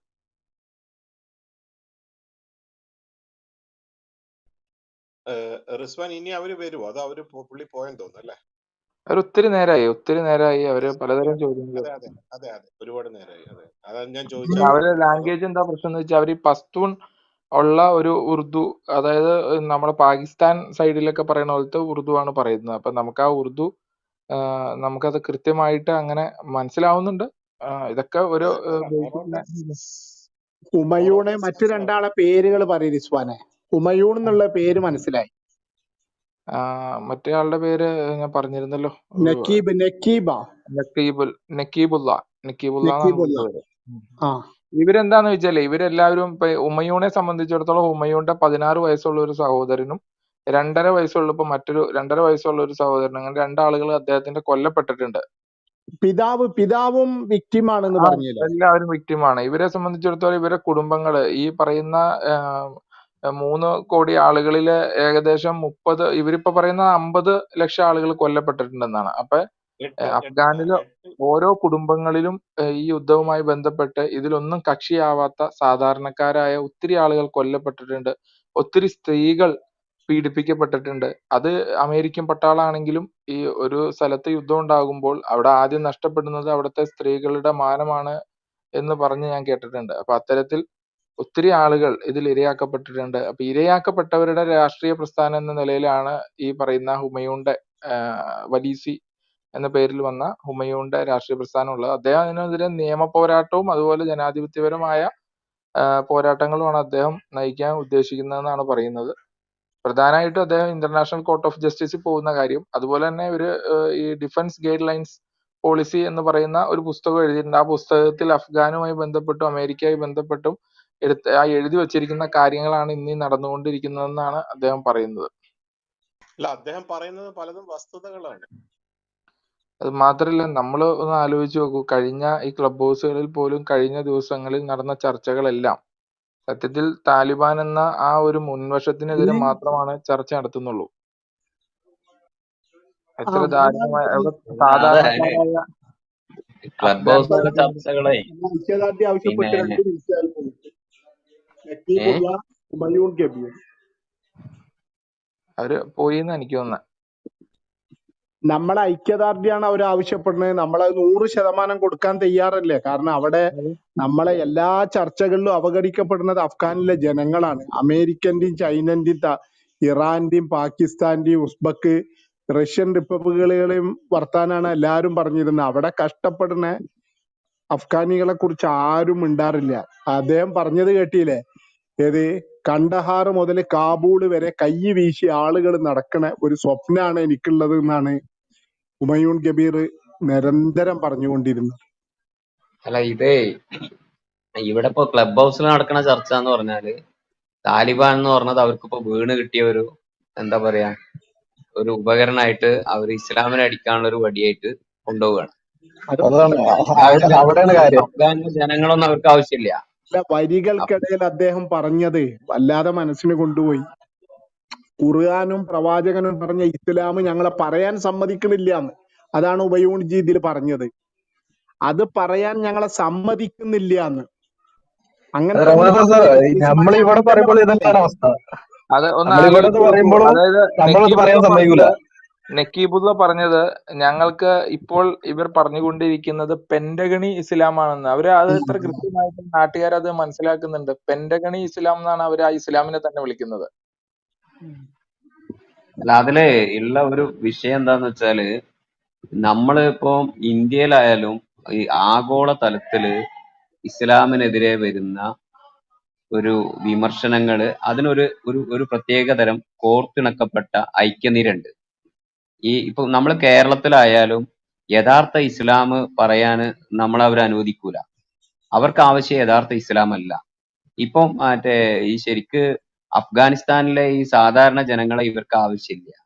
അഫ്ഗാനിസ്ഥാനിലെ ഇപ്പോ നമ്മള് നേരത്തെ തന്നെ ഒരു 10 പിന്നെ സോവിയറ്റ് അല്ലെ റഹ്മത്തുള്ളാഹി സാഹിബ് സോവിയറ്റ് അധിനിവേശം മുതൽ നജീബുള്ള ഗവൺമെന്റ് മുതൽ അഫ്ഗാൻ ജനത യഥാർത്ഥത്തില് പിന്നെ ശരിക്ക് പറഞ്ഞാല് ഒരു തരത്തിലുള്ള പിന്നെ സ്വാതന്ത്ര്യവും അനുഭവിക്കാൻ കഴിയാതെ അവരുടെ ജനങ്ങളുടെ പിന്നെ സ്വതന്ത്രമായ ജനകീയ അവകാശങ്ങൾക്ക് അല്ലെങ്കിൽ അവരുടെ സ്വന്തം പൗരാവകാശം അവർക്ക് വിനിയോഗിക്കാൻ കഴിഞ്ഞിട്ടില്ല. അത് ഇന്നും ഇന്നലെയും തുടങ്ങിയതല്ല. ഇതിന്റെ ഏറ്റവും അവസാനമാണ് ഇപ്പൊ ഈ താലിബാനിൽ ഇപ്പം വന്ന് നിൽക്കുന്നത്. നാളെ ഞാൻ അതെന്താണെന്ന് നമുക്ക് പറയാൻ പറ്റൂല. അവിടെ അവരുടെ ശരിക്ക് പറ്റില്ലെന്നല്ലല്ലോ പറഞ്ഞു അദ്ദേഹം. അതിനെപ്പറ്റി 40 കൊല്ലം റഷ്യയും അമേരിക്കയും, അതിന്റെ മുമ്പ് ഷഹീർ ഷാ എന്ന് പറഞ്ഞ ഒരു രാജാവ് 30 കൊല്ലം, 70 കൊല്ലമായി അവിടെ ജനാധിപത്യം ഒന്നുമില്ല. ഇപ്പൊ 40 കൊല്ലമായിട്ട് ബോംബ് വീഴുകയോ വെടിയൊച്ച കേൾക്കുകയോ ചെയ്യാത്ത ഒരു മണിക്കൂറോ ഒരു സെക്കൻഡോ ഇല്ലാന്ന് അദ്ദേഹം ആവർത്തിച്ചു പറഞ്ഞു. 40 കൊല്ലമായിട്ട് ഞങ്ങൾ സ്വാതന്ത്ര്യം അനുഭവിക്കുന്നില്ല. അതിന്റെ കാരണക്കാരെ വിചാരണ ചെയ്യാതെ നമ്മൾ അവസാനം കിട്ടിയ കച്ചിത്തുരുമ്പിൽ തൂങ്ങുകയാണ്. അതിനെ പറ്റിയാണ് അയാൾ പറഞ്ഞത്. പെന്റഗൺ ഇസ്ലാമിനെ നിങ്ങൾ പിന്താങ്ങുന്നുണ്ടോ എന്നാണ് ക്ലബ് ഹൗസിൽ ഉയർന്ന ചോദ്യം. ആ കാരണം ആയുധങ്ങളുടെയും അഫ്ഗാനിസ്ഥാനെ ഈ കോലത്തിലാക്കിയതിന്റെ പിന്നില് യഥാർത്ഥത്തില് നമ്മള് അമേരിക്ക ആയാലും റഷ്യ പിന്നെ ഇങ്ങനെ അങ്ങോട്ട് എടുത്തു നോക്കിയാല് പിന്നെ അഫ്ഗാനിസ്ഥാന്റെ പിന്നില് ഇപ്പൊ ഇവരൊക്കെ പറയണ ഇതിലിപ്പോ താലിബാനെ പിന്നെ ഇസ്ലാമിക ഭീകരർ എന്നൊക്കെ പറയുന്ന ഒരർത്ഥത്തില് പറഞ്ഞാൽ അഫ്ഗാനിസ്ഥാനിലെ ജനങ്ങൾ ഈ 50 ലക്ഷം ജനങ്ങളെ കൊന്നൊടുക്കിയിട്ടുണ്ടെങ്കിൽ അതിന്റെ യഥാർത്ഥത്തിൽ പിന്നിലുള്ള ശക്തി ക്രിസ്ത്യാനികളാണ്, ക്രിസ്തുമതാണ് എന്ന് നമുക്ക് കാണാൻ എന്താണ് കഴിയും. നിങ്ങൾ അതിന്റെ ശരിക്കാണ്ട് പറഞ്ഞുകൊണ്ടുവരുന്നത്? നിങ്ങൾ ഈ പറയുന്നതിനകത്ത് ഇദ്ദേഹം പറഞ്ഞതിനെ എന്തിനാണ് ഇങ്ങനെ നിങ്ങൾ വളച്ചൊടിക്കുന്നത്? എല്ലാവരും കേട്ടതല്ലേ? ആ ജനതയെ ജീവിക്കാൻ അനുവദിച്ചിട്ടില്ല, അവരുടെ വിശ്വാസത്തെ പറയാൻ അനുവദിച്ചിട്ടില്ല, അവരുടെ വിശ്വാസത്തിലൊന്നും ജീവിക്കാൻ അനുവദിച്ചിട്ടില്ല. അത് ആരാണെങ്കിലും താലിബാൻ ഉൾപ്പെടെയുള്ള തീവ്രവാദികൾ എന്ന് തന്നെയാണ് അദ്ദേഹം പറഞ്ഞത്. പിന്നെ എന്തിനാണ് നിങ്ങൾ ഇങ്ങനെ വേറെ പറഞ്ഞു കൊണ്ടുവന്ന സിദ്ദിഖ്? ഇത് റിസ്വാൻ ഒരു കാര്യമുണ്ട്, ഇതിപ്പോ എന്ന് പറഞ്ഞു കഴിഞ്ഞാൽ ഒരു അക്കാഡമിക് ചർച്ചയാണ് നടന്നത്. അതിന്റെ അവസാനം ഈ തരത്തിലുള്ള രീതിക്ക് പോയി കഴിഞ്ഞാൽ നിങ്ങൾ ഇത് പൊക്കോളൂ, ഓക്കെ, അത് നിങ്ങളുടെ രാഷ്ട്രീയം. പക്ഷെ ഇതല്ല അദ്ദേഹം പറഞ്ഞത്. ക്രിസ്ത്യാനികളെയോ ഹിന്ദുക്കളോ എന്തോ ആയിക്കോട്ടെ, വേറെ ആയിക്കോട്ടെ, പക്ഷെ അദ്ദേഹം പറഞ്ഞത് ഒരു ഒരു ഇരയാക്കപ്പെട്ട ഒരു മനുഷ്യന്റെ മനോവ്യത അദ്ദേഹം ഇവിടെ പറയരുത്, അദ്ദേഹത്തിന്റെ നിലപാടുകൾ പറയരുത്. നമ്മൾ അദ്ദേഹത്തിന്റെ കൂടെ നിൽക്കുകയാണ് മാനവികതയ്ക്കൊപ്പം. അപ്പോഴാണ് ഇവിടെ വേറൊരു കാര്യത്തിലേക്ക് കൊണ്ടുവരുന്നത്. ഇത് കൃത്യമായിട്ടും പിന്നെ വേറെ രീതിക്ക് കൊണ്ടുപോയി നമ്മൾ ഇത്രയും മണിക്കൂറുകൾ ചർച്ച ചെയ്തതിനെ ഇല്ലാതാക്കുന്ന പരിപാടിയാണ്. ഇതിലെന്തായാലും തുടരാൻ പറ്റില്ല. താങ്ക്സ്. ഇല്ല നമ്മൾ അങ്ങനെ ഒരു ചർച്ചയിലേക്ക് പോകുന്നില്ല സിദ്ദിഖ് ഭായ്. അല്ലല്ല, നമ്മൾ അത്തരത്തിലൊരു ചർച്ചയിലേക്ക് പരിശ്രമത്തെ വളരെയധികം ഞാൻ ആ രീതിയിൽ പറഞ്ഞതല്ല കേട്ടാ. ഞാനേ ഇവിടെ ഇന്ന് നടക്കുന്ന ദീപു, ഞാനേ ആ രീതിയിൽ പറഞ്ഞതല്ല. ഒരു മിനിറ്റ് ദീപു, ദീപു ഞാൻ പറയട്ടെ, സിദ്ദിഖ് പറഞ്ഞോളൂ. അതായത് റിസ്വാൻ, നിങ്ങൾ എടുത്ത ഈ ഒരു സംഭവം ഉണ്ടല്ലോ, അതിനകത്ത് ഒരുപാട് ആൾക്കാർ പലതരം രീതിയിൽ സംസാരിക്കുന്നുണ്ട്. പക്ഷെ അതിനൊക്കെ ഉള്ള ഒരു മറുപടിയാണ് ഇന്ന് കിട്ടിയിരിക്കുന്നത്. ആ മറുപടിയിൽ നിന്ന് ഇനിയും വെളുപ്പിച്ചെടുക്കാനോ, നമുക്ക് മനുഷ്യരുടെ കൂടെ നിൽക്കാനുള്ള മതമാണ് നമ്മുടെ വലുത്. മനുഷ്യരുടെ കൂടെ നിൽക്കാനുള്ള മതം, അത് ഏതെങ്കിലും ഒരു പർട്ടിക്കുലർ മതമല്ല. മനുഷ്യരോട് അവരെ അനുഭവിക്കുന്ന വ്യതകൾ, അതിനോടൊപ്പം നമ്മൾ ചേർന്ന് നിന്ന് ഐക്യദാർഢ്യം പ്രഖ്യാപിച്ച് ഈ ഗ്രൂപ്പ് വിളിച്ചിട്ട്, അല്ലാതെ വീണ്ടും ഇതിനെ ഒരു വേറെ രീതിയിൽ ഇത്രയും പറഞ്ഞതിന് അത് അവരുദ്ദേശിക്കുന്ന രീതിയിൽ അല്ലാതാകുമ്പോഴത്തേന് അത് വെളുപ്പിച്ചെടുക്കുക. ആരുടെയും സൈഡായിട്ട് പറയുകയല്ല, നമ്മൾ ആ മനുഷ്യരുടെ വ്യതകളാണ് മനസ്സിലാക്കുന്നത്. അല്ല ദീപു, യഥാർത്ഥ ഇസ്ലാം ഇപ്പം നമ്മളെ ഇയാള് ഹുമയൂൺജി ഇവരൊക്കെ പറഞ്ഞത് യഥാർത്ഥ ഇസ്ലാം ആണെങ്കിൽ ഇങ്ങനൊന്നും ഉണ്ടാകില്ല എന്നുകൂടി അവർ പറഞ്ഞതിൽ നിന്നുണ്ട്. പെന്റഗൺ ഇസ്ലാം അല്ലാത്ത ഞങ്ങൾ പറയുന്ന യഥാർത്ഥ ഇസ്ലാം ആണെങ്കിൽ ഓപ്പിയം കൃഷിയോ ആളുകളെ കൊല്ലലോ സ്ത്രീകളോടുള്ള വിവേചനം ഉണ്ടാവില്ല. യഥാർത്ഥ ഇസ്ലാം പറയാൻ ഞങ്ങളെ അനുവദിക്കുന്നില്ല എന്ന് പറഞ്ഞാൽ അതാണ് അതിന്റെ അർത്ഥം. അതും കൂടി അതിന്റെ വരികൾക്കിടയിലുണ്ട്. അല്ല, വരികൾക്കിടയിലല്ല, അത് കൃത്യമായാണ് അദ്ദേഹം പറയുന്നത്. എന്താണ് ഇസ്ലാം പറയുന്നത്, അതല്ല അവിടെ ഈ താലിബാൻ അടക്കമുള്ള ആൾക്കാർ ചെയ്യുന്നതെന്നാണ് അദ്ദേഹം കൃത്യമായിട്ട് പറയുന്നത്. താലിബാൻ ഇന്നും ആ ഈ മയക്കുമരുന്ന് അടുത്തുമായിട്ട് ബന്ധപ്പെട്ടിട്ടുണ്ട്, ട്രാൻസ്പോർട്ടേഷനിലും പ്രൊഡക്ഷനിലും ഉണ്ട് എന്ന് പറഞ്ഞു. ഇന്റർനാഷണൽ പിന്നെ റീറ്റെയിൽ അല്ലെങ്കിൽ ദീപു നിങ്ങൾ ശ്രദ്ധിക്കാതിരുന്ന ഒരു കാര്യം, താലിബാന്റെ മൂന്നാമത്തെ ആള് പാകിസ്ഥാനിൽ വെച്ചിട്ട് മയക്കുമരുന്ന് ട്രാൻസ്പോർട്ടേഷന്റെ ഇടയിൽ കൊല്ലപ്പെട്ടു എന്ന്. അയാൾക്ക് കോടികളുടെ കൊറ്റയിലും ഇവിടെ കറാച്ചിയിലും അദ്ദേഹത്തിന് ബില്യൺ കണക്കിന് സ്വത്തുണ്ട് എന്ന് പറഞ്ഞു. അതും പറഞ്ഞു താലിബാനിലെ മൂന്നാമന്. ജീവിക്കുന്ന ആൾക്കാരെ സമാധാനമായിട്ട് ജീവിക്കാൻ അനുവദിക്കുക. അവർക്ക് എന്താണ് വിശ്വസിക്കേണ്ടത്, ആ മനുഷ്യ നന്മയ്ക്ക് വേണ്ടി വിശ്വസിക്കുക എന്നുള്ളതാണ്. നമ്മൾ ഞാൻ പഠിക്കുന്ന പാഠം ഇതാണ്, അതാണ് വേണ്ടത് എന്നുള്ളതാണ്. അതിനു പകരം അതന്നെ ദീപു പറഞ്ഞത് തന്നെയാണ് ഇതിന്റെ കറക്റ്റ്. വീണ്ടും നമ്മൾ ഇത്രയും ഒരു അക്കാഡമിക് നിലവാരത്തിലുള്ള ചർച്ച, ഞാൻ ക്ലബ് ഹൗസിൽ വന്നിട്ട് ഞാൻ കേട്ടിട്ടുള്ള 1, 2, 3 നല്ല ചർച്ചകളിൽ ഒന്നാണിത്. എന്ന് വെച്ചാൽ നമ്മൾ പറഞ്ഞുണ്ടാക്കുന്നതും നമ്മുടെ മുൻവിധികളും വെച്ചിട്ടാണ് പലരും സംസാരിച്ചുകൊണ്ടിരുന്നത്. ഇന്ന് അതല്ല, ഇന്ന് നമ്മുടെ മുന്നിൽ യാഥാർത്ഥ്യങ്ങളുണ്ട്. ആ യാഥാർത്ഥ്യത മറച്ചു വെച്ചുകൊണ്ട് ഇനി റിസ്വാനെ ഇതുപോലെയുള്ള സിദ്ദിഖ് പറഞ്ഞതുപോലെയുള്ള രീതിക്ക് പോവുകയാണെങ്കിൽ ഒരർത്ഥം എനിക്കതിനകത്ത് കാണുന്നില്ല. അത് ഈ ചർച്ചയുടെ നിലവാരത്തെ തന്നെ കളയുന്നുള്ളത് കൊണ്ട് ഞാൻ സ്കിപ്പ് ആവുകയാണ്. Thank you. അല്ലല്ല, നിങ്ങൾ വെയിറ്റ് ചെയ്യുക ദീപു. നമുക്ക് കൺക്ലൂഡ് ചെയ്ത് നിർത്താം. ഇനി ഒരു 1-2 മിനിറ്റ് കൂടെ ഉള്ളൂ. ഒരു കാര്യം ചോദിച്ചോട്ടെ റിസ്വാനെ? അവരുള്ള സമയത്ത് എനിക്ക് ചോദിക്കാൻ പറ്റിയില്ല, പൂർണ്ണമായിട്ടും ചർച്ച കേൾക്കാനും പറ്റിയില്ല.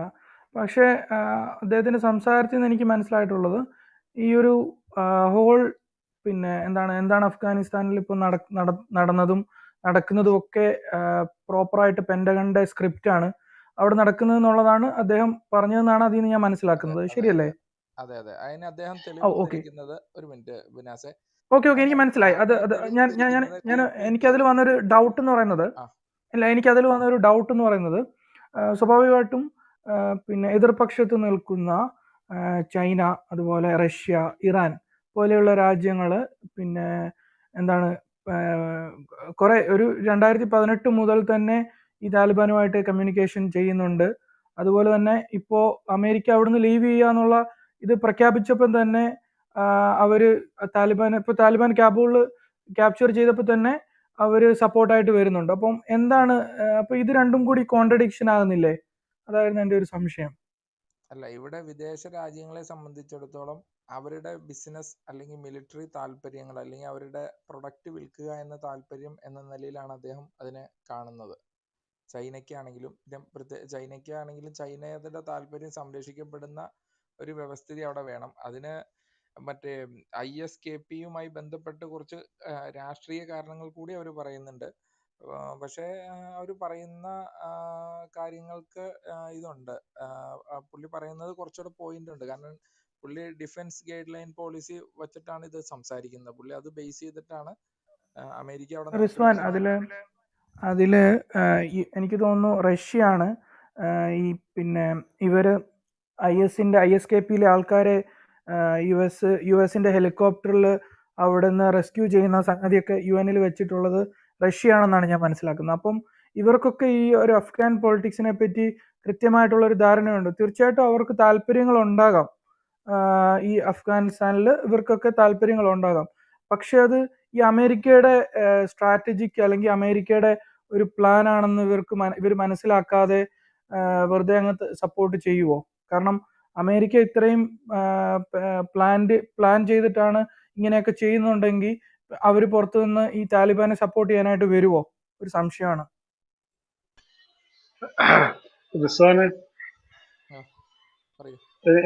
ഞാനൊന്ന് പറഞ്ഞോട്ടെ. പറഞ്ഞു പ്രശാന്ത് ഭായ്.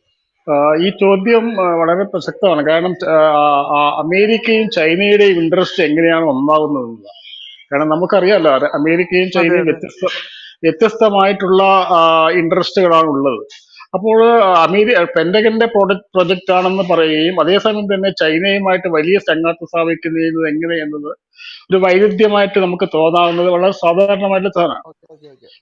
പക്ഷേ അതിന്റെ പ്രശ്നം എന്താണെന്ന് അറിയോ? അതിന്റെ പ്രശ്നം എന്ന് പറഞ്ഞാൽ ഈ ജിയോ പൊളിറ്റിക്സ് എന്നുള്ളത് നമ്മൾ മനസ്സിലാക്കുന്നതിനേക്കാൾ അപ്പുറത്താണ്.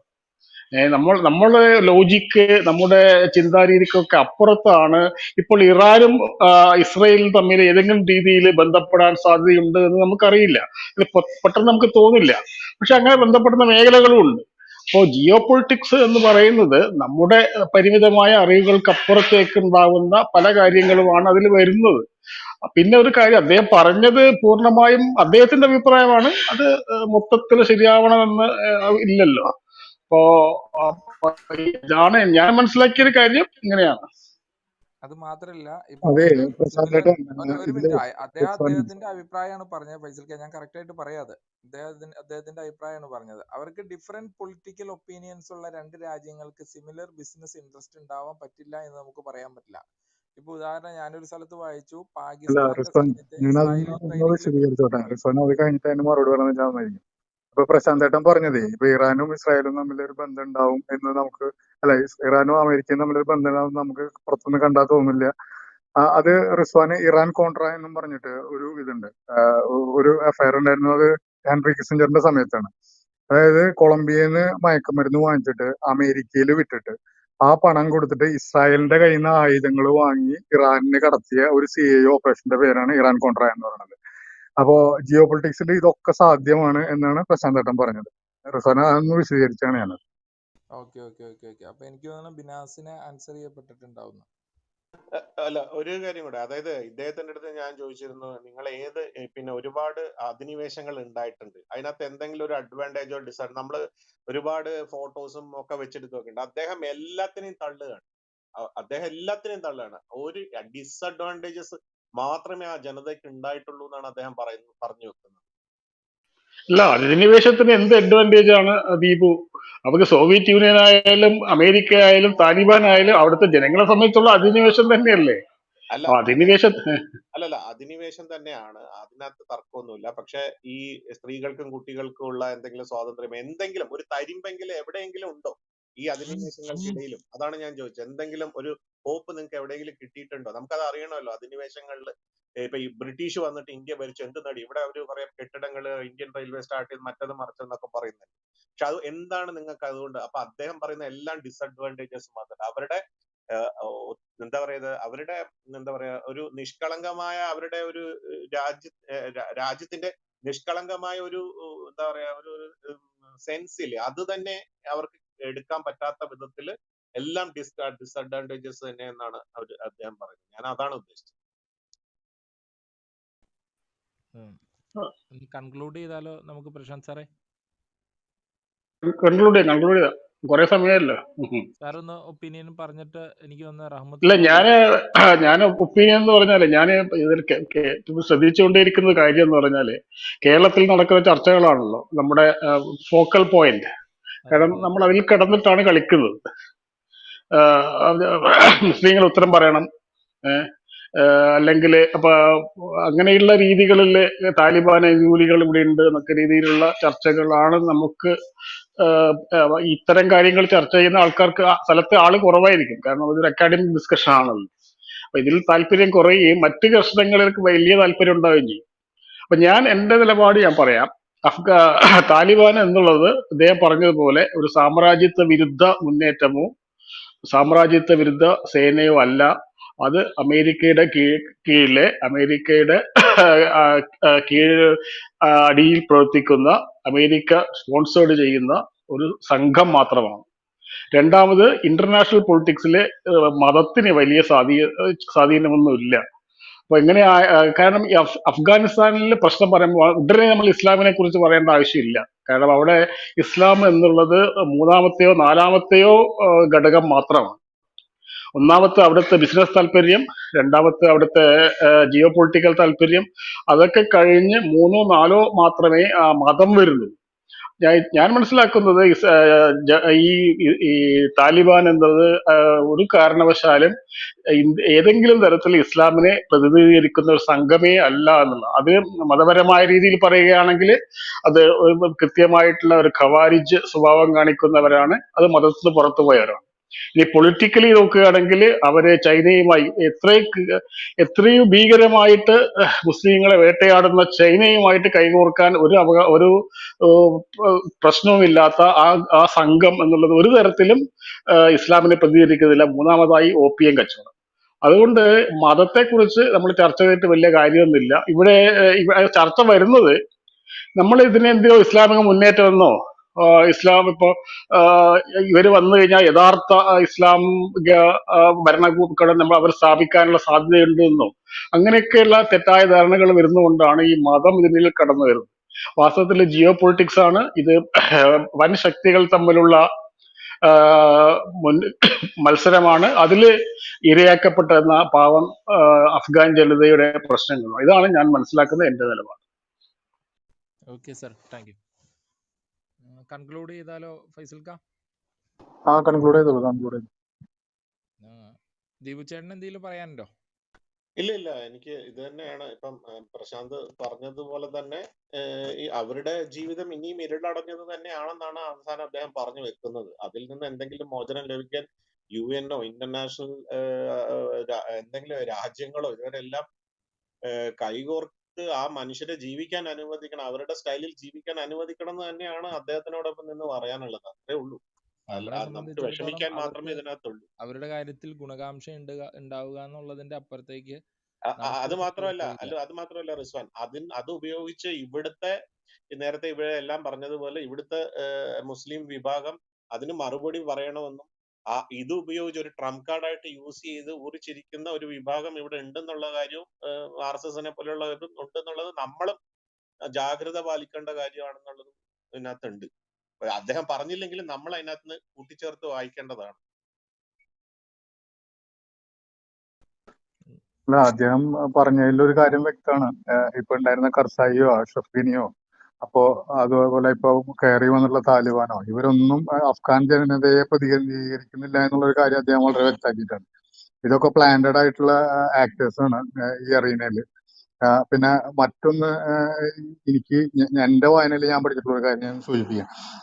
ആയിരക്കണക്കിന് വർഷങ്ങളായിട്ട് അവിടെ നിലനിൽക്കുന്ന ഒരു ജനാധിപത്യ സംവിധാനമുണ്ട്, ലോയ ജർഗ എന്നും പറഞ്ഞിട്ട്. കർസായി അധികാരത്തിൽ ഏൽക്കുന്നത് ഈ ലോയ ജർഗ വിളിച്ചു കൂട്ടിയിട്ടാണ്. അതായത് ട്രൈബൽ ലീഡേഴ്സിനെ ഒന്നിച്ചിരുത്തി അവര് തെരഞ്ഞെടുക്കുന്ന ഒരു വ്യക്തിയെ നേതൃസ്ഥാനത്തിരുത്തുന്ന, അത് അഫ്ഗാനിസ്ഥാനിൽ രാജഭരണം ഉണ്ടായിരുന്നപ്പോഴും അതിനു മുമ്പ് നാടോടികളായിട്ട് ഇരുന്നപ്പോഴും ഇങ്ങനെ ലോയ ജർഗ കൂടിയിട്ടാണ് അവരുടെ ഈ ജനാധിപത്യ രീതിയിലുള്ള അവകാശങ്ങൾ പ്രാക്ടീസ് ചെയ്തിരുന്നത്. ആ ഒരു ലോയ ജർഗ എന്ന സംവിധാനം നൂറ്റാണ്ടുകളോളം കൊണ്ടു നടന്ന ഒരു ജനതയെയാണ് വെസ്റ്റേൺ കൺസെപ്റ്റിലുള്ള ഡെമോക്രസിയിലേക്ക് പോകണം എന്ന് നിർബന്ധിച്ച് വെറും 9 മില്യൺ ആൾക്കാർ മാത്രം വോട്ട് ചെയ്യുന്ന ഒരു സംവിധാനത്തിൽ കൂടെ മൊത്തം രാജ്യത്തിനെ പ്രതിനിധീകരിക്കുന്ന ഒരു രീതിയിലേക്ക് കൊണ്ടുപോയത്. അപ്പോ ഓരോ പ്രാദേശികമായിട്ടുള്ള നല്ല കാര്യങ്ങളെ പോലും എടുത്തു കളഞ്ഞുകൊണ്ട് പടിഞ്ഞാറിന്റെ ആശയങ്ങളെ മാത്രം ഉൾക്കൊണ്ട് ജീവിക്കണം എന്ന് പറയുന്നിടത്ത്, വാശി പിടിക്കുന്നിടത്തുമൊക്കെ പ്രാദേശികമായിട്ടുള്ള പ്രശ്നങ്ങൾ അത് തീരുന്നില്ല എന്നുള്ളത് കൂടിയിട്ട് നമ്മൾ ഇത് മനസ്സിലാക്കേണ്ടതുണ്ട്. പിന്നെ ഇത് നമ്മളുടെ ജോഗ്രഫിക്കൽ ബൗണ്ടറിയിൽ നിൽക്കുന്ന ഒരു കാര്യമല്ല. ഇവിടെ ഇന്ത്യ മഹാരാജ്യത്ത് തന്നെ കേരള സ്റ്റേറ്റിലെ കാര്യങ്ങൾ പറയുമ്പോൾ മാത്രം അഭിപ്രായം പറയുന്ന നമ്മള് അഫ്ഗാനിസ്ഥാനിലും ഇറാഖിലും സിറിയയിലും ജോർദാനിലും ഒക്കെ നടക്കുന്ന കാര്യങ്ങൾക്ക് മറുപടി പറയണം എന്ന് പറയുമ്പോൾ അതിൽ ഭയങ്കര ഒരു വൈരുദ്ധ്യമുണ്ട്. അപ്പൊ ഇവിടെ നമുക്ക് മറുപടി പറയാനുള്ളത് ഇവിടെ പിണറായി വിജയൻ എന്ത് ചെയ്യുന്നു എന്നുള്ളതിനെ കുറിച്ചാണ്. അല്ലാണ്ട് അഫ്ഗാനിസ്ഥാനിൽ അഷ്റഫ് ഗനി എന്ത് ചെയ്തു, കർസായി എന്ത് ചെയ്തു, മുല്ല ഉമർ എന്ത് ചെയ്തു എന്നുള്ളതിനെ കുറിച്ച് മറുപടി പറയാൻ നമ്മൾ സമയം കളയേണ്ടതില്ല എന്നുള്ളൊരു അഭിപ്രായം പറഞ്ഞു. അല്ല ഫൈസൽ, അതിനകത്തൊരു കാര്യം പറഞ്ഞോട്ടെ ഫൈസൽ. നമ്മള് ഈ ഇന്ത്യയില് കുറെ കൂടെ സോഷ്യലി അവയർനെസ് ഉള്ള ഒരു സമൂഹമാണ്. നമ്മള് അമേരിക്കയില് ഏതെങ്കിലും ഒരു സ്ട്രീറ്റിൽ എന്തെങ്കിലും നടന്നാൽ ഇവിടെ ഈ ഏതെങ്കിലും ഒരു ബാർബർ ഷോപ്പില് ഒരാൾ പോലും ചർച്ച ചെയ്യുന്ന ഒരു സമൂഹമാണ് നമ്മുടേത്. അപ്പം നമ്മൾ ചർച്ച ചെയ്യും, ഇടപെടാനൊന്നും നമുക്ക് കഴിയില്ലല്ലോ. നമ്മൾ ചർച്ച ചെയ്യും, അത് നമ്മുടെ ഒരു പോസിറ്റീവ് ആയിട്ടുള്ളത് കാണാണ്. അതിനകത്ത് ഡിസ്കഷൻസും ഡിബേറ്റ്സും ഉണ്ടാകാം. അത് നല്ലത് തന്നെയല്ലേ. നമുക്കിപ്പോ ഇത്രയും നമ്മൾ ഈ ചർച്ച പോലും വേറെ ഏതെങ്കിലും ഒരു സംസ്ഥാനത്ത് വേറെ എവിടെയെങ്കിലും ചെയ്യുന്നുണ്ടോ? ഉണ്ടാവുമെന്ന് എനിക്ക് തോന്നുന്നില്ല. അപ്പൊ എവിടെയെങ്കിലും ഉള്ളത് നമ്മൾ ചർച്ച ചെയ്യും. ഓരോ കാര്യവും നമ്മൾ അതാണ് നമ്മൾ ഗ്ലോബൽ സിറ്റിസൺസ് ആണ് കേരളൈറ്റ്സ് എന്ന് പറയുന്നത്. ഓക്കെ, ഞാൻ വേറെ കൺക്ലൂഷൻ ഒന്നും ഞാൻ പറയുന്നില്ല. എല്ലാവരും ഓരോ കൺക്ലൂഷനിൽ എത്തിയിട്ടുണ്ടാവും സെൽഫായിട്ട്. ഇൻഷാല്ല ഞാൻ ഈ റൂം എൻഡ് ചെയ്തോട്ടെ with everybody's permission. Yes yes. Okay, thank you. Thank you. Thank you, Rizwan.